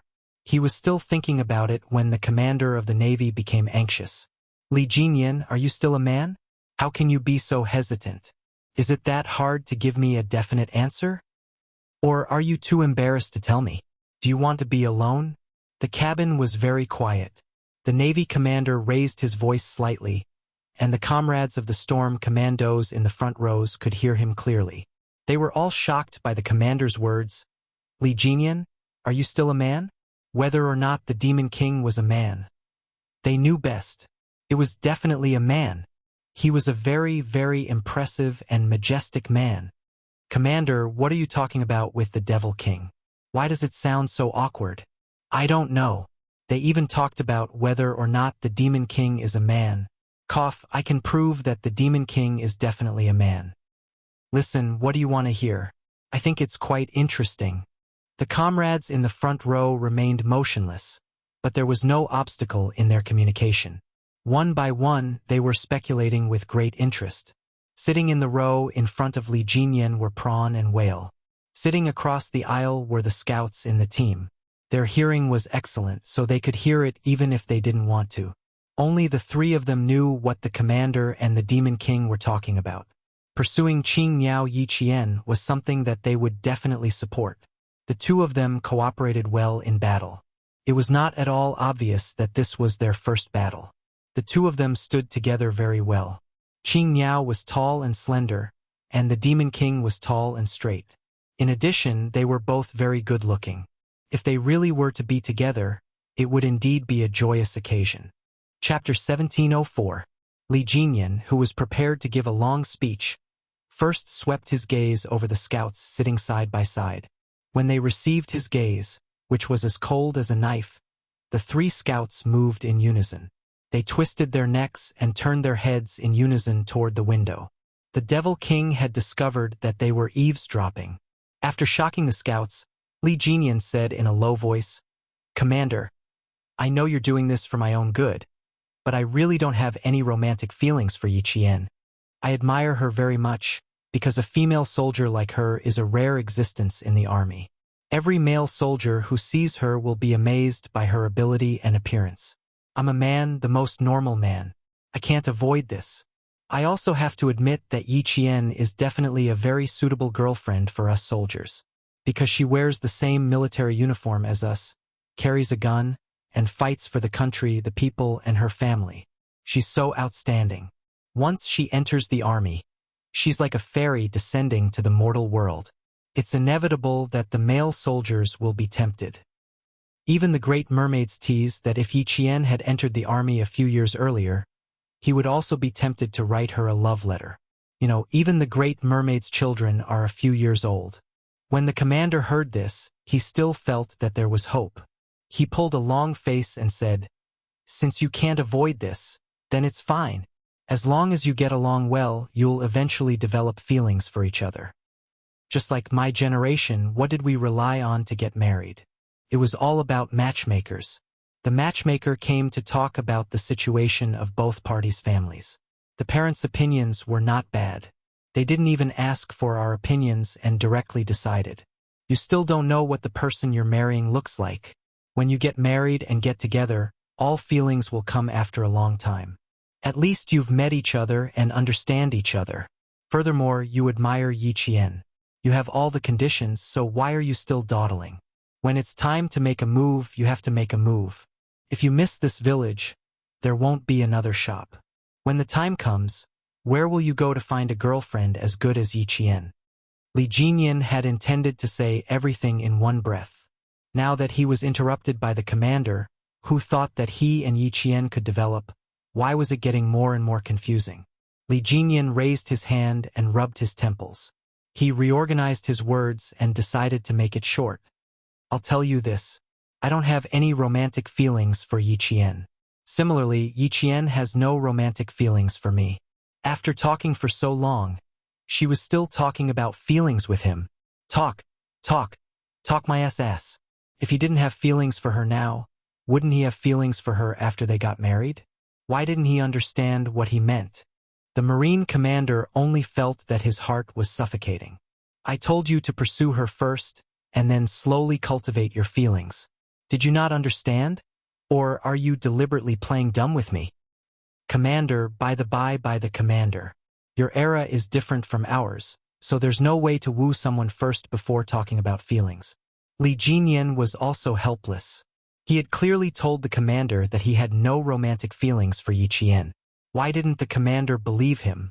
Li Jinyan suddenly felt a chill in his heart. Could it be that he had done something to make the commander misunderstand and think that he had romantic feelings for Yi Qian? Or did he say something that made the commander misunderstand? If he did, wouldn't Xia Jinyuan also misunderstand? He quickly went through everything in his mind, recalling some of the things that he and Yi Jian needed to talk about during their training. After going through everything, Li Jinyan was very sure that he really didn't do anything that would cause a misunderstanding, nor did he say anything that would cause a misunderstanding. Chapter 1705. After confirming that he had not done or said anything that could be misunderstood, Li Jinyan lowered his voice and said, Commander, Yi Qian and I can be comrades in arms, but friends can't be lovers. Are you trying to make me so angry that I want to jump off the plane? When the Navy commander thought about how the two of them looked so compatible, and how Yi Qian was able to deal with the Li family, he wanted to set them up even more. Why can't you two be lovers? Don't tell me you don't like Yi Qian? Li Jinyan sneered. Commander, why don't you think about it? Maybe Yi Qian doesn't like me? There are millions of men in the world, and there are many who are better than me. She has the ability and education.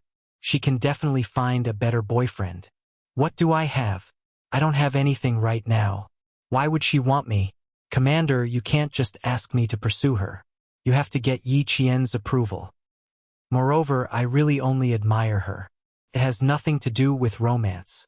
I don't have the time to talk about romance either. You've already made a military pledge to the military to train our storm commandos into the strongest naval special forces. We'll be able to compete with the naval special forces of the Western countries. You also gave me an order to hold me accountable if we don't achieve results. Commander, the important task now is not to find a girlfriend, but to lead our team to become a Marine Special Forces team that can reassure the country. This time, Li Jinyan finished speaking in one breath and did not give the Navy commander a chance to interrupt. Stop thinking about it and don't mention it again. It's impossible for Yi Qian and I to be together. There's no chance. He could not tell the Navy commander that Yi Qian already had Xia Jinyuan by his side. It was obvious that their relationship was still confidential. Even if he knew, he could not casually say it out loud. He could only tell his Navy commander this. The Navy commander frowned at his resolute and unnegotiable tone. He looked at him with sharp and dignified eyes. You really don't want to pursue Yi Qian? Really?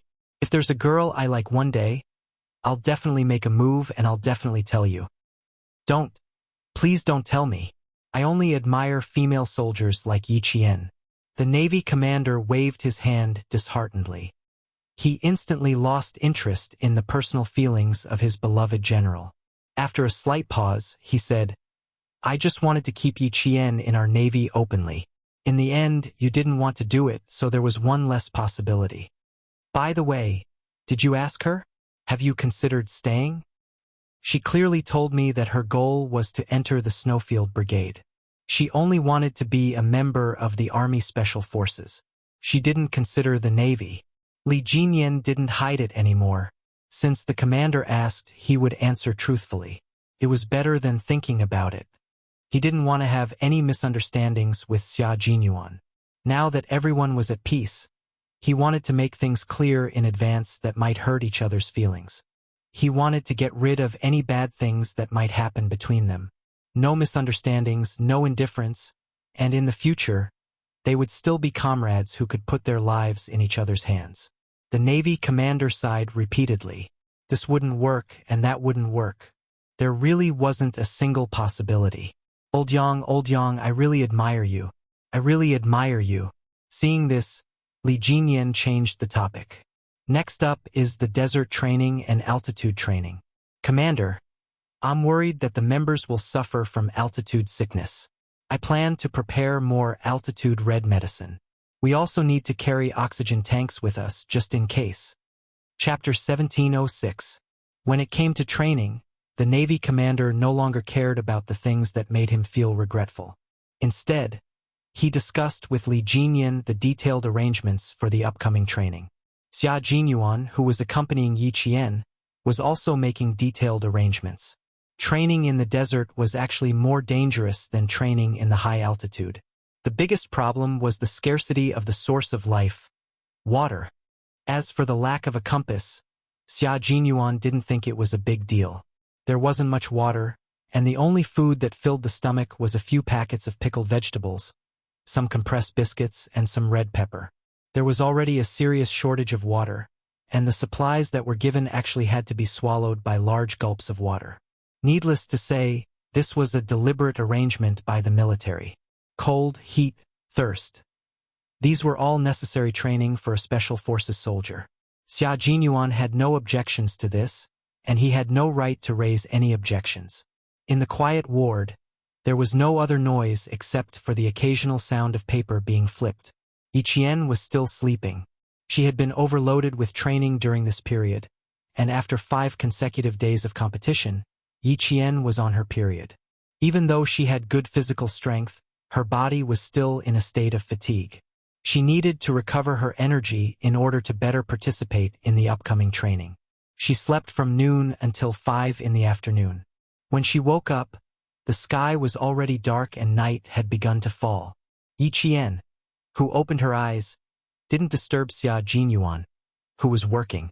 He was so focused that he didn't notice that she had woken up. He kept his head down and held a pen to write and draw on a piece of paper.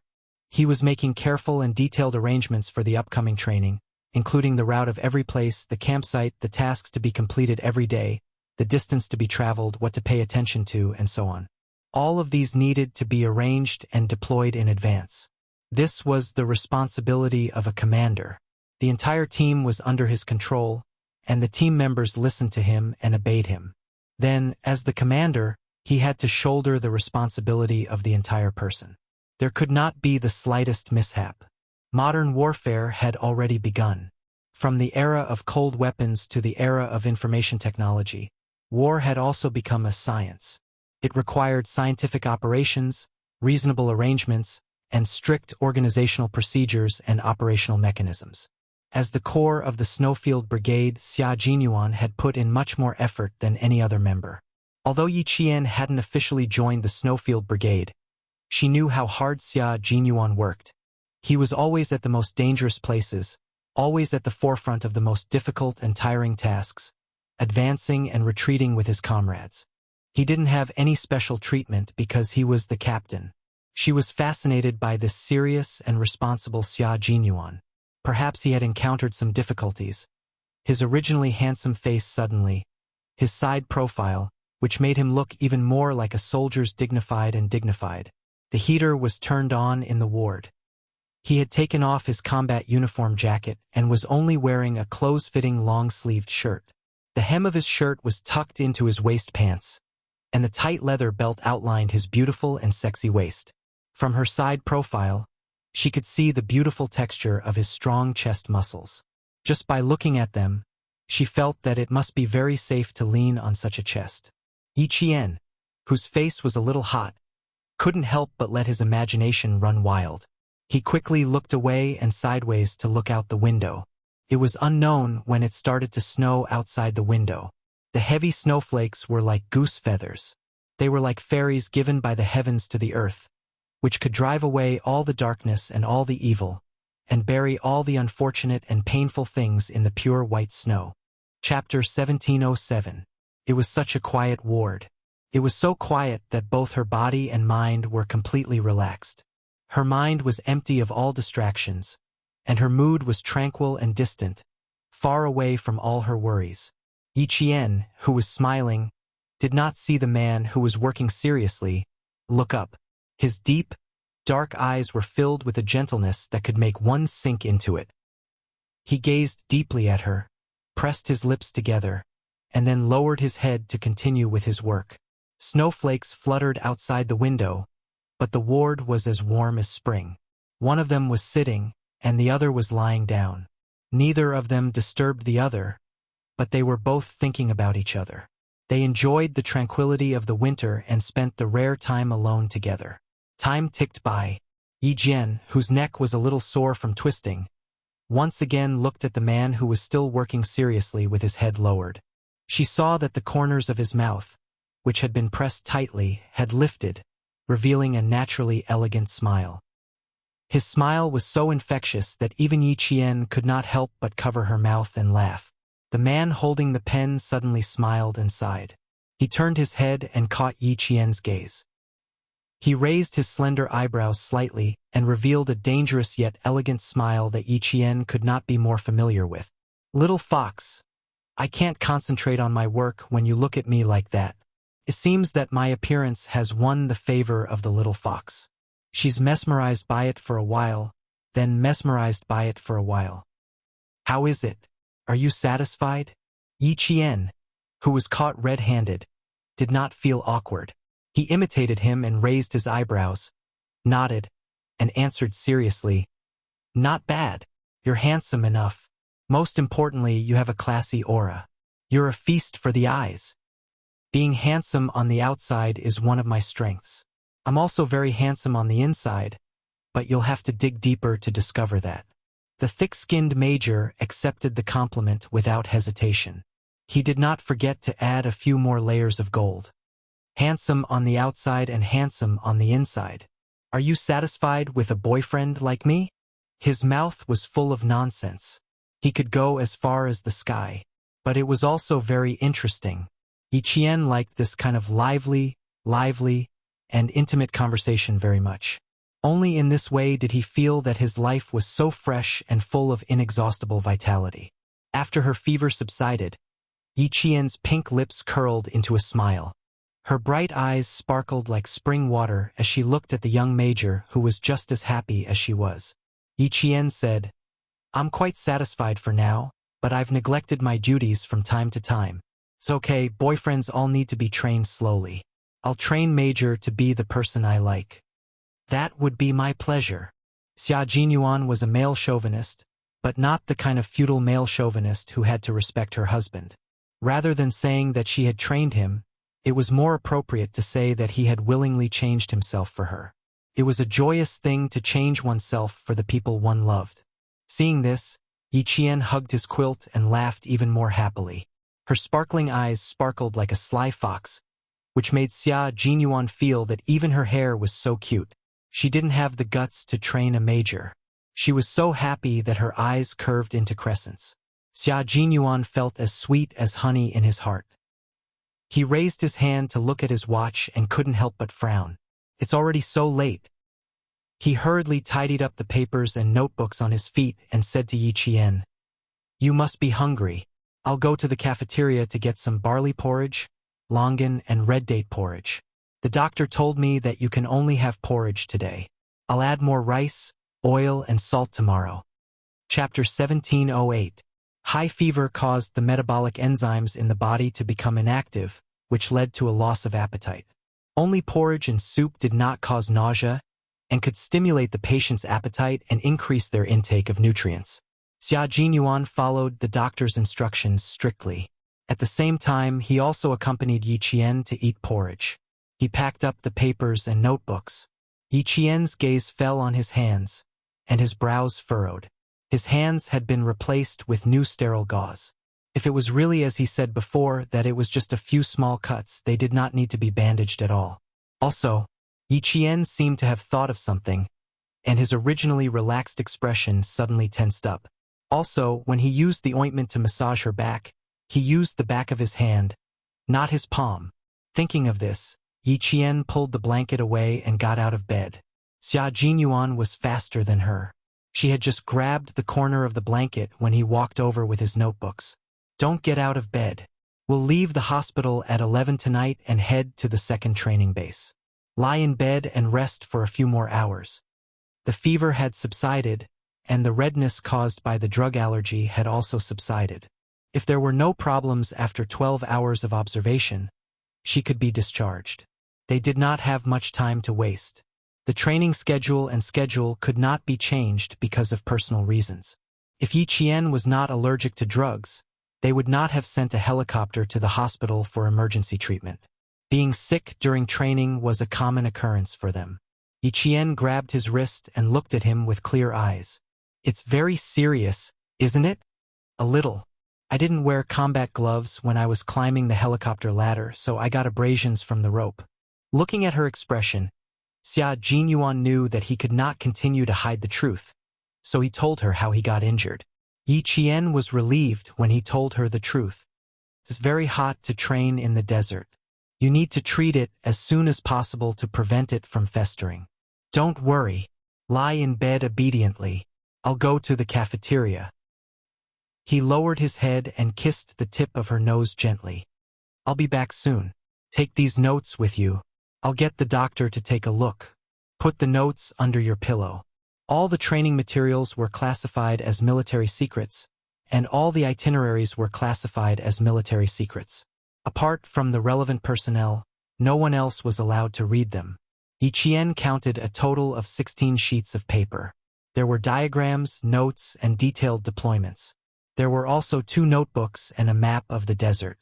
With a rough idea in mind, he hid all the information under his pillow. Seeing this, the smile on Xia Jinyuan's handsome face deepened. She had always been very meticulous, and it was very reassuring to let her handle things. After Xia Jinyuan left the ward, Yi Qian, who was wearing a blue and white striped hospital gown, immediately got up from the bed and took out his military backpack from under the bed. He untied the rope and took out his combat clothes. If she were to leave at 11 o'clock at night, she would have to pack up and leave at around 10 o'clock. However, she liked to prepare in advance so she could pack up now. The doctor who came in with 2 nurses saw that the patient who was supposed to be lying on the bed was wearing the same uniform as the male soldiers.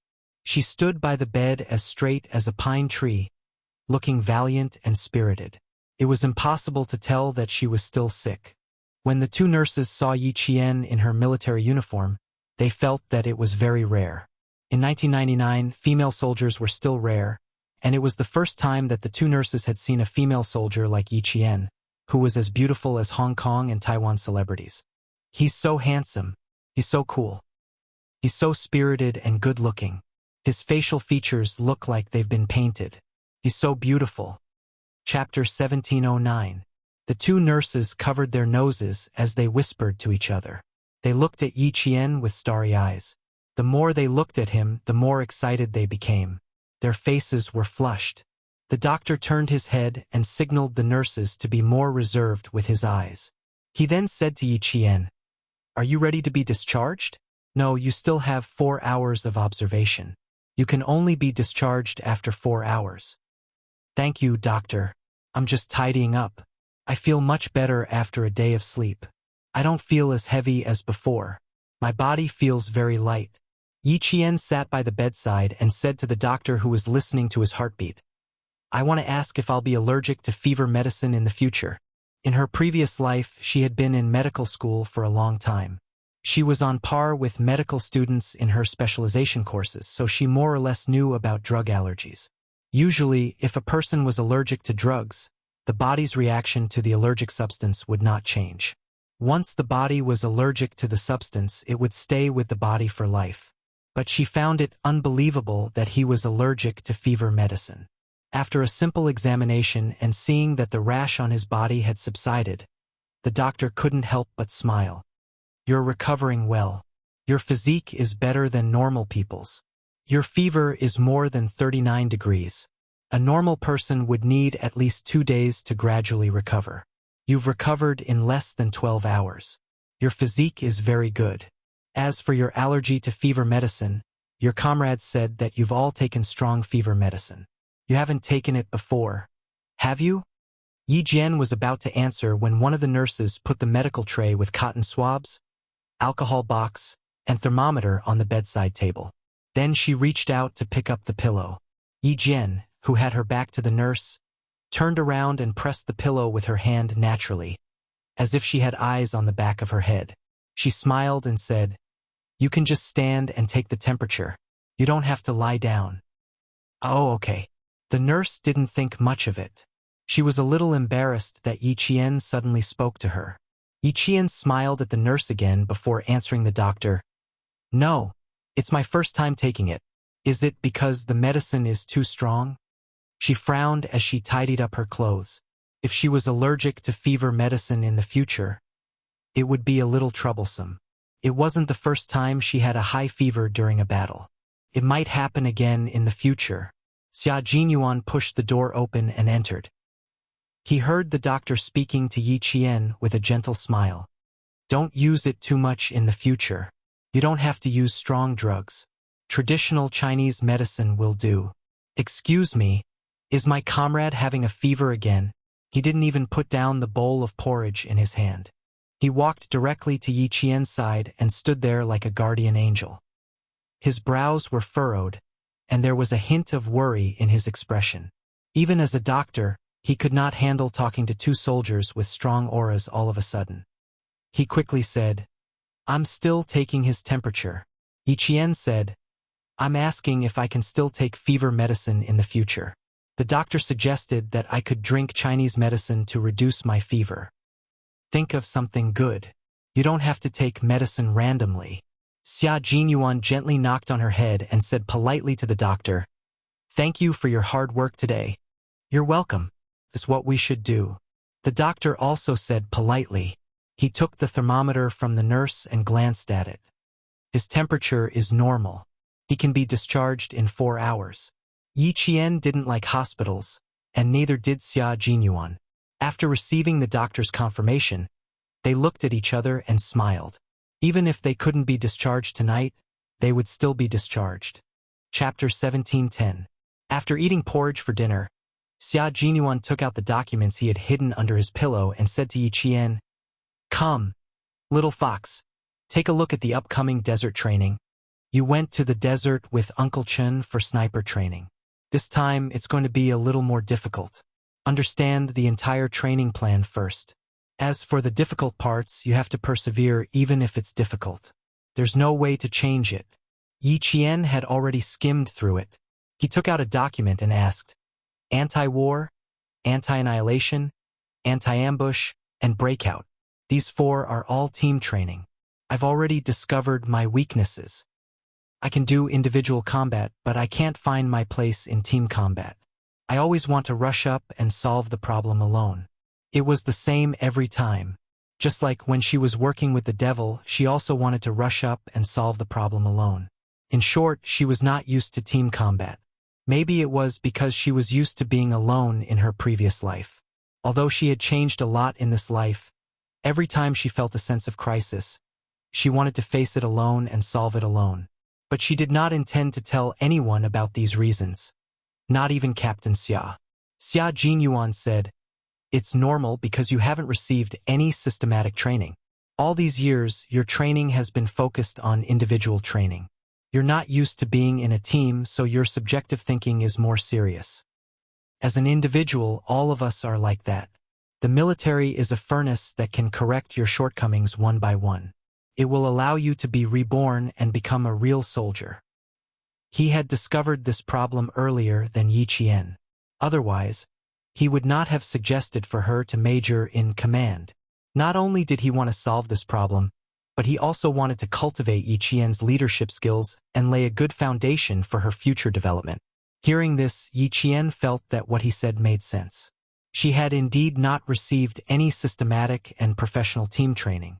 Whether it was training with Grandpa Zhen or Uncle Chun, she had only trained as a single soldier. Anti-war, anti-annihilation, anti-enemy ambush, and breaking out of an encirclement. These 4 aspects can improve your team awareness. Also, you can see how the Infernal King leads and deploys his troops, and how he arranges every soldier to the correct position. Seeing, thinking, and observing will greatly improve your combat skills and team coordination. More importantly, these are things that the school cannot teach you. That was indeed the case. Therefore, when she found out in school that she had to go overseas for pre-match training, her heart was filled with anticipation. The desert we're entering this time requires us to pass through the border, and there's also the Gobi Desert combat training. We'll have to cross a total of 8 provinces. Once we enter the border, we'll start moving. We'll walk and train along the way. You should pay attention to your body and report back if there's anything wrong. Once they entered the desert, they couldn't let anything happen to their bodies. If something did happen, it would be quite troublesome. We don't have a compass and we don't have many supplies, so we have to take care of our bodies. Xia Jinyuan reminded him again. Then, he took out the list of supplies and pointed at one of them with a smile.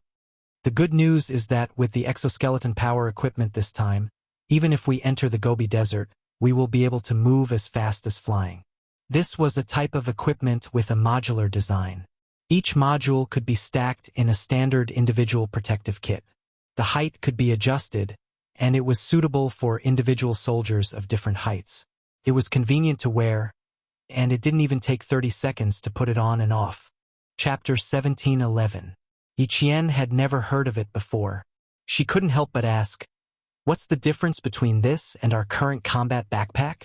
She had never seen or heard of it before. She didn't understand it at all, nor did she have a basic understanding of it. When Xia Jinyuan saw this, he picked up a pencil and began to draw on a piece of paper. Our current combat backpack has a large capacity, so the load is also large. This time, we're carrying 25 kilograms of combat equipment. I'm sure you'll have a hard time. But this exoskeleton power device is different. This is a human equipment fusion device. Its booster device has the function of combining biological, mechanical, and artificial intelligence. It can withstand a load of more than 100 kilograms. The average speed of marching is no less than 300 meters per minute, with a maximum speed of 400 meters per minute. Its self-contained energy can last for no less than 24 hours. At the same time, it detects the individual soldier's muscle activity through sensors distributed at the shoulder, waist, knee, calf, and other parts of the body. It generates force, movement, and other parameters and outputs them to the control system. When she heard this, Yi Qian was dumbfounded. This kind of equipment was like alien equipment to her. It had sensors and could detect. Just listening to it made her feel like there was a high level of science and technology involved. Seeing her shocked expression, Xia Jinyuan couldn't help but raise his hand and affectionately scratch the tip of her nose.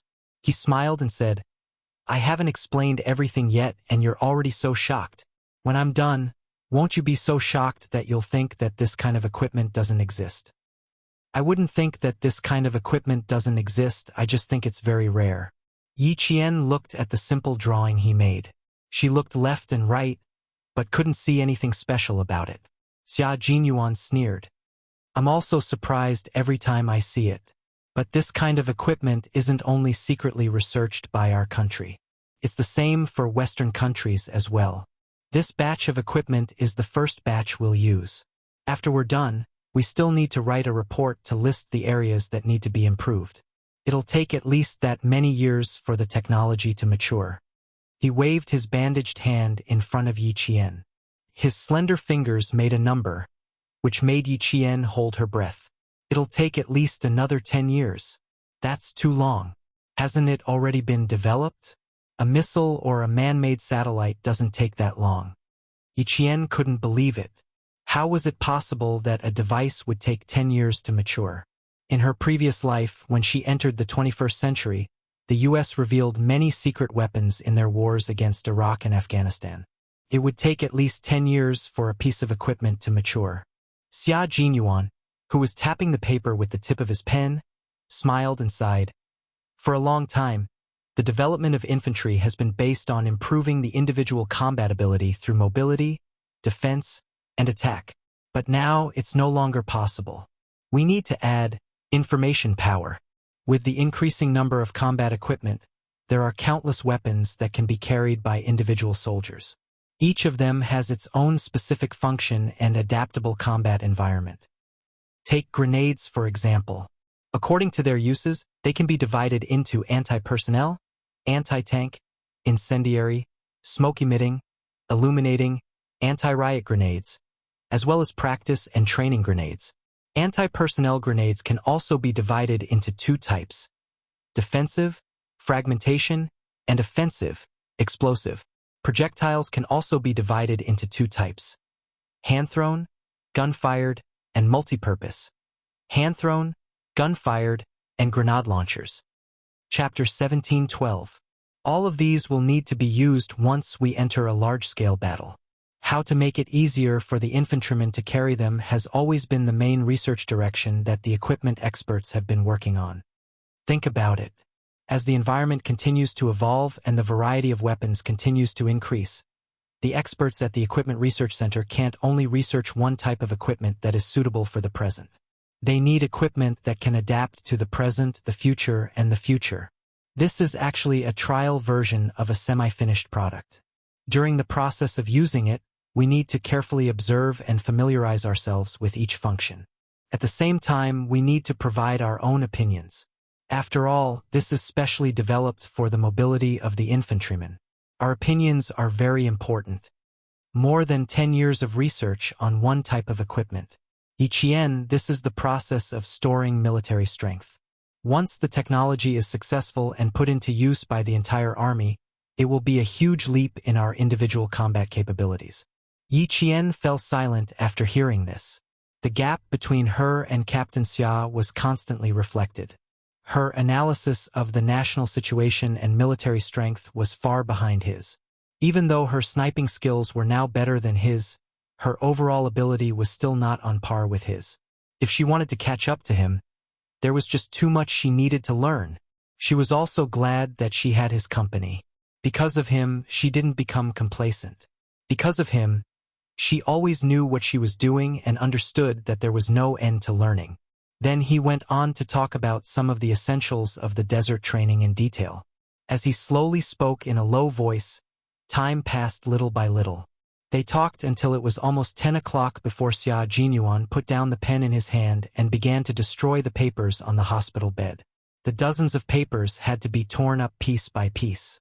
As Xia Jinyuan tore them up, he asked Yiqian with a smile, "Do you have any thoughts on the desert training? Or why do you want to do desert training?" Yiqian thought for a while and said, "In the 9th chapter of Sun Tzu's Art of War, it is mentioned that the combat areas are divided into scattered areas, light areas, and intersecting areas. It is believed that the army can only effectively carry out combat operations if they master the combat methods in different environments. As a Triamphibious Special Forces unit, the Snowfield Brigade must be familiar with different combat areas and environments. When we were rescuing K7, I noticed that everyone was very familiar with the terrain of the highlands. Although there were people leading the way, you were the one who suggested the direction to go a few times. The right time, the right place, and the right people are indispensable. Without any of them, we will lose without a doubt. The battle environment can be summed up in the right place. The environment has a great impact on the combat ability of the entire army. In the West, take Napoleon as an example. His army was stopped in the cold winter of Russia. In the Battle of Red Cliff, the army led by Cao Cao suffered a huge defeat because they were not familiar with naval warfare. These heroes could have ruled the world, but they were defeated because they were not familiar with the environment. On the other hand, The British Army went straight to the Atlantic Ocean without any pre-battle training and actually won the Falklands War. This was because they had been undergoing difficult and high-intensity training in the complicated sea conditions all year round. In the end, they won when no one was optimistic about their chances. Grandpa Jen once told me, "Training in the desert is easy, training in the desert is hard, but training in the desert is hard. Training in the desert is tough, but the better we adapt to the extreme environment, the better we can deal with all kinds of complicated environments." I think this is the ultimate goal of the military's arrangement. It's to tell us that there are no shortcuts to combat experience, combat standards, and combat techniques. Only through hard work can we not be defeated. Chapter 17:13. Uncle Jen taught Yiqian how to deal with people, and Principal Chun taught Yiqian all sorts of skills. In that case, Xia Jinyuan taught Yiqian how to reach the top. As long as the two of them were together, Xia Jinyuan would guide Yiqian very seriously, meticulously, and tirelessly. He broadened her horizons, made her look further, and refined her mental state over and over again. Xia Jinyuan loved Yiqian. There was no doubt about that. But his love was not just to take Yiqian under his wing, but to hold her hand and tell her how dangerous the outside world was. He would teach her how to face and deal with danger. What he hoped for was actually very humble. He only hoped that every time his lover left, she would return to his side safely. Yiqian had a clear mind. The more time she spent with him, the more she could understand Xia Jinyuan's thoughts. Therefore, she would listen to everything he said very carefully and remember every word he said. Because she knew that what he said was what he taught her, and what she needed. It was exactly 11 p.m. when they left the hospital. With their sense of time, they would rather leave earlier than later. When Xia Jinyuan contacted his team, the members of the Snowfield Brigade and the Storm Commandos happened to be collecting supplies. He contacted Li Jinyan and did not ask about anything else. He directly asked where the two teams were. Li Jinyan was standing next to the Navy commander. He suddenly turned sideways and moved the phone from his left ear to his right ear. This was because the Navy commander was standing on his left. "We're at the transit station. We're waiting for the two of you to gather and head to the border." A call from Xia Jinyuan? Ask him how Yiqian is doing. The Navy commander, who did not notice the little trick, was still concerned about Yiqian's health. Although this was just a selection, he really hoped that Yiqian would be able to participate in the competition. Tell Xia Jinyuan to take good care of Yiqian. Don't send him to the hospital again.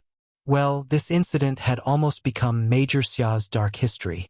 Everyone knew that he had beaten up Yiqian and sent him to the hospital. Xia Jinyuan couldn't help but touch his forehead when he heard the Navy commander's words from the other end of the phone. There was really nothing he could say. Yiqian's condition is very good. His fever has subsided and his symptoms of allergy to medicine have disappeared. Just in case, the hospital prescribed 2 boxes of traditional Chinese medicine for fever reduction and 2 boxes of cold medicine. Li Jinyan was just about to relay Xia Jinyuan's answer to the commander when he saw the commander wave his hand to signal for him to pass the phone to him. For some reason, Li Jinyan tightened his grip on the phone, and even his thin lips tightened a little. "Commander, you already know what I mean. Don't disturb the morale of the soldiers," he said in a low voice before passing the phone to the commander. The commander took the phone and smiled at him, then waved his hand to signal for Li Jinyan to go away and not disturb him. Li Jinyan took a deep breath of the cold air and suppressed the urge to snatch the phone back. He turned around and left. Xia Jinyuan was about to hang up when he heard the stern voice of the Navy commander. "Pass the phone to Yiqian. I want to talk to him and ask him about the situation." "Commander, you want to talk to me?" Yiqian pointed at himself. After Major Xia nodded, he took the phone from the commander.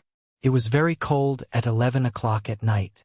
It had been snowing for a few hours, and the sidewalks on both sides of the road were covered in thick snow. The faint yellow light shone on the white snow, like tiny diamonds sprinkling on the ground, giving off a faint golden glow. Yiqian stood under the lamppost and listened to the stern lecture of the Navy commander. It was not because of anything else, but because he was criticizing her for bringing about her own destruction. Chapter 17:14. The nature of this matter is extremely serious. If you are officially enlisted, the punishment that awaits you is not just a day in the hospital. You will definitely be trained for 10 days to half a month. Let's see if you still dare to act so recklessly. Yi Qian did not say anything unnecessary. This was also the first time she had received such severe criticism. After the commander finished speaking, Yi Qian replied seriously, "Don't worry. I will never make the same mistake again. One mistake, one lesson is enough for me to remember." That's good. You are still young and the youngest of the two teams. It's good that you can learn from your mistakes and realize the seriousness of your mistakes. I hope that you can remember and remind yourself at all times. After the commander of the Navy finished speaking, he asked again, "When we arrive at the border, Major General Yang and I would like to see how you complete your shooting. Prepare yourself and give them a lesson when the time comes." Yi Qian naturally did not have a problem. The one who had a problem was Xia Jinyuan. He took the phone from Yi Qian and looked at his picturesque face under the light in the snow. He sighed and said, "Dark history. A dark history that can never be erased. When our relationship is made public in the future, I'm afraid that I will become the target of everyone's crusade. I beat up my own girlfriend until she was hospitalized. I am the only one in the two teams." His elegant and handsome face had a hint of hidden bitterness. His expression was synchronized with his tone. When he spoke, he even deliberately lowered his voice. He was a bit like a large abandoned dog, so pitiful that one wanted to pat his head and take him home with a soft heart. Yi Qian smiled until his eyebrows curved like the crescent moon. "Captain Xia, when the time comes, I don't have to settle the score. I think my comrades and Father Xia will stand up for me." "Father? Father Xia? The Father Xia you are talking about can't be my old man Xia, right?" Major Xia asked with trepidation. He had a bad premonition, and the surging waves of the Qiantang River made his heart tremble. Other than that, there shouldn't be another Father Xia. Yi Qian stood on his tiptoes and gently patted the large dog's shoulder. He smiled and said, "Yes, the commander-in-chief said that it was too polite for me to call him commander. It would be more intimate if I called him father. He also said that I am his biological daughter and that Captain Xia was adopted by him. If you treat me badly in the future, I will teach you a lesson. Don't be polite." Yi Jian didn't say the words, "I'll teach him a lesson in the future." She was afraid that Captain Xia's heart would not be able to take it. When did his girlfriend become father and daughter with his father? As her boyfriend, he actually didn't know at all. He said a lot, at least 10 minutes. Yi Qian pretended not to notice the dangerous glint in his eyes. Under his gentle gaze, he continued to smile and said, "But I can't tell you." Major Xia was speechless.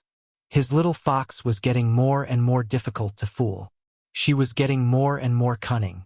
As a boyfriend, he felt more and more pressure. The north wind whistled past. The two figures standing in the snow were so mighty and tall. The atmosphere between them was so warm. Even when they looked at each other, there was affection in their eyes. Chapter 17:15. Until the jeep sent by the local army stopped in front of them. The lingering feelings seemed to have been cut off by an invisible giant pair of scissors. The two maintained a certain distance and got into the jeep one after the other and left. The winter in Chuan province seemed to be slightly colder than Nan province. The sun had been shining in Nan province for 2 consecutive days. The warm sunlight melted the snow on the roadside. The speeding cars, bicycles, and motorcycles splashed the snow and stained the originally white snow that had not melted yet. Lu Tuan and Commissar Yen jumped out of the jeep and hurriedly entered the Provincial People's Hospital. An officer standing in the hospital building saw the two of them and immediately greeted them. "Stomach bleeding. He's still in the emergency room. We don't know the specific situation yet. Is there anyone guarding upstairs?" Lu Tuan strode forward and asked the company commander who came to greet them. "Who's the doctor? Have you informed the hospital?" "It's all arranged. The hospital sent a professor who's famous in the country. I've arranged 2 soldiers to guard upstairs. I guarantee that they'll be there 24/7. Someone was guarding, and the doctor the hospital sent was a famous professor in the country. Then they could only wait. Commissar Yen said, "Don't inform little Yi for now. Old Chun is a man made of iron. He won't fall so easily." Stomach bleeding. Old Chun has been tired recently. His old illness can't be controlled and suddenly broke out. Company Commander you don't have to guard here. Go back to the army and send 2 more soldiers. Lastly, send 2 soldiers who know medicine. Go back to the company and continue training. Don't delay the training progress. Company Commander Yu represented the army to support Yi Qian when he was in junior high school. 2 years ago, he was transferred to the provincial army from Fujian town. Hearing this, he said, "Okay, I'll go back to the army and arrange for the soldiers to come over immediately. Okay, you don't have to send us upstairs. We know how to go. Go and arrange your things." The elevator had not arrived yet, so Lu Tuan simply asked him to leave. He said, "You seem to have been in contact with little Yi. You don't have to tell her about this. We have our own plans." Little Yi was not on vacation yet. The military school's discipline was the same as the army's. She could not easily ask for leave. Since old Chun had passed the danger, there was no need to worry her. Gastrorrhea was one of old Chen's old problems. He had had it for a long time, but this time it was a little more severe. The 2 elevators arrived at the same time. Lu Tuan and Political Commissar Yen entered the elevator on the left quickly, while a couple with gloomy faces walked out of the elevator on the right one after another. The man suddenly turned his head and looked at the army green that flashed past him on his right. "That old bastard is really shameless. He wants me to serve him? Bah! She's not worthy. It's already good enough that I didn't force her to drink a bowl of medicine. You want me to take care of her? Dream on." Sun Dongqing cursed as she walked. After taking 2 steps, she realized that her husband, Yi Zhifan, was not following her. She turned around and saw that her husband was still standing there. She said unhappily, "What are you looking at? It's already past 11 o'clock. It'll be past 12 o'clock when we get back." Yi Zhifan did not move.